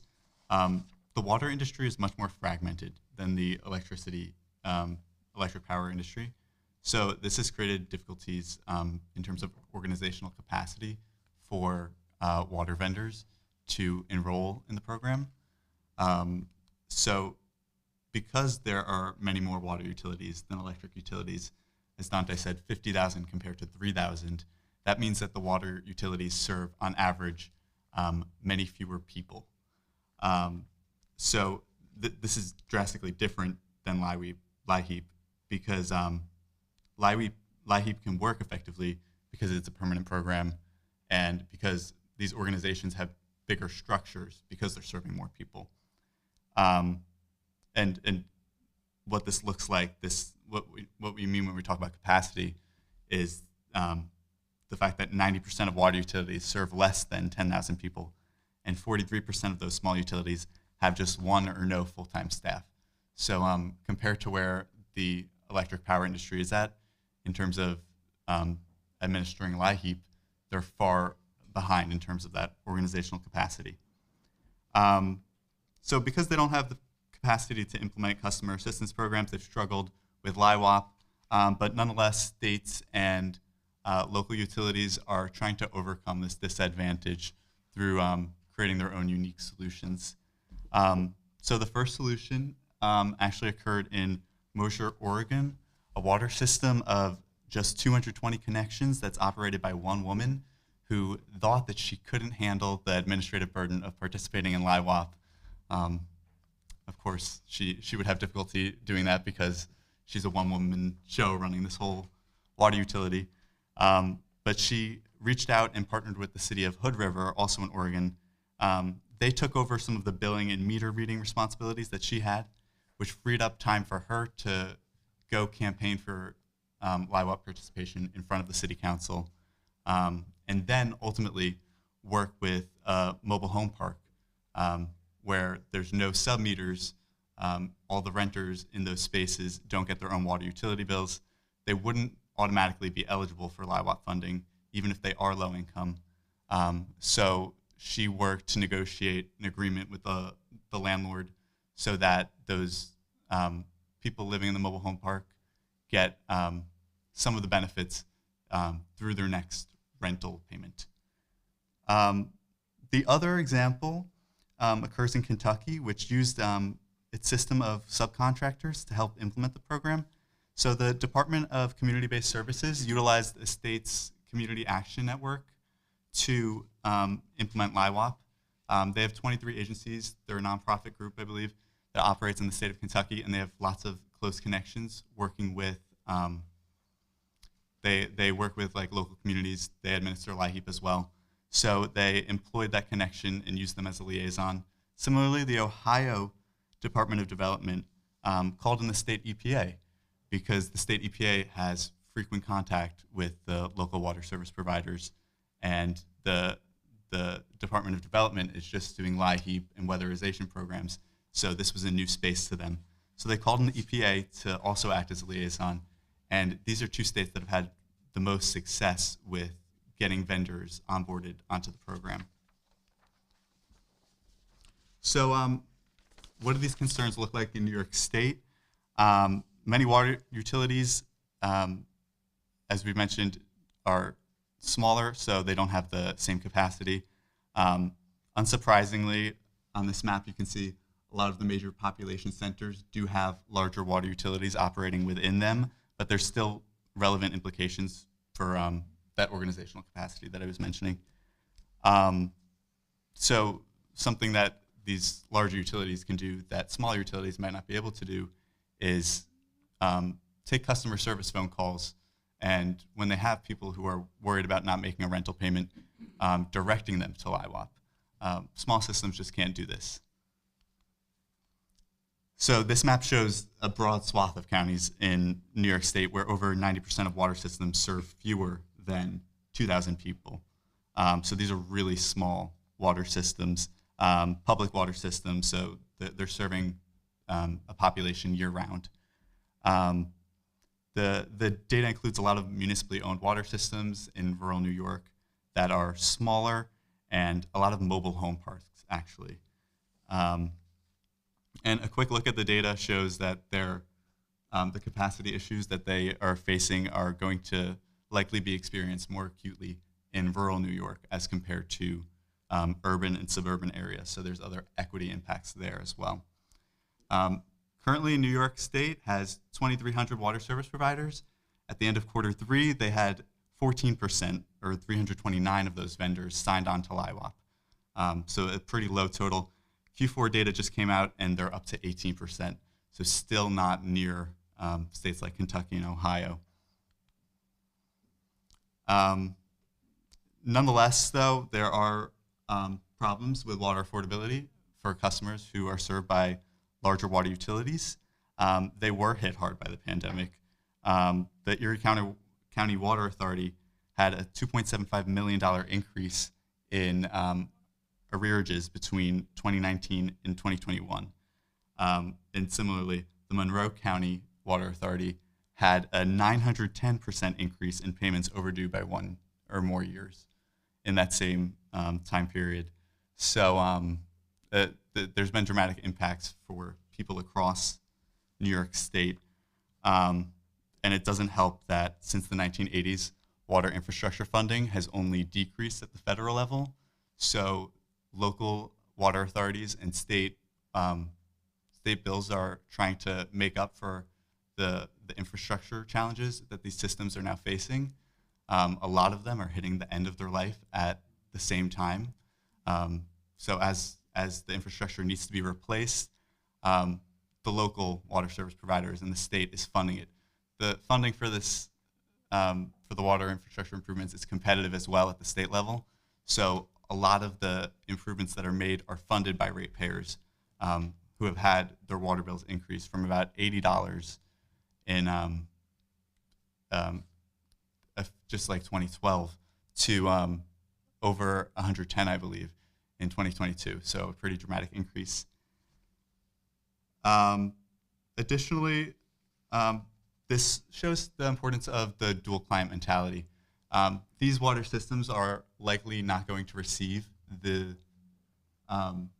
money that, or at least the entirety of the money that they have in arrearages back through people who are already struggling to pay their bills. So this program comes in and it subsidizes those low-income tenants or homeowners who are struggling to pay their water bills, and they get the money back and they get their water service restored, or they prevent a disconnection. So to bring this to conclusion, the federal level, there's lots of challenges due to LIHWAP not being a well-established program. A lot of reluctance, like Dante said, for water utilities to join onto this because it might be administrative work for just one-time payments. It doesn't address affordability nationwide. Only half the states that are participating in LIHWAP have received, have opted in to do rate reduction. I'm at time, so I'll wrap this up very, very quickly. Nonetheless, there's lots of opportunities from the lessons that have been learned here. Infrastructure funding obviously needs to increase. Vendors not joining and renters being unable to get assistance are the two major hurdles, but there's a lot of innovation occurring with these experiences from the small water utilities and the states that have done a really good job with the rollout of LIHWAP. Here's the last slide just for you to think about. I won't discuss it, but you can look at it. I am going to hand it back to Yasmin for Q&A. Okay, thank you for these excellent and very informative presentations. Now we'll open up the floor for any questions you might have. Yes. Hi. First, if you guys aren't aware, there is a tiny home village in Ithaca to prevent homelessness that I helped build back in 2014.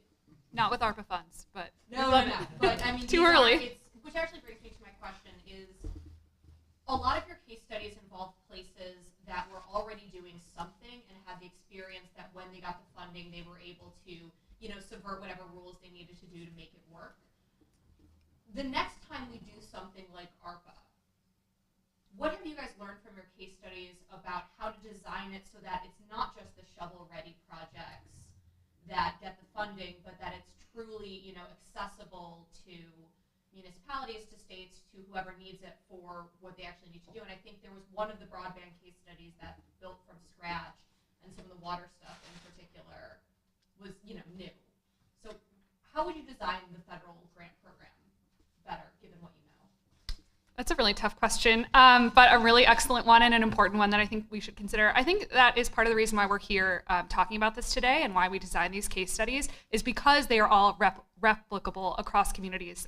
So the more we can get the word out and the more we can highlight places that are doing this important and wonderful work, the more other places can, take that in and do it in their own communities. So I don't know how that can be kind of operationalized at the federal level, but I think it is our privilege to be able to share the work that communities are doing in the hopes that it is recreated. Anyone else have anything to add? I'll say I would really love to see going forward more time and resources dedicated to working with, some of the communities in our case studies were rural, but there are a lot of places across the country that just don't have the resources to plan for these projects when the money comes in. And so I think it's part of the government's role to create programs that work with people to teach them ahead of time before these rollouts. This is what's coming. These are the examples. Here are the case studies of all the things that can happen for your community. Here's how you make it happen. And I think the government has an important role in that because there's just so many places that wouldn't know about opportunities like this.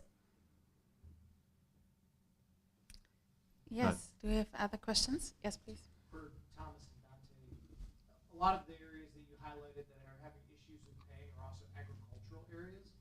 Did you see any intersection between people using the municipal water system for agricultural use and perhaps non-payment is putting additional burden on them, or perhaps overuse for farming is having some type of interaction effect that is either making the problem worse or these things just may be completely separate? Yeah, because we looked at a select few case studies, mostly focused on low-income groups that are clustered, so mobile home parks, and also other statewide case studies. We didn't look at irrigation or ag. I imagine that those burdens are only more severe. Water is a natural monopoly, so there's there's benefits that come from economies of scale in the industry, and rural places are only harder because that infrastructure is spread out over more space. So I'm sure they're dealing with infrastructure challenges. In terms of affordability for farmers, I'm not sure that I have an answer to your question right now, though. Do we have any other questions? Okay, if that's not the case, thank you very much. Thank you.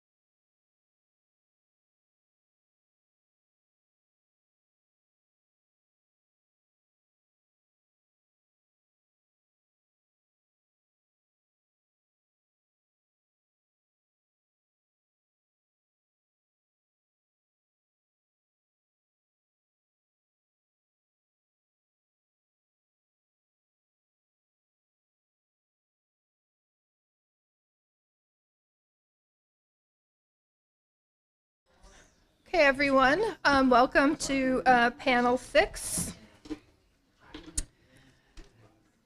For local governments, there's a perpetual struggle of having to do more with the same or less. And to make this struggle of managing resources even more fun, we can add in the reality that not all communities are equally impacted by all challenges or are equally well positioned to respond.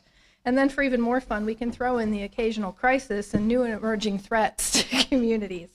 So the reality is, again, that local communities really struggle. This panel is dedicated to looking at the emergency fiscal opportunities and threats for local government. And our presenters are going to provide insights on several challenges like cybersecurity, pandemic financing, and look at really sort of what those challenges are and how to leverage those challenges into opportunities. And we're also going to take a look at kind of the state supports or lack thereof. So our first on the agenda is Mark Levine, who's going to share with us the cybersecurity insurance challenges for public entities. And as Deputy Director of the New York Association of Counties, Mark brings with him a wealth of knowledge and practical experience in protecting communities against attack, and expertise in the necessity and the cost of counties in staying ahead of such threats. Thank you, Lisa. I want to thank Rockefeller Institute for hosting this annual Local Government Innovations Lab. It's an important venue for practitioners and scholars alike, and it's my pleasure to be here today. As way of background, my name is Mark Levine. I'm the Deputy Director of the New York State Association of Counties. Who are we? We're a bipartisan municipal association representing all 57 counties in New York and New York City with its 5 boroughs. So the answer to the question is 57 or 62, depending on who's asking and if you want to include the 5 boroughs.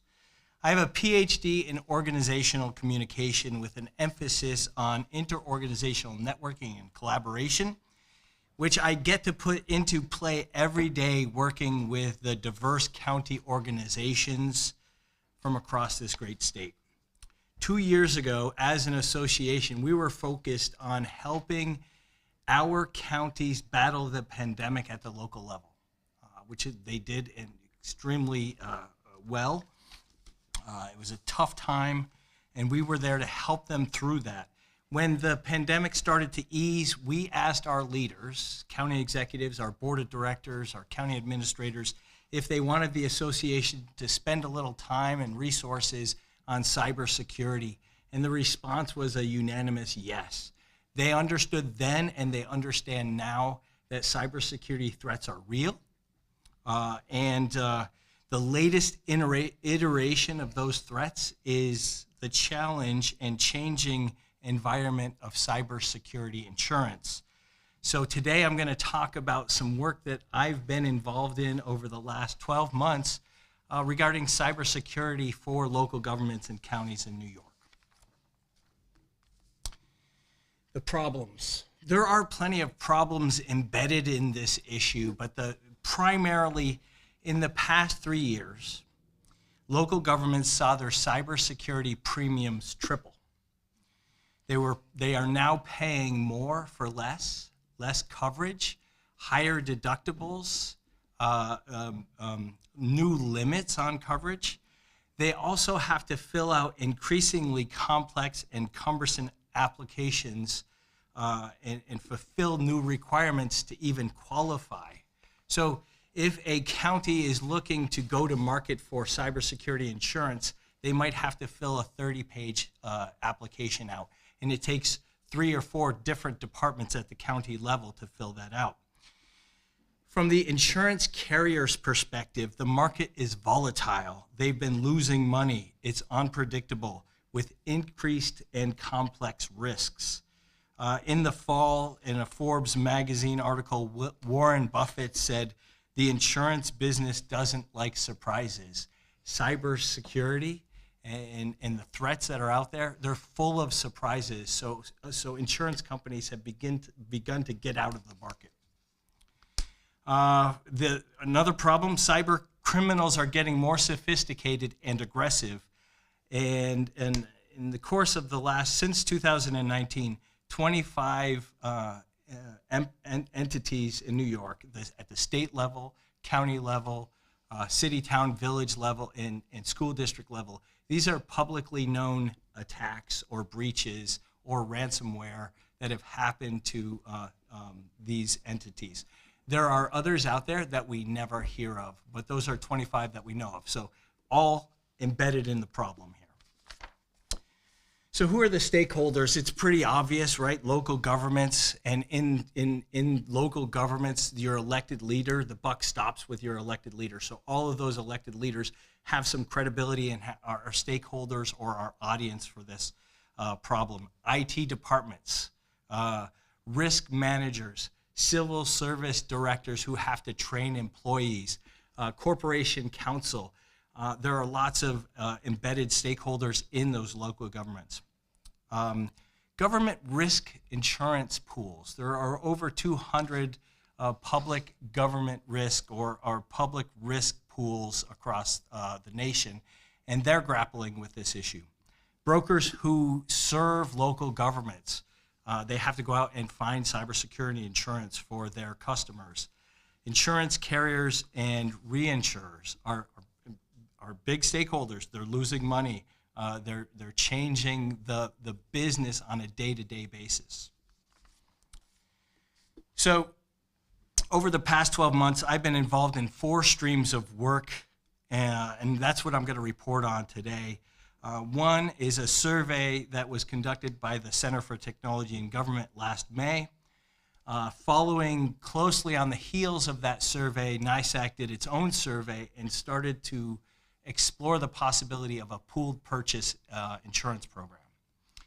And then the AGRIP, the Association of Government Risk Insurance Pools, who represents those 200 plus pools across the nation, they held a focus group with pool administrators last May and June and July.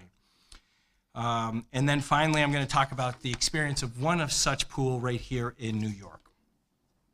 The first survey was conducted in May of last year. CTG did this with the New York State Local Government IT Directors Association. They got 22 responses from counties, cities, and towns. Of those 22, 2 don't have cyber insurance. 13 different carriers insure the 20 entities that do have insurance. The coverages of those respondents went from $500,000 to $10 million. Premiums have doubled and tripled in 2 years. Insurance applications are lengthier and far more complex. Deductibles have increased and coverages have decreased. In some cases, you can get a $10 million or $5 million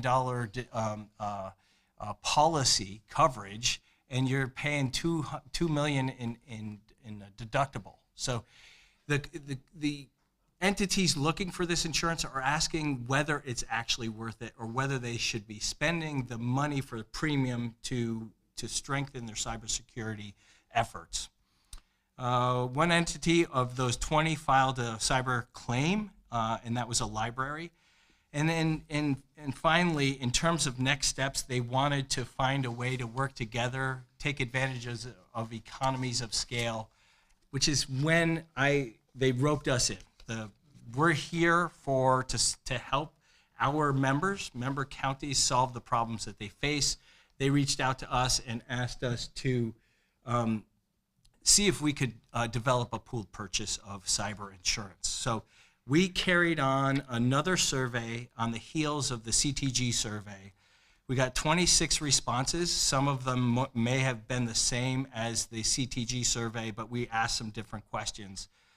23 counties, 1 city, 2 towns. 5 of those currently did not have insurance. 13 different carriers covering 18 entities. Coverages ranged in this survey from $500,000 to $5 million. The one who had $5 million wanted 10 but couldn't get $10 million in coverage. And for this exploration, the renewal or expiration dates varied by entity, which is an issue if you're trying to do a pool purchase because you need expiration dates all to align. So when we went back to those 26 entities and said, hey, if you want to continue to explore this pooled purchase idea, the goal of which was to achieve better premium rates, improve coverages, standardize requirements, and I'll get more into requirements, and then standardize the application form. 13 said yes, they want to continue. They filled out applications. We tried to standardize an application that they could fill out, and then we took those 13 to market to see if we could get some interest. One broker that is a specialty broker just working on cybersecurity insurance looked at the 13 and said, no, thank you, right? Because every one of those applications, the controls by county or municipality differed so significantly that they were not interested in even quoting a handful of them. The other one that we went to said, this is a great idea, come back to us in 12 or 18 months. We're not ready to do this now. The other data came from the focus group by AGRIP, that's the Association of Government Risk Insurance Pools. They had 33 pools participating in their focus group. 27 of those provide cyber insurance to participating members. Coverages ranged again from 100,000 to 10 million, so you could see the similarities there across all of this data. All had various sublimits, and so they drilled down a little deeper than we did or CTG did in terms of sublimits of coverage. Those included breach, so they would only get so much in terms of coverage for a breach, ransomware, business interruption, fraudulent instruction. Fraudulent instruction is when you get an email that says, you please go out and buy a bunch of Amazon cards and then send me the numbers, okay? Most had increasing number of requirements for coverage, and premiums were based on population, budget, number of employees, payroll, total insurable value.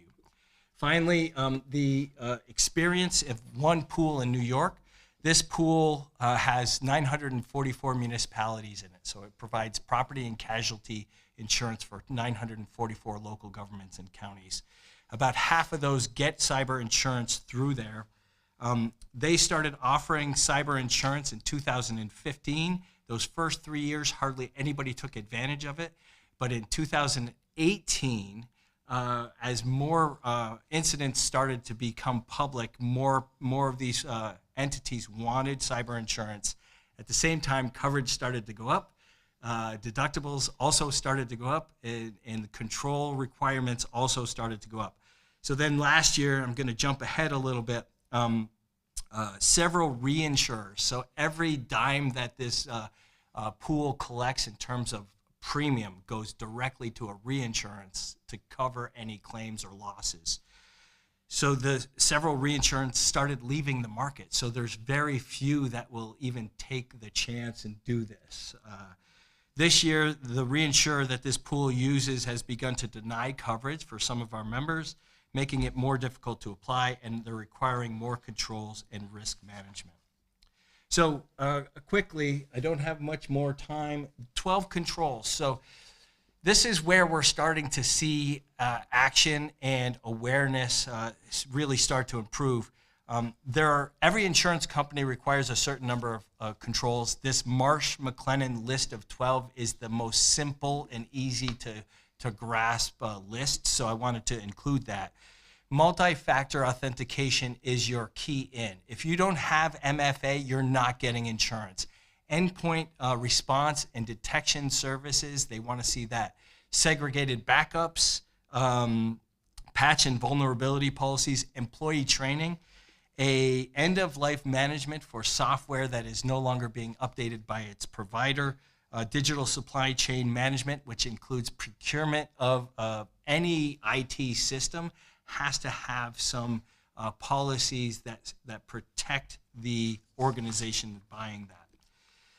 Recommended ongoing risk management strategies from the AGRIP focus group include all of these things. Now, these pools, some of these pools provide the risk management for the entities in the pools. Others require the entities in the pools to do this risk management on their own. And the reason that's important is I think this is where we're going, is insurance companies that provide coverage to local governments are going to start getting more aggressive in the risk management of those entities. They're starting to partner with providers of cyber technology, cyber risk technology, and there's increasing focus on controls and risk management. While the future of cybersecurity insurance market for public entities is difficult to predict, we are confident that insurers and public entities are alike are exploring ways to more predictably understand and manage risks associated with IT systems that run the business of government. And that's really, we're right in the middle of that now. We're watching the marketplace. Right now, it seems to have softened a little bit. What does soften means? It means that premiums have stabilized and there are fewer insurers leaving the market and some are coming back in. As long as they understand the risk and they can make money, they will be in the market. But if they don't understand the risk and they're losing money, we're going to have fewer insurers out there.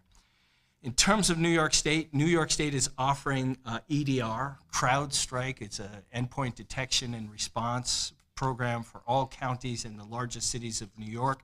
That's going to help in terms of providing the requirements needed to get cyber insurance, but there are a lot of other things that we all need to be doing to bring everybody up, float all the boats in terms of having the check marks on the controls that will help not only make these entities eligible for cyber insurance, but also protect the assets that local governments have, the public assets that local governments run. We have four reports on our website: Cyber Insurance Challenges for Public Entities, Cybersecurity Primer for local leaders, a Cybersecurity Tabletop Exercises for local governments, and definitions of select cybersecurity terminology, all intended to help county leaders, local leaders, just be more aware of be able to have an informed conversation with their IT department, their corporation counsel, and their brokers that are going out there trying to get them insurance.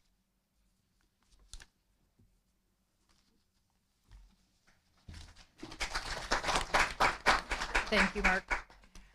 From the Rockefeller Institute of Government, Sarah Lauser will share with us an overview of local government data in Open Book New York, which is a resource that is really a treasure trove of information on local government finance, and a valuable resource tool for New York local government scholars and data nerds. Sarah? Yes, data nerd is exactly the right zone to be in here. Also, you'll learn some fun facts about some weird things about New York State municipalities, which is always a great little cocktail tip to have in your pocket. So, the local government data in Open Book New York, I'm going to cover a little bit about what's available in Open Book, what Open Book is, some tidbits that you might need to know about the New York State geographic hierarchy as you're using this data, a little bit about the data dictionary and decoding on it, and some upcoming changes that are happening to the available local government data. The Open Book New York website, openbookny.com, does redirect you to this other website, is the New York State Comptroller's transparency website, and it has a number of different modules that are the general starting points for you to look at data. The first module is state contracts, and that is updated daily with whichever contracts have been approved by the Comptroller's office and some of the other contracts that don't need review. I know a lot of vendors go on there every day when they're waiting for their contracts because it's one of the quickest ways that they get their information. State payments is basically the state's checkbook. 17 to 20,000 payments a day generally flow through New York State, and you can search on the state payment site by payee, by different agencies and things like that. The local government data, that's what we're going to talk about and focus on here today, so we'll go into that a little bit more in a second. And state spending is different than state payments because that looks at it more from a budgetary perspective. So that's the budget side of the spending categories, the appropriations. and how they're being spent. And last but not least, the public authorities data is off to the side because the public authorities do have special financing requirements. So what is in the local government data search? Once you click that blue button to go into local government data, there are some built-in reports, there are some bulk data downloads, and then there's always a little bit at the bottom that tells you the date the site was last updated, so you know you're getting current data. The reporting options that you have that are built in, this is really great if you want to just get a quick look at a place's finances. There's a trend report that you can do, which goes up to 6 years, and they don't have to be consecutive. You can just check little check boxes for which years you want. And there's also a comparison report where you can mix and match up to 4 different entities. They don't even have to be from the same class. So you could take like City of Albany, but also Town of Green Island. The bulk data downloads are probably where most of us data nerds would like to hang out though. So I'm going to skip through the reports a little bit quickly here. The first 3 reports are different views of the finances that would be available in either trend or comparisons. So you can see how municipalities are figuring out their property tax cap and whether or not they plan to exceed it. That has to do with pre-budgeting forms that they do before their budgets are approved. Revenues and expenditures is a lot of where I hang out, trying to figure out how much people are spending on snow removal. I don't know why I like it so much. I just do. The tax limit, oops, very similar to the tax cap. There's a specific maximum amount that real property tax can be levied in these different areas. It's also called the constitutional tax limit. For the balance sheet and the multi-year comparison, I'm kind of going a little bit out of order. Those two are different views of all of the pieces of a state government or of a municipality's finances. And then for debt, the debt activity is only available in comparison form, but you could download it and try to correlate it year to year. It just, because of the way bonds are issued and things change, it's a little bit difficult to do the trend reports on that one. So when you're looking at a revenue and expenditure trend, you do have to select a class first. And if you're not familiar with local government classes in New York State, the main classes are going to be things like cities, counties, fire districts, school districts, towns, villages. But there are also libraries, special purpose units, and joint activity units. The special purpose units are things like water districts or consolidated health districts. Joint activities might be like youth programs or recreational programs. Not included on here are any of the independent development authorities or local development corporations. Some of that data is actually in the Paris area though, the Public Authorities Reporting Information System. We love our acronyms. So I started by doing a search for the City of Albany. This is the City of Albany trend report for the last 6 years. And you'll notice that the first 2 columns are blank right now. The 2023 year we're currently in is blank because they don't have to file until the end of their fiscal year. Albany's fiscal year ends December 31st. They won't be filing that until well after the end of 2023. The 2022 data is also blank because, again, their fiscal year ends on December 31st. They actually have up to 120 days to file. So by about May, you should see that update with their data from 2022. If you look at the different sections, you can zoom in kind of and see the exact account levels for the different charges that they've made, the different revenues, the different expenditures.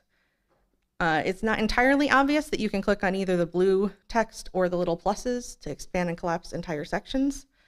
So I put that note in there for you guys. And also those level 1, level 2 categories and account codes do match up with the bulk download. So you can go back and forth with your data and makes it a little bit easier to maybe share something with somebody and figure out where more data is when you're looking for the data in the bulk download.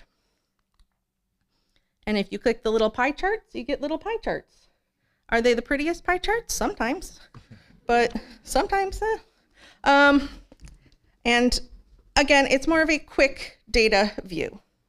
There's also little bar charts for the trends And sometimes you just have to play with them a little bit to get them to show up, but they are going to give you, again, that quick data view. Are we generally trending up, generally trending down, or all over the place? So once you've kind of played around with the trend reports, you can try a comparison report. And again, I said you can mix and match all sorts of different municipalities here. I chose some random ones. I got the Charlotte Valley Central School District, City of Albany, City of Troy, and Tioga County. And I just randomly mashed them all together. Apparently, Tioga County had revenues comparable to the City of Troy for 2016. It's just interesting data stuff. So I just wanted to give you that example of the comparison report. But then we have the tax cap versus tax limit question. So both of these are based on budgeted estimates, but they all happen prior to budget adoption. And the Controller's Office has actually recently rolled out a new form for the local governments that's a little bit more of like a wizard to help them work through these forms. And I think that as a taxpayer, I like looking at this to know kind of how they're doing the calculations for my property taxes, right? But the taxable assessed values on here all should match back up to the Office of Real Property ORPTS assessment rules. The balance sheet and the multi-year compare, I just gave you a little example of. Balance sheet is just like what you would expect from a financial balance sheet. You have your assets, your liabilities, you have a bunch of different funds that things can be in. That's what the different columns are on that. The general fund is labeled with an A. And then the multi-year comparison report is over one city or county or town or village or municipality. It'll tell you the kind of trend over the years, but it also gives you a difference column so that you don't have to calculate that out for the most recent years if you just want a very quick view of the data for a city, town, village, municipality. So all of these different municipalities are in a hierarchy, and I do have my 57 star plus 5 New York City's 62. So the New York State geographic hierarchy is a little bit wonky and weird. So if you're dealing with this data and you decide that you want to get kind of a full fiscal picture of New York State, you do need to be aware of a couple of things as we're going through.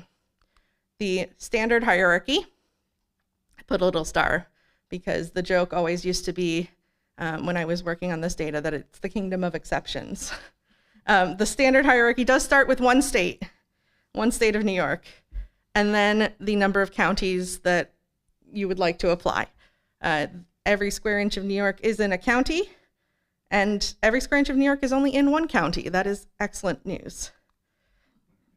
Cities and towns now has a star, though. So you can kind of see that maybe we aren't going to stay in the realm of everything being one way forever. The cities and towns, every square inch of New York is either in a city, town, or Indian reservation. But there are a couple cities in this lovely state that do cross county lines. It's really important to maybe know that the city of Geneva crosses across Ontario and Seneca counties, because when you try to do some of your calculations, you will run into some weird things. I think everybody's kind of aware of New York City, but City of Geneva is a special little one. And then we have villages. And villages are all the little dots. It looks like chicken pox all over New York. Villages are the most special of all. So are you guys ready? Are you buckled up? Okay. Just checking. There are villages that cross town and county lines, and all over the place. There's a very long list of villages that cross 2 towns, but stay within 1 county at least. There's a smaller number of villages that cross 3 towns and stay within 1 county.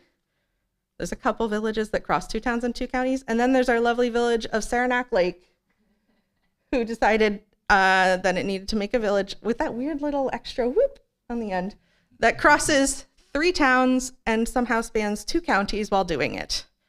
It is the most exceptional of our villages in that way. But that's not where the fun ends, folks, because there are actually 10 pairs of towns in New York with the same name. So if you're looking for finances about the town of Brighton, you better choose whether you want Monroe County or Franklin County. Town of Albion is in either Orleans or Oswego. When you do look these things up on the search page, it does say the county in parenthesis next to the name for you. So it makes it a little bit easier to find. My favorite one in this is actually the lovely town of Clinton, which, as you can see, is in Clinton County, which makes sense, and also in Dutchess County, which is, fine. But then there's also a village of Clinton. Does anybody want to guess which county that one's in? It's in Oneida County. It's in the town of Kirkland. So neither one of those two. There's also the county of Clinton, as shown there. And apparently there's one more Clinton hiding in New York State, and that is the former name for East Greenbush from 1855 to 1858 was actually Clinton. So when I talk about Clinton in New York, it could be one of 5 things. There's also villages that have the same name as a town, but they are not in that town. They are somewhere well across the state. So again, this list is in the PowerPoint. It's available. Just be aware that you might not be getting where you think you're going. Now, for a data dictionary, I did want to call out just a couple of things for you, if it will let me go to the next slide. There we go. When you download all the data that's available, it is only about 3 gigabytes right now, and I say only because that doesn't seem like that much for mega data warehouse land, but there's a file for every year, for every class, so you can get like 1995 cities or something like that. And I do want to call out a couple of different things in the data. So there's 4 parts to the key. You need the municipal code to uniquely identify your municipality. You need your fiscal year ending date, which is a combination of that month, day, and the year at the top. And you need an account code. And I put little ABCs next to 2 of these because those are the ones that if you just click on the CSV to open in Excel, it's always going to try to make it not an ABC. So those are the ones to watch out for.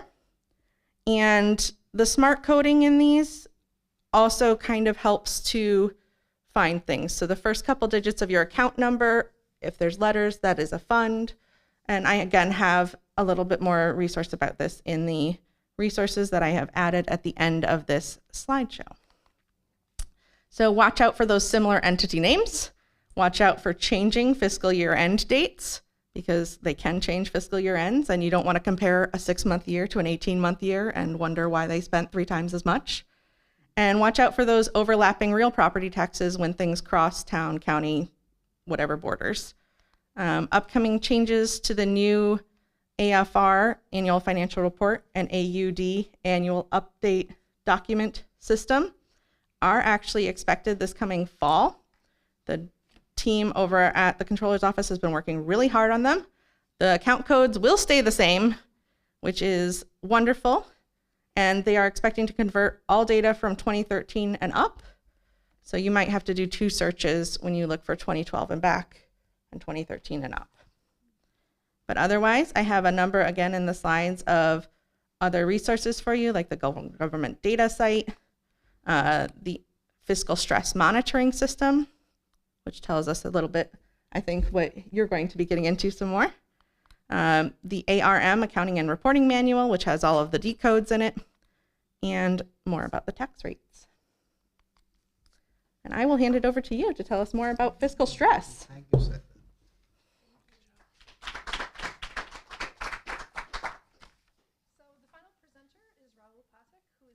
Richard P. Nathan Public Policy Fellows here at the Institute, and he will be presenting and sharing his research on fiscal recovery and budget credibility, an examination of local government finances after the pandemic.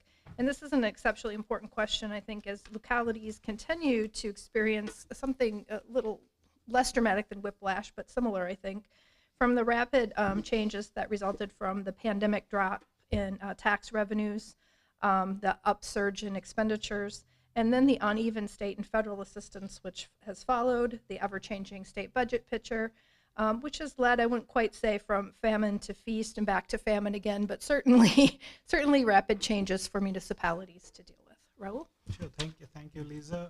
And I'm sure I'll continue the data rent that Sarah has started and probably the 2023 fall fixes that Comptroller's Office is planning will solve some of the problems that I have been facing while I've been working on this project. My name is Rahul Pathak. I'm a fellow at the Rockefeller Institute, and I'm also a part-time assistant professor or full-time assistant professor at the Baruch College. So this project, in some sense, is work in progress. I've been involved in some other projects looking at the impact of the pandemic in the domestic context as well as in the international context. And for this audience, a lot of you will be familiar with the kind of headlines we were seeing in early 2020, where we were seeing these doomsday predictions about what is going to happen with the state and local finances. And the situation was actually really worse in early 2020 because governments were facing a revenue squeeze in terms of, say, sales taxes that were not coming through. There were deferrals on property taxes and some other tax sources.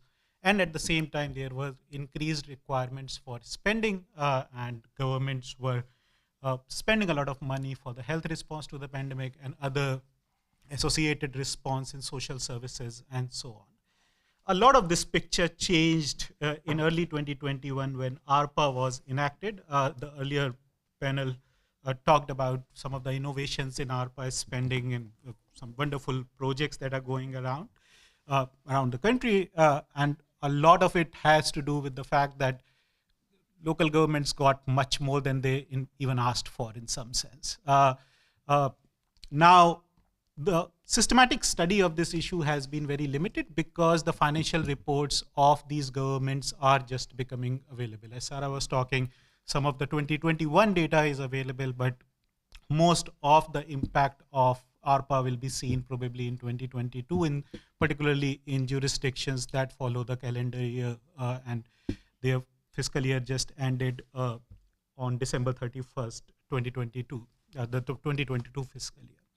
So this project primarily has two sort of broad themes that I'm focusing on. First is the impact of the pandemic in terms of the finances of the cities. And second is this broader issue of budget credibility. So are budgets an effective mechanism of, we talk about the budget season, we care about the budget, but somehow the budget numbers disappear after the budget season has ended or the fiscal year has ended. What Sarah was presenting in the open book are 2021 actuals or 2020 actuals, right?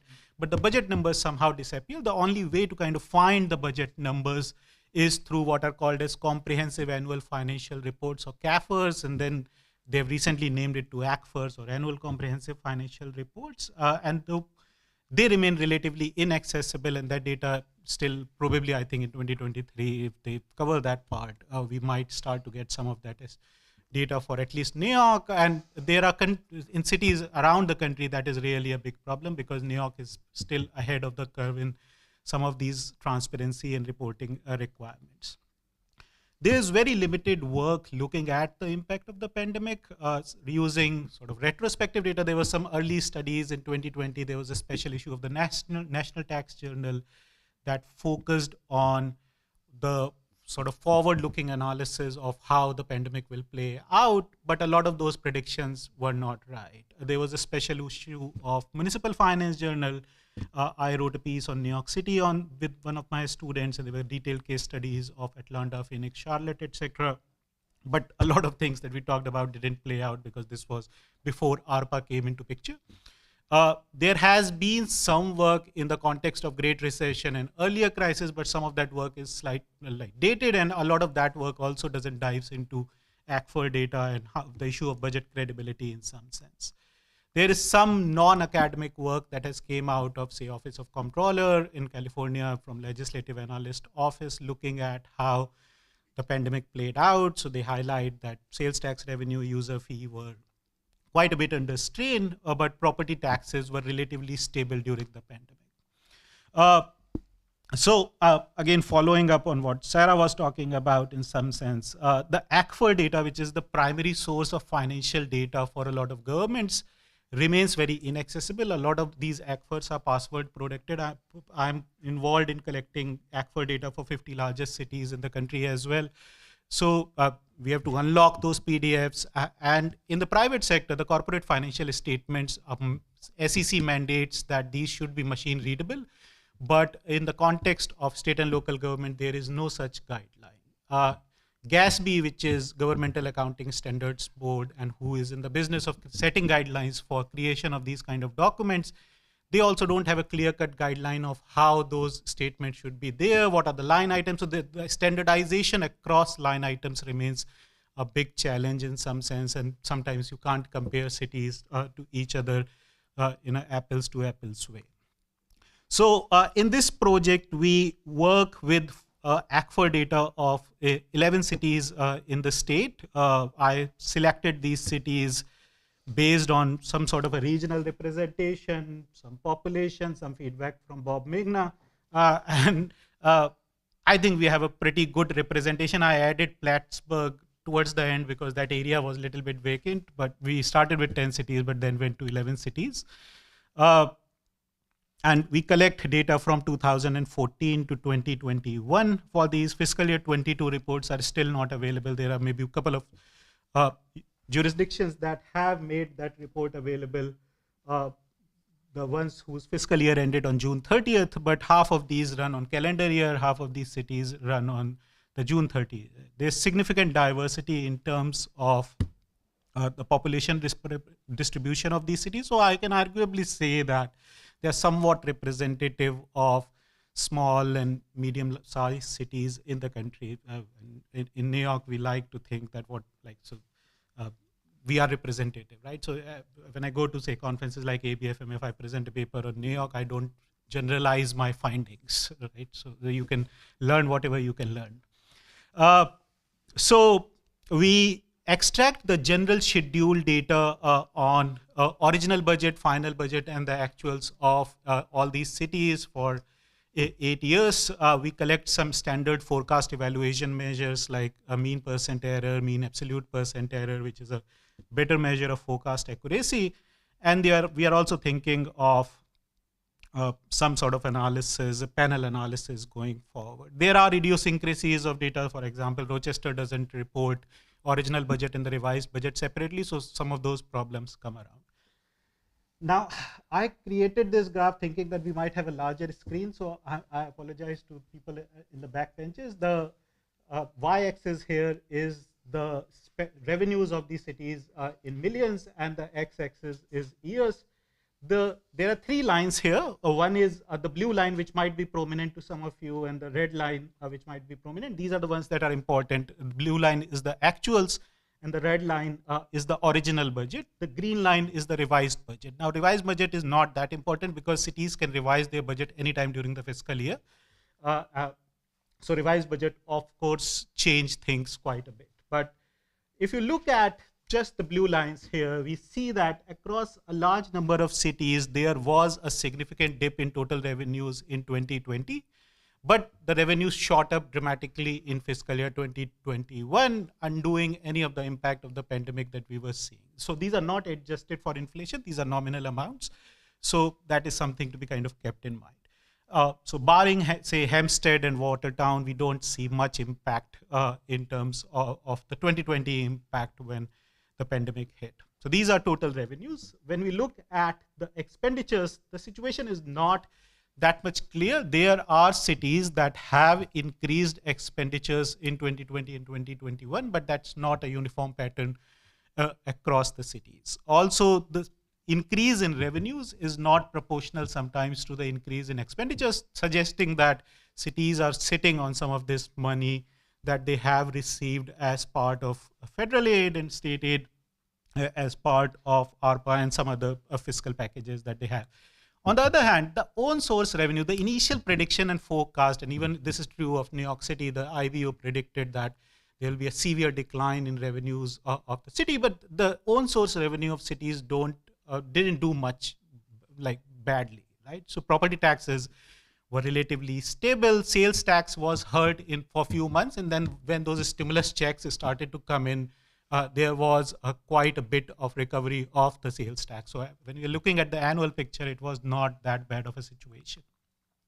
So this is just a plot of property taxes. We don't see much significant change in the pattern that was the pre-existing pattern that was there. So in cities like Binghamton, we were already seeing decline in property tax collection. And in cities like Rochester, we were seeing an increase anyways. I don't report Yonkers here because I wanted to fit 10 cities on the graph, but those results are available if you're interested. Now, I don't dive that much into the expenditure side because expenditures are not comparable across cities. I'm still working on cleaning up the expenditures, but this is just sort of the thing that has been in discussions. Today morning, people were talking about public safety and policing expenditures, and there was this whole sort of movement around defund the police. We don't see that in numbers. In most of the cities, barring a few couple of exceptions, the spending on police has increased quite substantially. Albany here is the first one. The first graph here on the left is a good example of that, and we see that in a lot of other cities as well. Now, another issue that is important from a budgetary standpoint is that whether pandemic induced some changes in the composition of revenues of the city. So these are three major revenue sources of the cities, the intergovernmental revenue sources, which are shown in green line, real property taxes, which are shown in orange line, and at the bottom are the charges for services that the cities provide. We do see an increase in the share of federal or intergovernmental grants of federal and state aid, and a corresponding probably shift in property taxes. Whether this will last going forward, that is something to be seen, but most of this is driven by the denominator effect in the numerator effect of federal aid in some sense. These are some of the smaller line items, license permits and fines that cities relies on, somewhat of a mixed pattern here.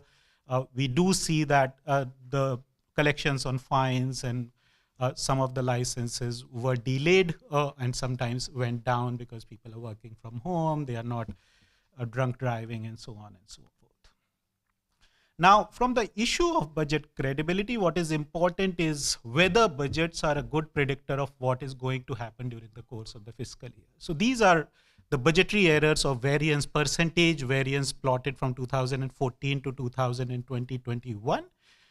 And the orange lines are the revenues and green lines are the expenditures. So you see that before the pandemic, the variances were relatively small, but if you look at fiscal year 20 and fiscal year 21, we see a sharp increase in some sense. But there is inter-city variation. There are some cities like, say, Rochester or Syracuse, I would say, that do a really good job of, that did a good job if you're even predicting what would be the outcome of the pandemic years. And there are some cities like Hempstead or Newburgh that had a much significant variance and it shot up during the pandemic. These are revised budget variance, not that important, but the variance comes down in the revised budget because governments have more information about what's going to happen. This is the same sort of a situation, but it's collapsed into all 11 cities. So these are means for all 11 cities. The rightmost column is what is called as mean absolute percentage error, which is a good measure of forecast accuracy. And we see that before the pandemic, the cities were off by, say, 2%, 3%. But during the pandemic, particularly in 2020, they were up to 5%. And in 2021, they were up to 10% of total revenues for 2021. And we'll wait and see what happens in 2022 when those numbers come in. So lastly, what are the key takeaways? I see my time is close to being up. The cities did well. The initial forecast that we were thinking about in 2020 that didn't play out thanks to ARPA. Cities had much more revenues than what they were thinking, and that end of the world scenario didn't come through. Despite the fact that there were variances in the budget, there is significant intercity variation in crisis response and revenues and expenditures. So there is some level of analysis, probably some sort of panel data analysis going forward that I'm thinking about to explain what explains this intercity variation, right? Are there some factors like what was their extent of fiscal reserves going into the pandemic, and was there some institutional mechanisms that shaped this variation in crisis response. A lot of cities used this revenue for budget replacement. The ARPA money that came in, the figure on the right comes from a last month report from Tax Policy Center on the usage of ARPA funds using treasury data. And we see that almost half of the city governments are using this money for revenue replacement and government operations. And the equity sort of investments that we were discussing in the last session, that is a very small chunk of ARPA money that is being used. And cities need to plan for what happens going forward when ARPA money dries out and what we are calling as ARPA cliff in some sense. The government need to start preparing for that. So the next steps in this project are looking at fiscal year 22 ACFAs, and once they are available, I'm thinking of probably sending this out for publication, doing some more panel analysis, and diving a little bit more detailed into selected expenditures. But I would love to have any ideas or any suggestions that might be there on kind of enhancing this analysis and making it more useful for the city governments as well as for academic researchers. Thank you.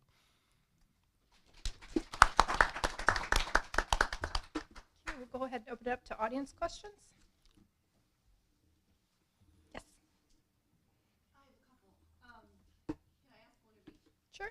All right, Mark, I have this question. I saw that 22 responses to the CTG survey. Am I misunderstanding what the universe of your, so who did you send it out to? So the CTG survey went to the New York State Local Government IT Directors Association, which is primarily made up of the county IT directors, right? So that would be 57, probably there are 55 or 54 county IT directors. Okay. Yeah, yeah. I mean, it's really hard to get survey responses, to be brutally honest. I mean, we're in academia, so yeah, it's hard to get. It was broader. It went out to more than just the IT directors, right? So it went to county administrators, and then I followed up with the IT directors. So, but county administrators, county executives, we invited more than just the IT directors to participate. A couple of instances, we got 2 responses from one county. I took those out of the mix. But you didn't survey towns directly about their... I did not. I don't have access to towns. And the towns, there are some towns that participate in the New York State Local Government IT Directors Association, but not very few. They've just it has kind of been eaten up by the county IT directors. Do you have a question from the other panelists? Or? I do. Sarah, I was wondering, like, if I'm a new town supervisor, is someone training me to use that? Yeah, the local government division at the controller's office has a whole cadre of staff that does official training. They have webinars, they have walkthroughs for all the different forms. They have a lot of different resources on the site, actually. And if anyone who's interested in learning more about how local government finances work can go on the site as well and look at the documentation and publications that are out there. But they do hold regular training sessions for the local officials.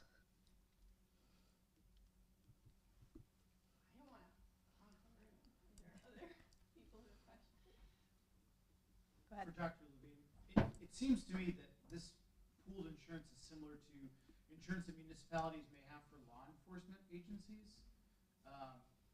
But based off of your presentation, it seems like the market is just so volatile that insurers just don't know what to do in the cyberspace. Am I interpreting that correctly? That is correct. Yeah, and so your first part of your question had to do with. So I know that in the policing space, municipalities will join and sometimes pooled arrangements similar to what you proposed for law enforcement insurance. Right.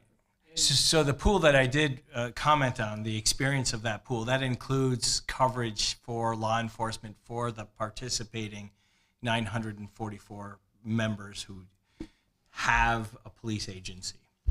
So I guess my question is just that it seems that the insurance market is more willing to insure for potential police misconduct that could have large payouts than they are for cyber attacks.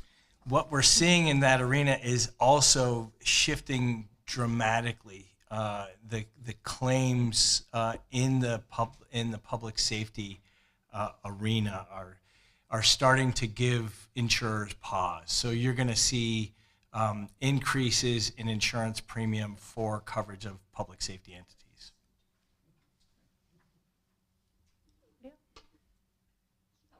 I have a question for you as well.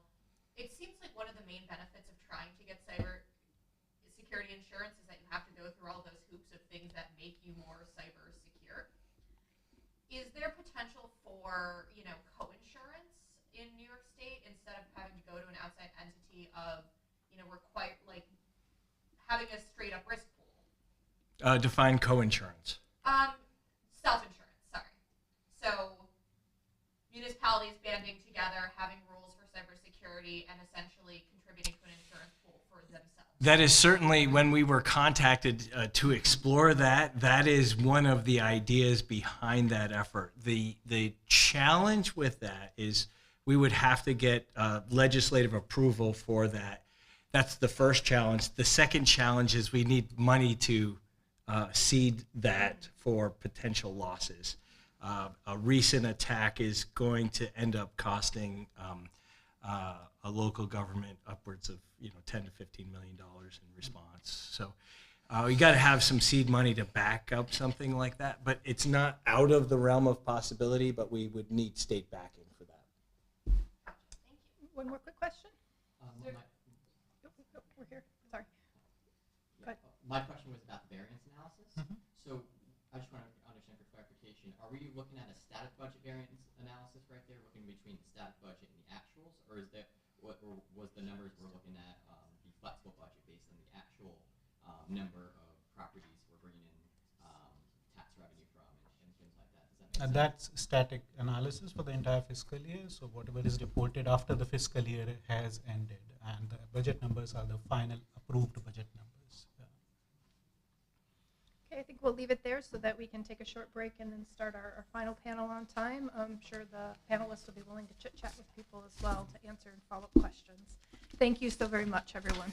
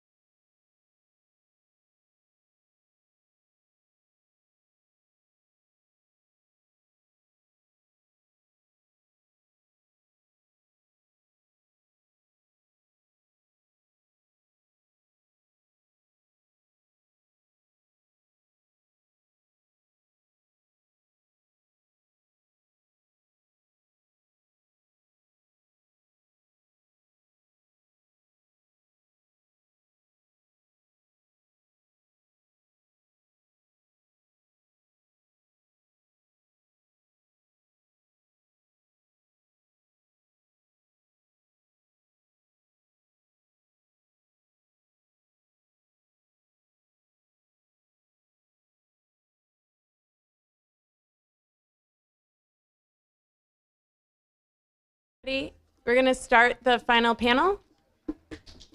Great. Hi, everyone. My name is Laura Rabineau. I'm the Deputy Director of Research here at Rockefeller Institute, also the other Laura in the program today. Panel 6 is going to discuss promoting economic security on the local level, and they're going to speak to this across a few different types of programs and policies related to transit, food, and trauma-informed approaches, importantly. So we're going to look at this across a few different dimensions, and importantly, think about economic security in terms of broader well-being as well. Without further ado, I want to introduce our first speaker, Kinsey Dinan, Deputy Commissioner of the Office of Research and Policy and Innovation. I threw an extra "and" in there, apologies, for the New York City Department of Social Services. Welcome. Thank you. Thanks, everyone. I'm really happy to be here today, and thank you to the Rockefeller Institute.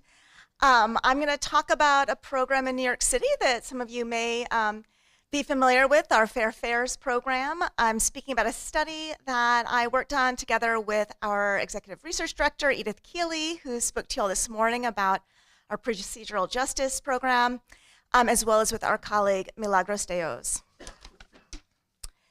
So, do this as well. So the Fair Fares program is our municipal discount transit program in New York City. These programs have been springing up around the country in recent years. New York's, I think, is unique in being the only one run by a social service agency, not by the transit agency. So we run the program in the Department of Social Services, and then we pay the MTA back for the money that is discounted off the cards. The program started in January 2019, and in that calendar year, there was a bit of a soft rollout where we really targeted subgroups of eligibles who we knew, folks from certain caseloads of the Department of Social Services / Human Resources Administration, HRA in New York City, public housing residents, CUNY students. And then in January 2020, we had our big rollout. It was now available citywide to all New Yorkers who are eligible, which may be around 800,000 people. It's working age adults, right, because the elderly already have a 50% discount through the sort of federal program run by the MTA. So working age adults who are under the official federal poverty line in New York City. As we're all aware, and it's come up several times today, within a couple months of this, the state went on pause. Public transit use dramatically plummeted. And so this, so among other impacts of COVID, it really, I think, depressed the initial rollout, sort of big rollout of the Fair Fares program. By a couple years later, by 2022, we're coming out of the recession, the COVID, economic pause and depression. We are, transit use is certainly on the increase, but still below pandemic levels. We have about 275,000 New Yorkers enrolled in Fair Fares, and there's a sense that we want to make sure that the program is really reaching as many eligible people as could benefit from it, right? Just a real sense that it's not at its capacity, and we really want to understand kind of who's enrolling and who's not, and who's letting their benefits lapse, and that kind of thing. And so that was the origin for this study. One other piece of background that's important for understanding the findings and the methods that we used is that there are two ways to get onto the Fair Fares program in New York City. First, our agency looks at the cash and SNAP rolls in the city, identifies all individuals who are eligible for Fair Fares, and eligibility is income, residence, and age. So we have that information, certainly, if you're on those programs. And if you're eligible for the program and not yet enrolled, you get a notification different ways, but including through Access HRA, which is our online portal through which most of our clients manage their cash and SNAP and certain other benefits, including Fair Fares. So those clients literally just have to say yes, they get their card, and they put money on it, and they get their half fare rides. New Yorkers who are eligible for the program but not on our benefit caseloads already can go in to submit an application, and that is obviously a little bit more work, but it's still a really reduced documentation requirements from what we have to manage under our federally operated programs like SNAP. So very basic documentation around identity, income, and residence. There are no immigration restrictions, for example, on eligibility for this program. So there are ways in which this program has a broader eligibility than some of the federal programs we manage, although the income limit is certainly a little bit lower than it is for SNAP. So I think I talked a little bit about the research questions, right? Who's enrolling, who's not? What strategies could we use? Can we get some insights into how we might expand this program? And then in addition, of course, what are the experiences of those in the program? We're obviously really interested in hearing about the participants, about what the program has meant to them. This gets a little complicated. We used a number of different data sources to try to get at these questions. One big source of data was we looked at over 80,000 New Yorkers who became newly eligible for fast track enrollment in a kind of 8-month period when obviously transit use was beginning to bounce back after the pandemic. So we looked at, there were about 80,000 individuals became newly fast track eligible between the end of 2021 and early 2022. And we know something about these individuals because they're all on our other benefit programs. We then spoke to 145 of that cohort who had never tried to enroll. So we did a series of telephone calls. We had about 900 phone numbers we were working with, and asked folks why they hadn't enrolled, essentially, right? Mostly in English, but also Spanish, and those were both conducted sort of directly by the interviewers, and then a few in other languages using LanguageLine. We also put survey tools on the application and renewal pages. So as soon as you submitted an application or renewal in mid-2022, you were given the opportunity to click on a survey and tell us about your expectations for and or experiences with the program. And then finally, we spoke to some staff, leadership and frontline staff. So first, a highlight, sort of high-level finding is that among those 80,000 newly eligible fast track clients, 1 in 4 enrolled. So, I don't know what the expectation should be, and there were a lot of others who were already on the program, but, we feel like there's room here, obviously. We looked at the characteristics and found that, and we looked at them both descriptively and then also through regression analyses, controlling for other factors, and the results were the same. So the groups that were more likely to enroll were women versus men, cash assistance clients versus our non-SNAP cash SNAP clients, Manhattan residents, which could be a kind of transportation density issue, versus the other 4 boroughs, individuals speaking English as a first language, and adults ages 25 and over, as opposed to the young adults, 18 to 24, who we have a particular interest in serving, and also adults without dependents as compared to individuals with kids on their case based on, say, their SNAP or cash case. We then did a telephone survey, as I say, of the non-enrollees, and basically their answers fell into 3 buckets consistently. So one was lack of awareness. And I think we feel like we've been out there about this program and we're sending them messages, but this is like a baby social service program, right? We're used to SNAP. Everyone in New York City knows about that program, whether they're on it or not. Fair Fares has only been around, as they say, in a sort of large-scale sense since 2020, and there's been a lot going on. So people still don't always know about it. There's also people kind of thought another application. I think there was a lot of confusion about these particular clients we're speaking to were all fast track. There really wasn't another application, but they're used to us and they know how our applications work, and not everyone was that interested. And then finally, a big group said, I really don't use public transportation. So we know it's a very common method of transportation in New York City, but it's not the only one. So some cited declines due to the pandemic, but others simply said they just never, it's not how they get around. We also, we're interested in this issue of churn. Benefit churn is an issue across all of our programs. It's bad for clients, it's bad for the program staff, it's bad for operations. So we want to understand why people aren't renewing on time. So we, in that online survey, if you said, I'm applying, but I used to be on the program before, but you came in through the application, not the renewal portal, so we knew you were late. we asked why you didn't renew earlier. And it was a lot of like, again, I don't remember getting a notice about that. I didn't realize I needed to. Some didn't think they were still eligible. And some reported difficulties with the process, though as it was an online survey, we weren't able to really dig into what those might be. And then I think just stepping back a little bit from what we saw in the survey and the interviews, from talking to staff and thinking about like what we should, the kinds of implications for the outreach strategies that would be useful.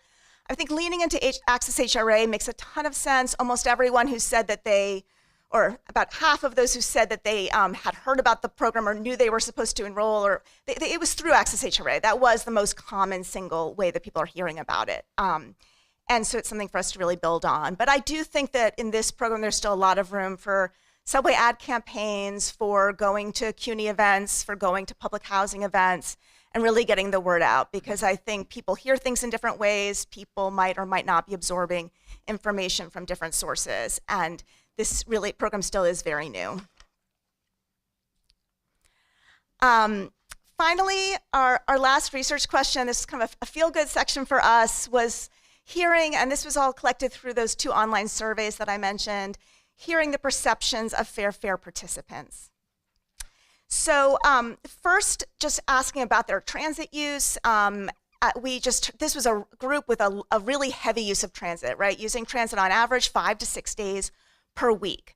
And really across all of the 145 individuals who never enrolled that we spoke to on the telephone, they were reporting about half as much usage. So folks in the program are using the subway and the buses a lot. 2/3 reported that before getting in the program, they often had to choose between transportation and other expenses. And 1/3 said they often just didn't travel by transit because they couldn't afford it. Those who were renewing either on time or late reported, really kind of all of the benefits, which was wonderful, right? Like using transportation more while also spending less, getting places faster because they're using public transit, whereas they might have used another slower method otherwise. Reduced financial stress, and these are all individuals below the poverty line. They reported really using any savings on other basic expenses. I want to end with just some quotes from the open-ended sections. Fully 30% of all the renewers, so it was over 160 people, took the time to put open-ended comments in the survey, which was very gratifying for us. I'll read a couple of them. I appreciate the program. It hasn't saved me thousands of dollars, but it has minimalized the financial burden of every travel, mainly for work, which I have no other way to get there. I've made it to work every shift. Or it's made access to the city more affordable. With rents so high, the next biggest expense is transit. We think of transit as being less expensive than in places where people have to rely on cars, but it's still, can be, it's over $100 a month for a monthly card. And if you can't afford that up front, it can cost you even more, right, to ride around the city. And finally, I'll read one of the ones that was in Spanish, but I'll read it translated. It has been very helpful personally. Before I had to walk a lot with my grocery bags or when leaving work. Now I can rest on the bus or train until I get home. So I think I've talked about the implications and next steps, and I know I'm about out of time, but I think in conclusion, we think we have evidence that this program has been a big help for at least a couple 100,000 New York City residents, and I think we're confident that it can, even under the current rules, really expand to serve more New Yorkers, and I know there's a lot of interest in expanding this program in other ways too. So we think it's a successful program, off to a slowish start, but I think really going to be, make a lasting difference for New York.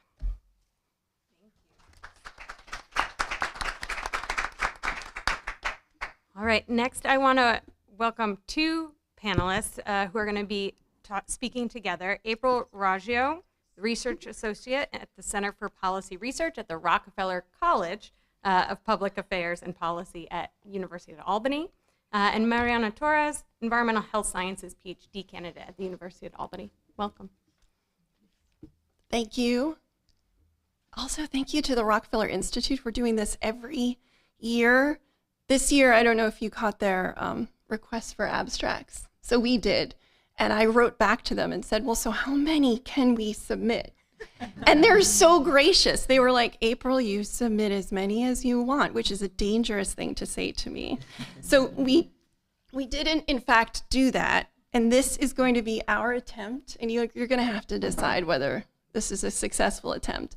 This is our attempt to try to weave together so many projects. We're going to try to talk about 2 briefly, and then talk a little bit less about a 3rd and a 4th that we're working on together. So first, I think you said a bit about who I am. I'm April Raggio. I am at right down the road at the Rockefeller College of Public Affairs and Policy, and Mariana Torres is a scholar at the School of Public Health down across the river. So first, she is going to talk to you. This is like going to be 2 lightning talks, right? So the first lightning talk is going to be New York State food policies on the mitigation of shocks in the food rescue system. And when she's done, then I'll tell you a little bit about our New York Health Foundation funded project. So first, we're going to talk about some common threads of the for the 2 projects.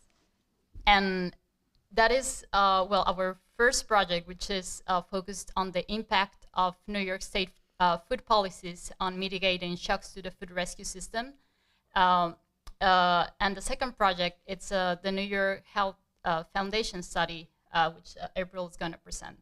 So both are addressing a stakeholder engagement. For the first project, it's about organizations of the food assistance supply chain, such as farmers, cleaners, food pantries, and the food bank. And for the second project, stakeholders are residents, town supervisors, federal stakeholders. And both projects have another common thing, which is local capacity. In our first project, we're talking about the capacity as the ability of organizations to handle, sort, and distribute food. And for the second project, the ability of towns to identify food insecurity and secure project funding. So we are talking about this capacity in terms of this capacity depends on resources such as staff, time, funding, volunteers, and as well, well, it also depends on collaboration and coordination across organizations.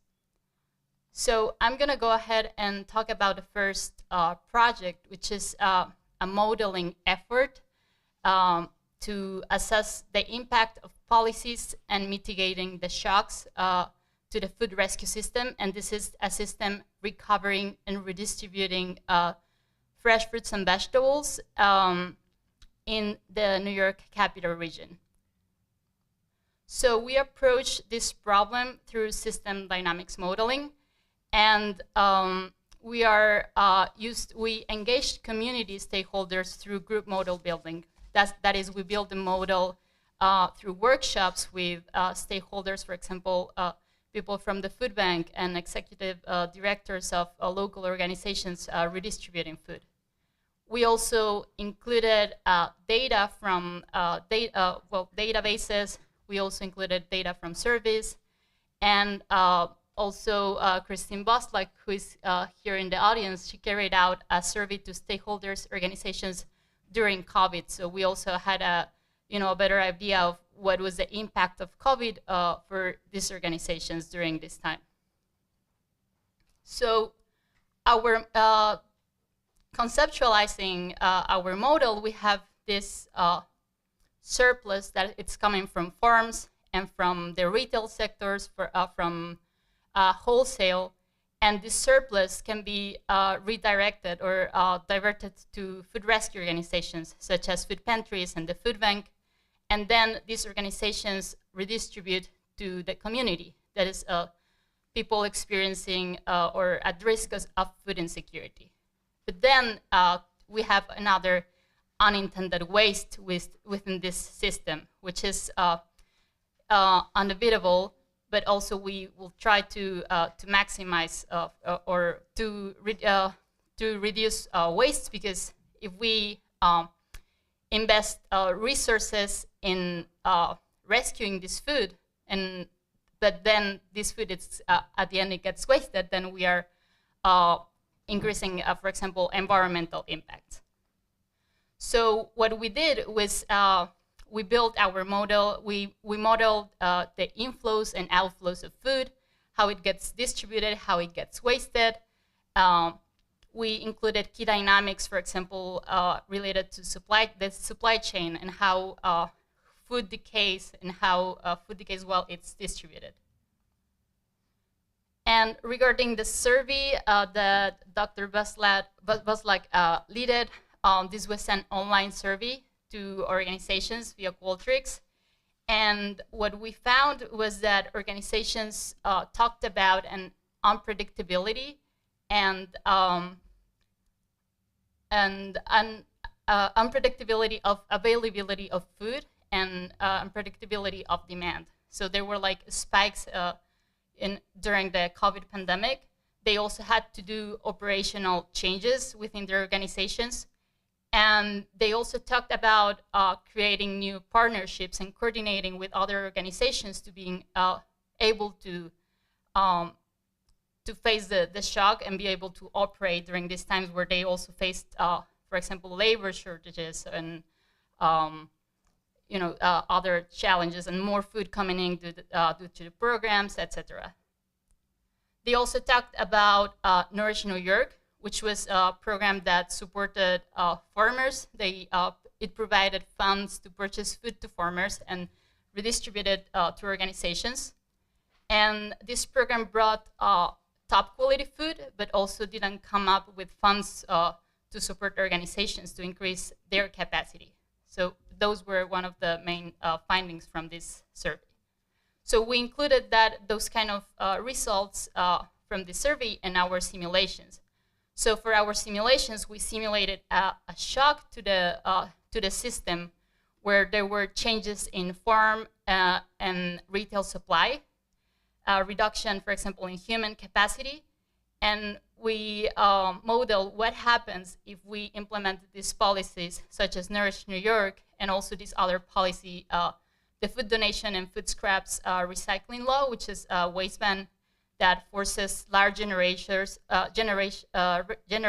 of food scraps to redistribute food to excess food to organizations or divert to the recycling facilities.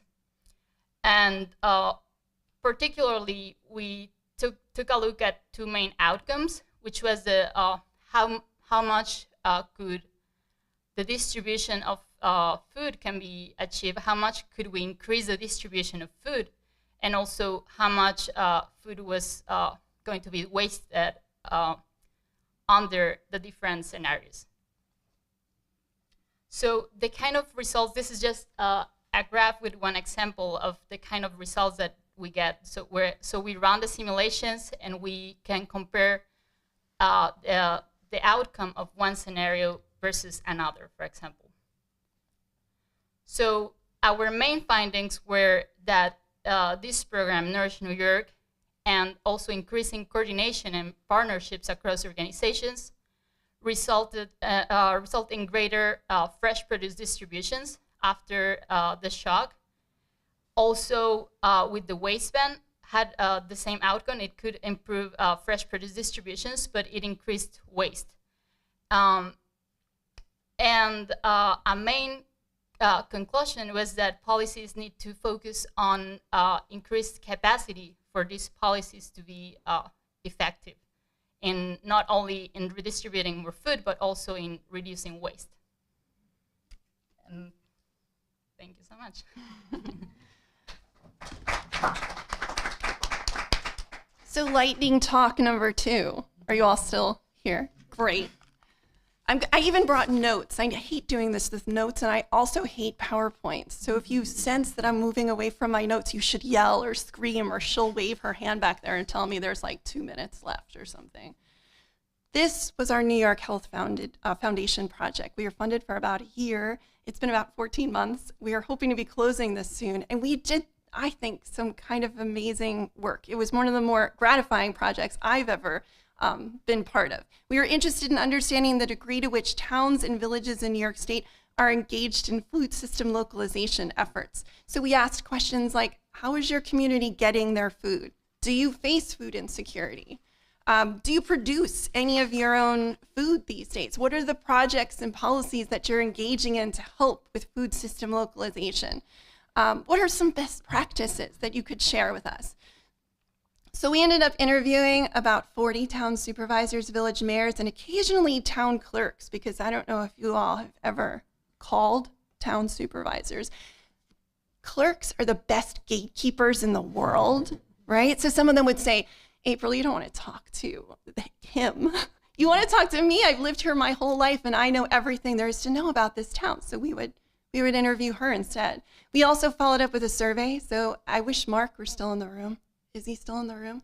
I would say we surveyed all village and town officials, all town supervisors and village mayors across New York State, minus New York City.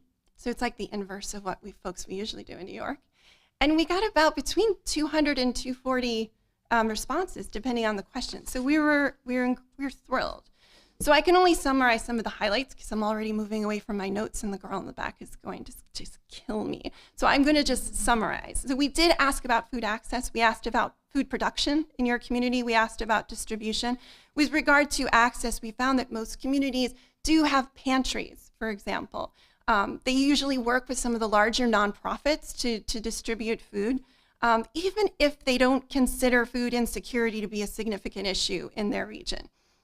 We also found in our survey, confirmed this, that lots of places in New York State actually have much easier access to gas stations and convenience stores and food pantries than they do full service supermarkets. So you should ask me about that because that's really interesting.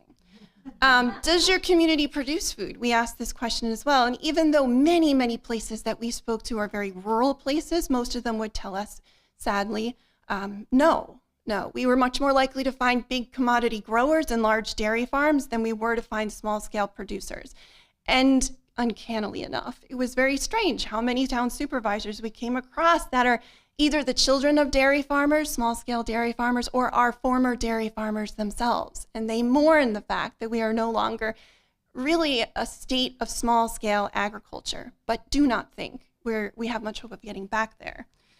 There is very little distribution. If I had the time, I would crowdsource some responses to this. So I'd say, what about food distribution in your region? Do you locally source food? Is it part of a short food supply chain? And they would be so perplexed, like you're perplexed now. Right? Are there any food aggregators that are taking up local food? 2 minutes. So really, I'm going to skip ahead. I'm going to say, I was going to talk to you, if I could get this to work, about stakeholders. But I'm going to assume you know a little bit about the kinds of stakeholders we're talking about. So mostly we are talking about the kinds of folks that would be important in a town, right? So other town supervisors plus their constituents, volunteers, folks like that, nonprofit agencies. If you're in a rural place, you usually would talk to me about the Cornell Cooperative Extension officers that you often deal with. State, county, and federal actors are in some ways important to you. It was generally true, and I'll say this very clearly, that if you thought your internal stakeholders, so your constituents, your residents, these are the folks that you deal with, were very important to you, you also thought that external stakeholders were important. So if you felt like collaboration was a good idea, you did it inside your town and you did it outside your town. I'm going to skip some of this because it's Friday afternoon and I know you all want to get home. But one of the biggest obstacles to improved local food systems that we found generally was that they need more resource capacity, right? They want to know how they get more funding, who will help them do grant writing, who might partner with them. So the bottom line was the kinds of issues that a community finds important will shape their collaboration needs and their ability to expand and extend their capacity. And their capacity necessarily impacts their effectiveness. So there's a beautiful feedback loop there. I think you should ask me important questions about collaboration. The one important thing I will tell you that we don't we don't really want to miss because this was so cool, is that when we spoke with these folks, and it was so much fun. I hope you all get to talk to town supervisors and village mayors one day.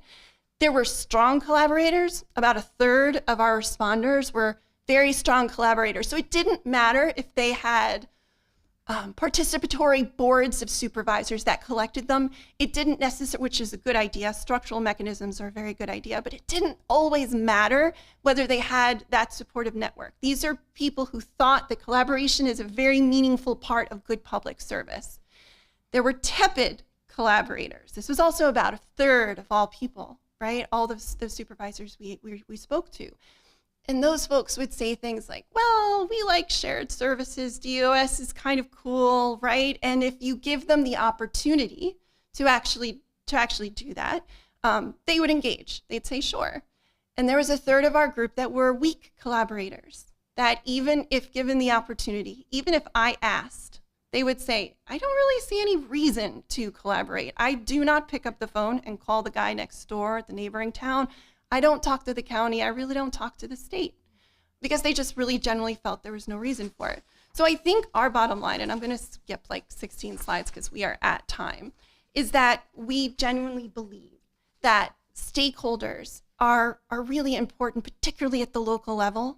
And if we give them mechanisms to collaborate, a whole lot of them will actually collaborate. If we strengthen those collaboration mechanisms, you are extending their capacity. And because we're going to be facing more and worse challenges, I don't sound like a doomer if I say that, right? There's going to be more crises in the future. We are proofing them, right? We are culture proofing, we are shock proofing them by giving them the mechanisms to prepare now to form networks. I am at time and she's going to kill me, but I just want to say, first, Mariana is hoping to extend her simulation work. Do you want to say a few words? Are they going to pull us off? Like, do you have a bouncer? Like, how do you get us off of here? We would say, lastly, that we have another project coming up. So unfortunately, the Rockefeller Institute is going to hear from me again, because we are going to be studying the Regional Economic Development Councils next year. This year, Mariana is working with me on this project, and we want to understand whether that money has actually done any good for rural communities, for rural entrepreneurs, and for local food systems. And then I'll be done. Thank you. Well, I'll say I can't wait till we hear from you again. For one.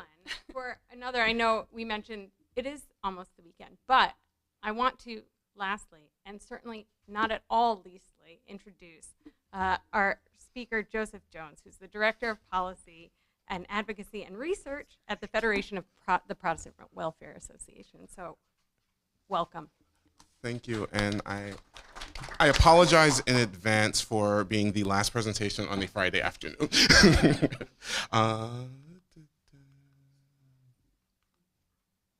There we go. So I am here to talk a little bit about the role of trauma-informed approaches in fighting economic insecurity, and that is a mouthful. So I am going to start with a couple of definitions to sort of like level set. So when we're talking about trauma-informed approaches, what we're really talking about, well, start with defining trauma. Let's start with that, right? So when we're thinking about trauma, we're sort of thinking about events or a series of events or a set of circumstances that have really led to someone feeling physical or emotional harm that has a lifetime impact on them, and it's a lifetime adverse effect. And it really impacts their emotional, social, mental, or spiritual well-being and functioning. And when we're thinking about informing trauma-informed approaches, it's a system or an approach that really looks at and understands the widespread impacts of trauma. It recognizes that there are signs and symptoms of trauma that are expressed in people's behaviors, whether those be individuals, families, institutions, communities. It thinks about potential pathways for recovery for that trauma. And it looks at sort of integrating the knowledge and information about trauma and trauma practices into its operations to actively avoid re-traumatizing individuals. I want to also mention that when we're discussing these approaches, we're talking both about direct services that are provided by human services and social services, players, workers, nonprofits, as well as sort of government programs and government institutions, including things like income supports, like cash assistance programs, fair fares programs, sorry, I'm picking on you, as well as sorts of other programs, work that is done out of ACS in New York City, but otherwise children's services, child welfare, programs like that as well. There we go. All right, so talk a little bit about, this presentation is broken into two parts. One, a little bit about the history of FPWA and our role with trauma-informed approaches, and the second part, a little bit about our sort of policy implications and the policy implications around trauma-informed approaches. So FPWA, in case you didn't know, is about a 100-year-old anti-poverty and advocacy organization. We're committed to advancing economic justice and opportunity and upward mobility for New Yorkers of low incomes. We work to dismantle systemic barriers that impede economic security, as well as strengthening the capacity of the human services organizations to deliver direct services to New Yorkers with lower incomes. In general, our work is both policy-driven as well, and policy and advocacy-driven, as well as doing what we call sort of more strategic programmatic work that does either smaller demonstration projects or works with our members organizations. As you can see, we are a federation, our member organizations in our federation, or with the sector as a whole to sort of strengthen their capacity and their development. And trauma is one of those ways in that we're working with that sector. So a little timeline of our work with trauma-informed approaches.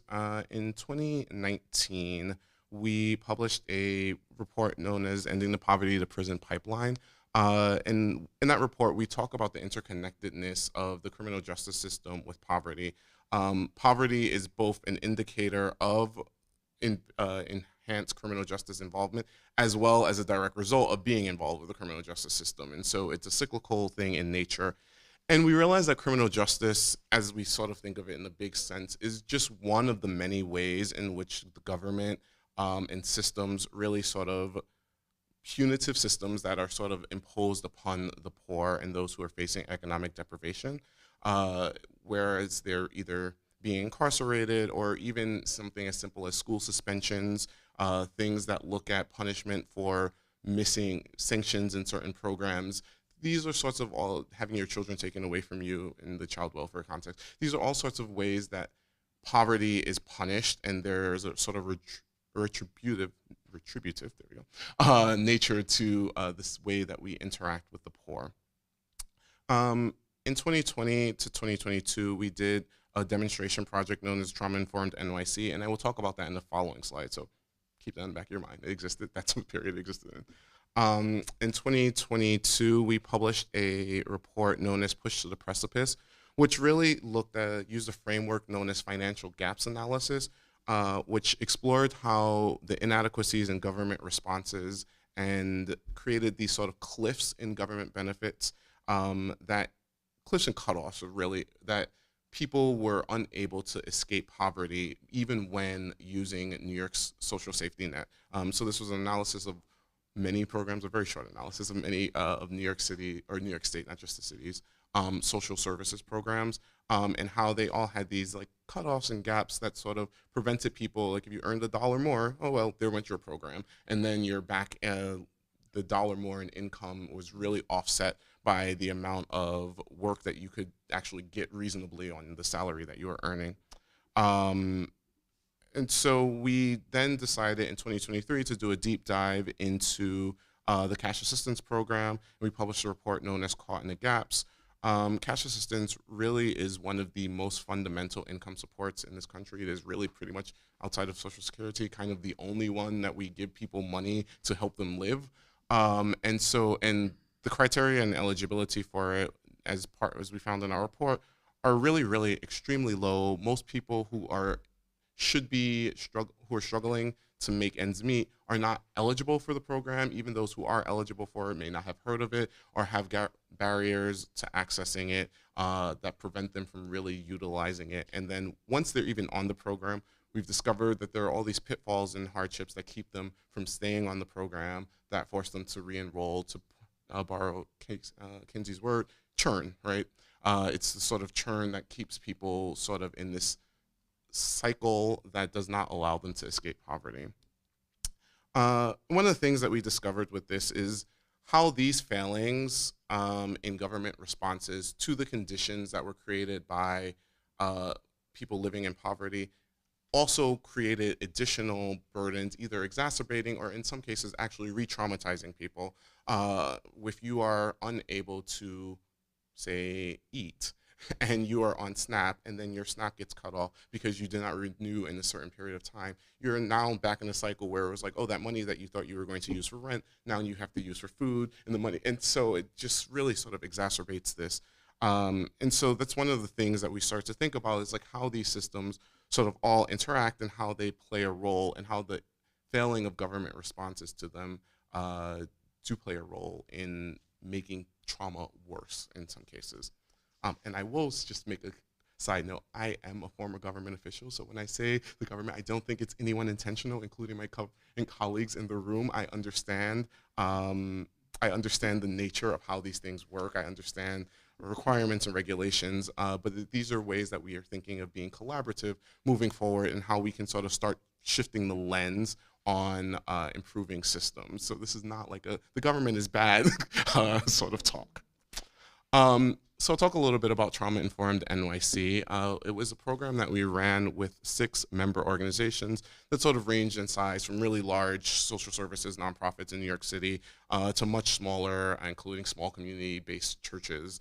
And what the initial idea of the program was to sort of help do an assessment of them, and you'll see this in the 3 phases, which is to do an assessment of people in the organization's understanding of trauma, what it means, how it interacts with their clients' lives, also simultaneously to do a assessment of the clients themselves to see how they felt, whether they were not only just experiencing trauma, but whether or not they felt that they were able to trust or to work with the organization that they were engaging with, that were parts of the capacity study, and how they sort of like responded to them and whether they felt safe in their presence and whether they felt like if they were more informed about trauma, they would be a better service provider to them. And then really, after we did the sort of initial assessments, we worked with them to build skills. We did development, we did trainings to sort of help inform the staff and the workers at the organization. And then at the end, the last phase was really implementing what a trauma-informed client model is. I will make a very large, giant caveat, which is the 20 months of which this Trauma-Informed NYC program happened, COVID. COVID also happened in that time. And, you know, it not only it changed the nature of the program, but I do think in some respects it helped to sort of hone in. I think it brought to the forefront the nature of trauma, right? Like COVID was traumatic for everyone. It wasn't just traumatic for the poor, although the poor we know felt a disproportionate impact of COVID. And so I do think that that was for the worse in some ways around program design, but also in some ways around highlighting the issues of it. I do think that there was a sort of important thing that came out of that. And just as a sort of an example, when I say a trauma-informed approach, right? So one of our organizations that we worked with was an organization known as Children of Promise, which provides after-school care for children whose parents are incarcerated. And working with them, you know, children whose parents are incarcerated have trauma, right? Like that is kind of goes without saying. And that trauma often manifests in what we would call acting out or bad behavior, right? And working with that organization so that they were no longer thinking of how we can punish and that sort of retributive, that word is going to kill me every day, retributive mindset to sort of think about how we can shift that to sort of looking at what are the underlying causes of the sort of behaviors that are problematic, and how we can sort of help eliminate those underlying causes, and that as a way of treating the issues as opposed to just punishing the kid for, you know, whatever it is that they were doing in class. This brings us to what we're calling the cycle of poverty. So we have these sort of oppressive systems. We'll start at the top and work our way clockwise. We have oppressive systems, and those oppressive systems are everything from racism, sexism, educational and housing inequality, transit inequality, to highlight a point from earlier. And all of these things create systematic ways in which people become able to be traumatized, right? Like they themselves are traumatic, but they also create the sort of instances that create the sort of preconditions to create trauma.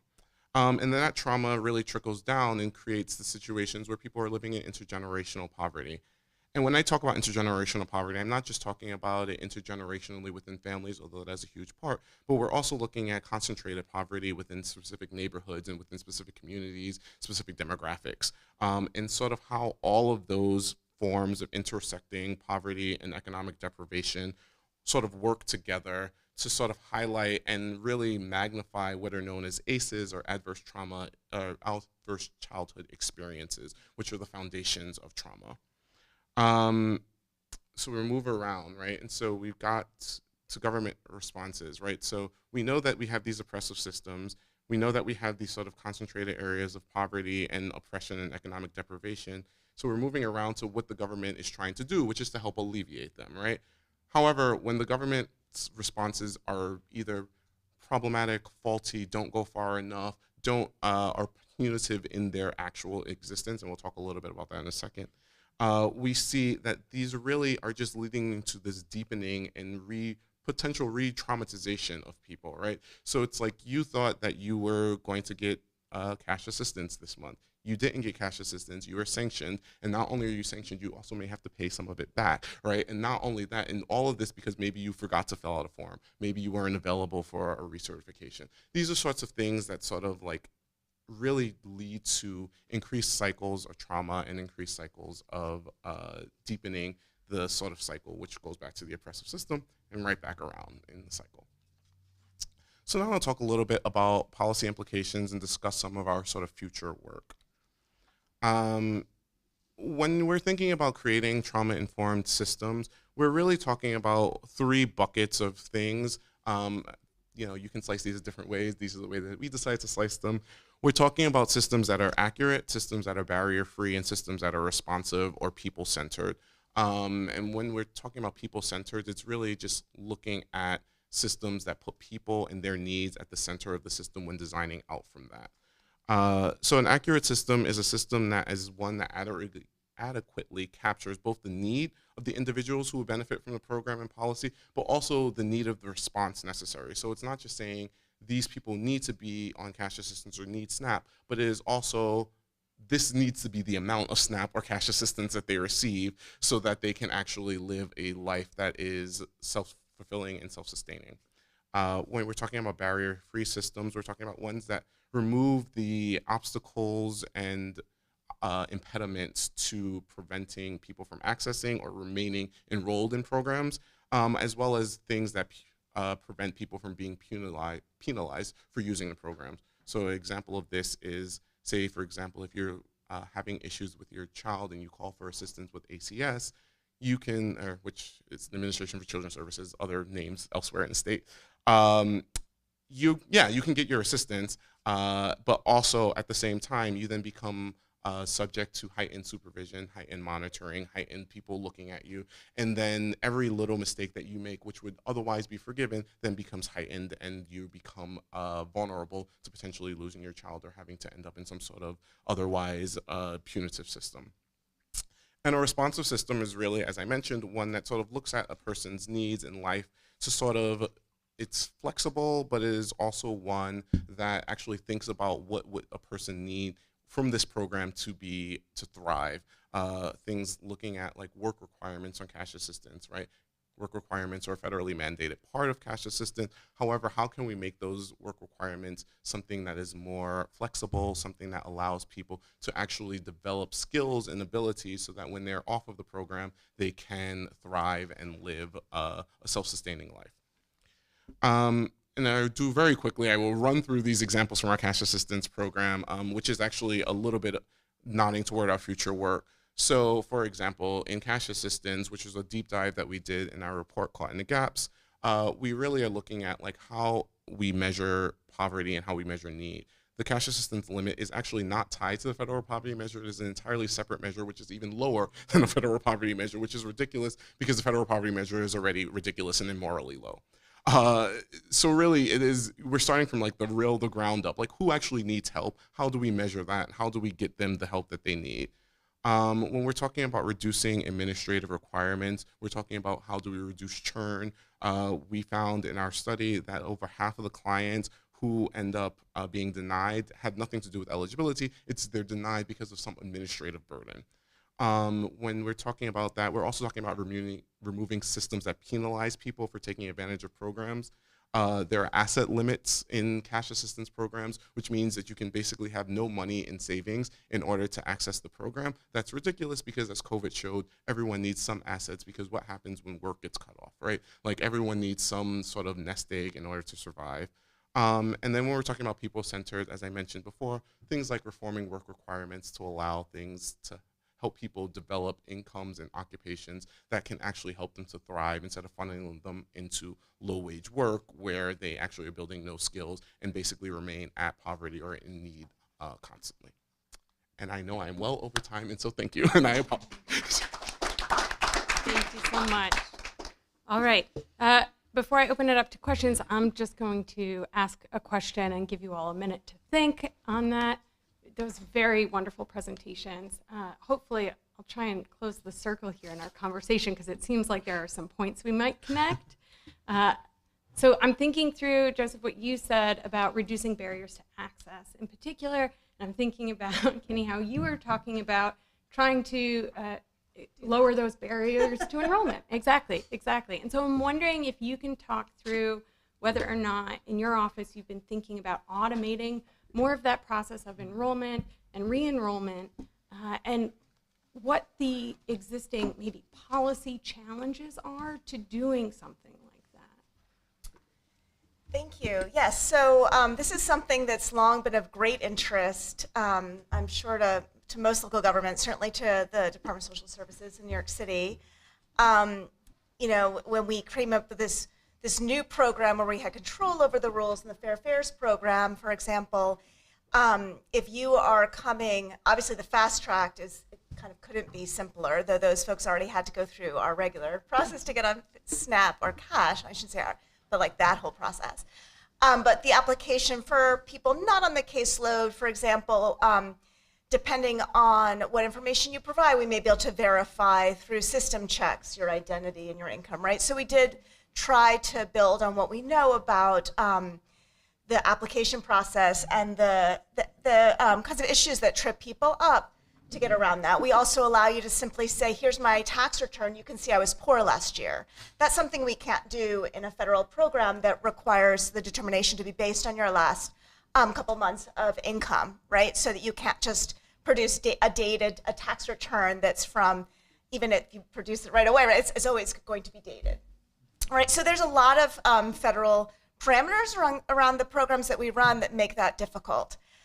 Automating is something we've been doing for a long time. So I mentioned Access HRA. It's been a decade or maybe more than a decade effort at this point to really try to make it easier for people to apply and manage their benefits. It used to be an in-person process. There used to be very long in-person waits in our offices.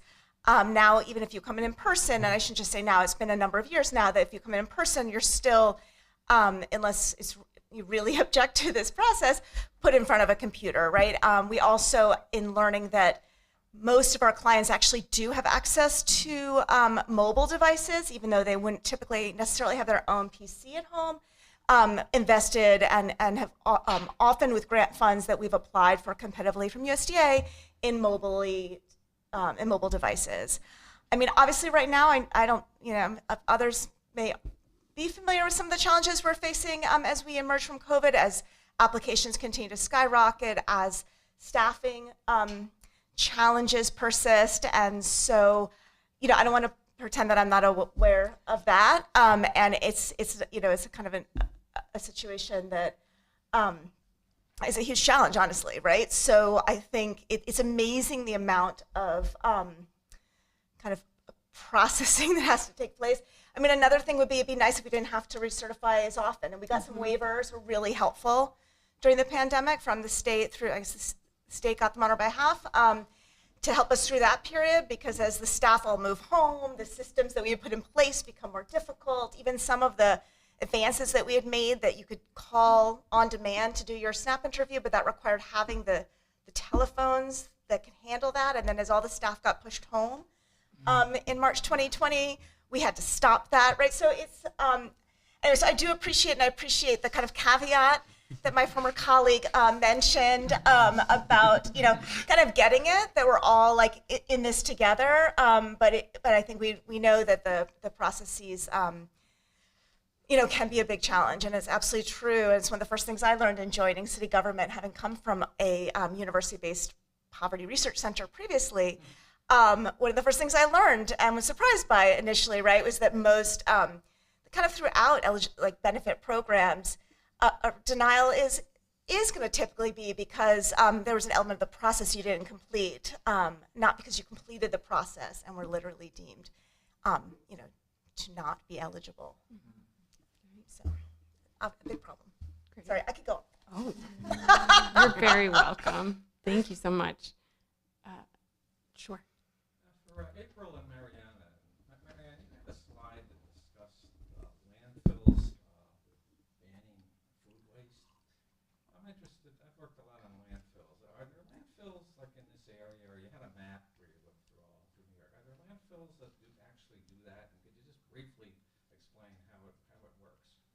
Yeah, well, here the purpose of including the landfill was we want to show like where is the waste going to. Like if it doesn't get redistributed through organizations and it gets wasted, it can either go to composting, you know, can also go to other types of recycling, and it can go to landfill, which is a less preferred destination of waste to go, because if food goes to landfills, then it releases methane and increases greenhouse gas emissions. So actually, our model like includes the, the boundary of our model is the food rescue organizations, but we have to, you know, keep in mind and consider that if food is wasted, it can go to the landfill. Do landfills ban it from coming in? Can they somehow ban it? No, more. It's called a waste ban because it's restricting the retail sector, for example, to send the food to the landfill. But it's not. It's not like the landfills are banning. It is, yes, more. The restriction is for the retail sector and restaurants, etc. I saw Patty in the back. Yeah, I have a question for Joe. So I was really interested. This is a nice presentation you gave. But in your policy and advocacy hats, can you tell me about some of the challenges that you have in terms of making progress on this? Both what are the avenues that seem to be most open to it, and what are the avenues or the challenges or the pushback that you might get?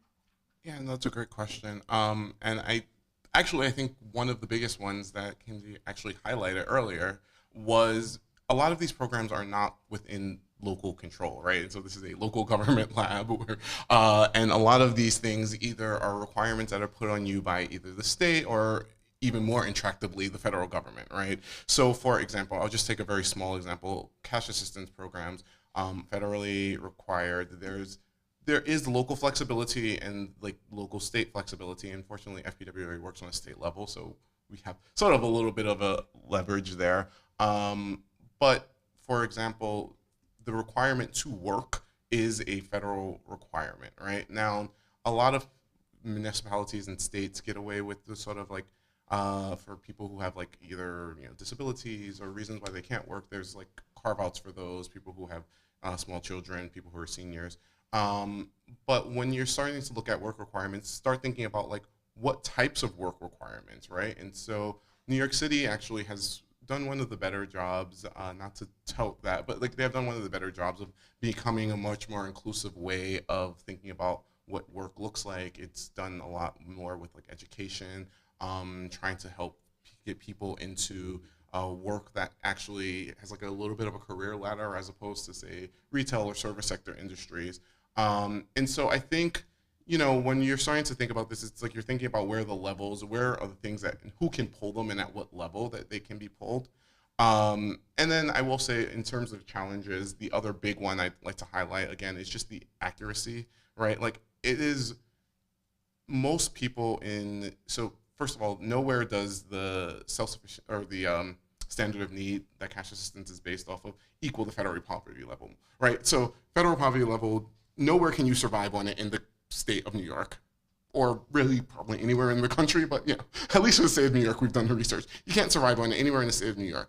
And then when you're looking at cash assistance, you're looking at a level that's even lower than that, right? Like, and so when you're talking about people who are in need, it's like, how are you actually measuring what need means, and how are we accurately trying to capture that audience? And so, that is, to put my policy advocacy hat back on, that is actually something that we are really looking at, is like, how do we change the sort of measuring the true cost of living, what it actually costs, and how do you actually then build systems based off of what it actually costs to measure, to live in the places that we are living in.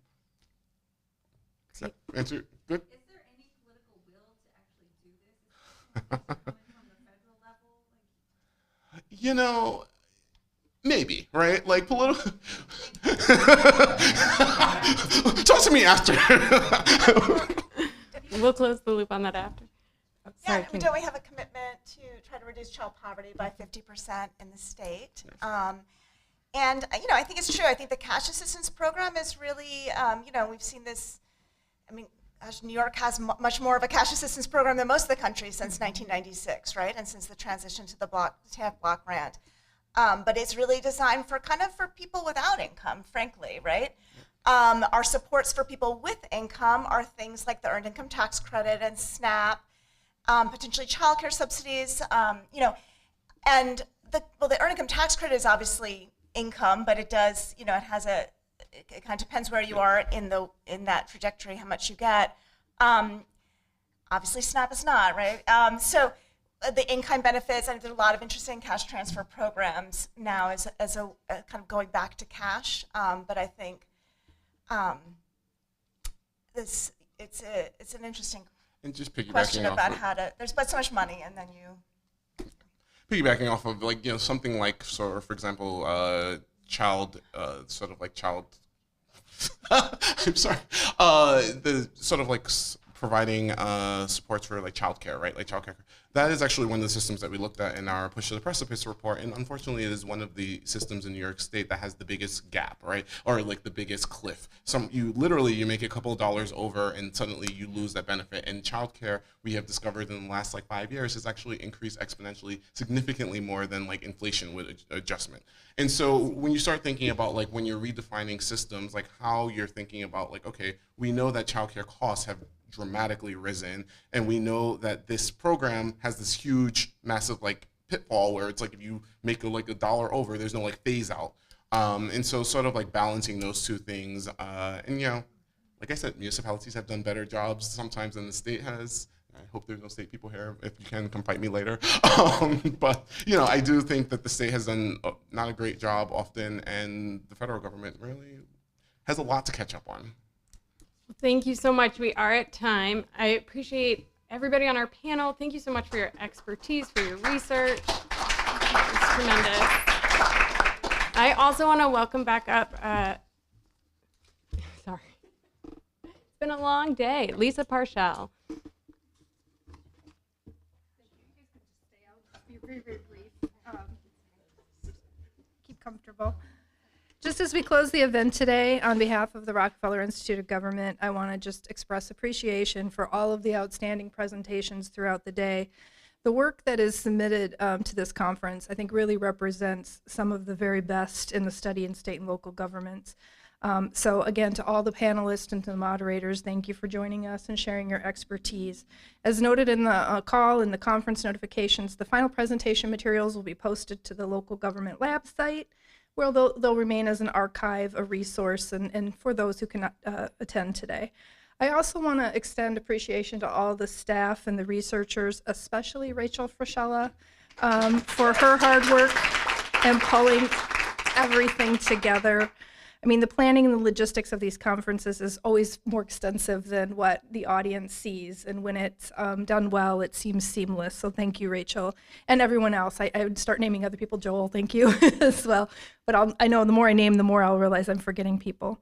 So we look forward to our next annual conference, although, of course, the work at the Institute and the productivity of the researchers that are part of the local government lab community never stops. So we'll see you all hopefully again next year at one of our upcoming webinars or seminars. Thank you.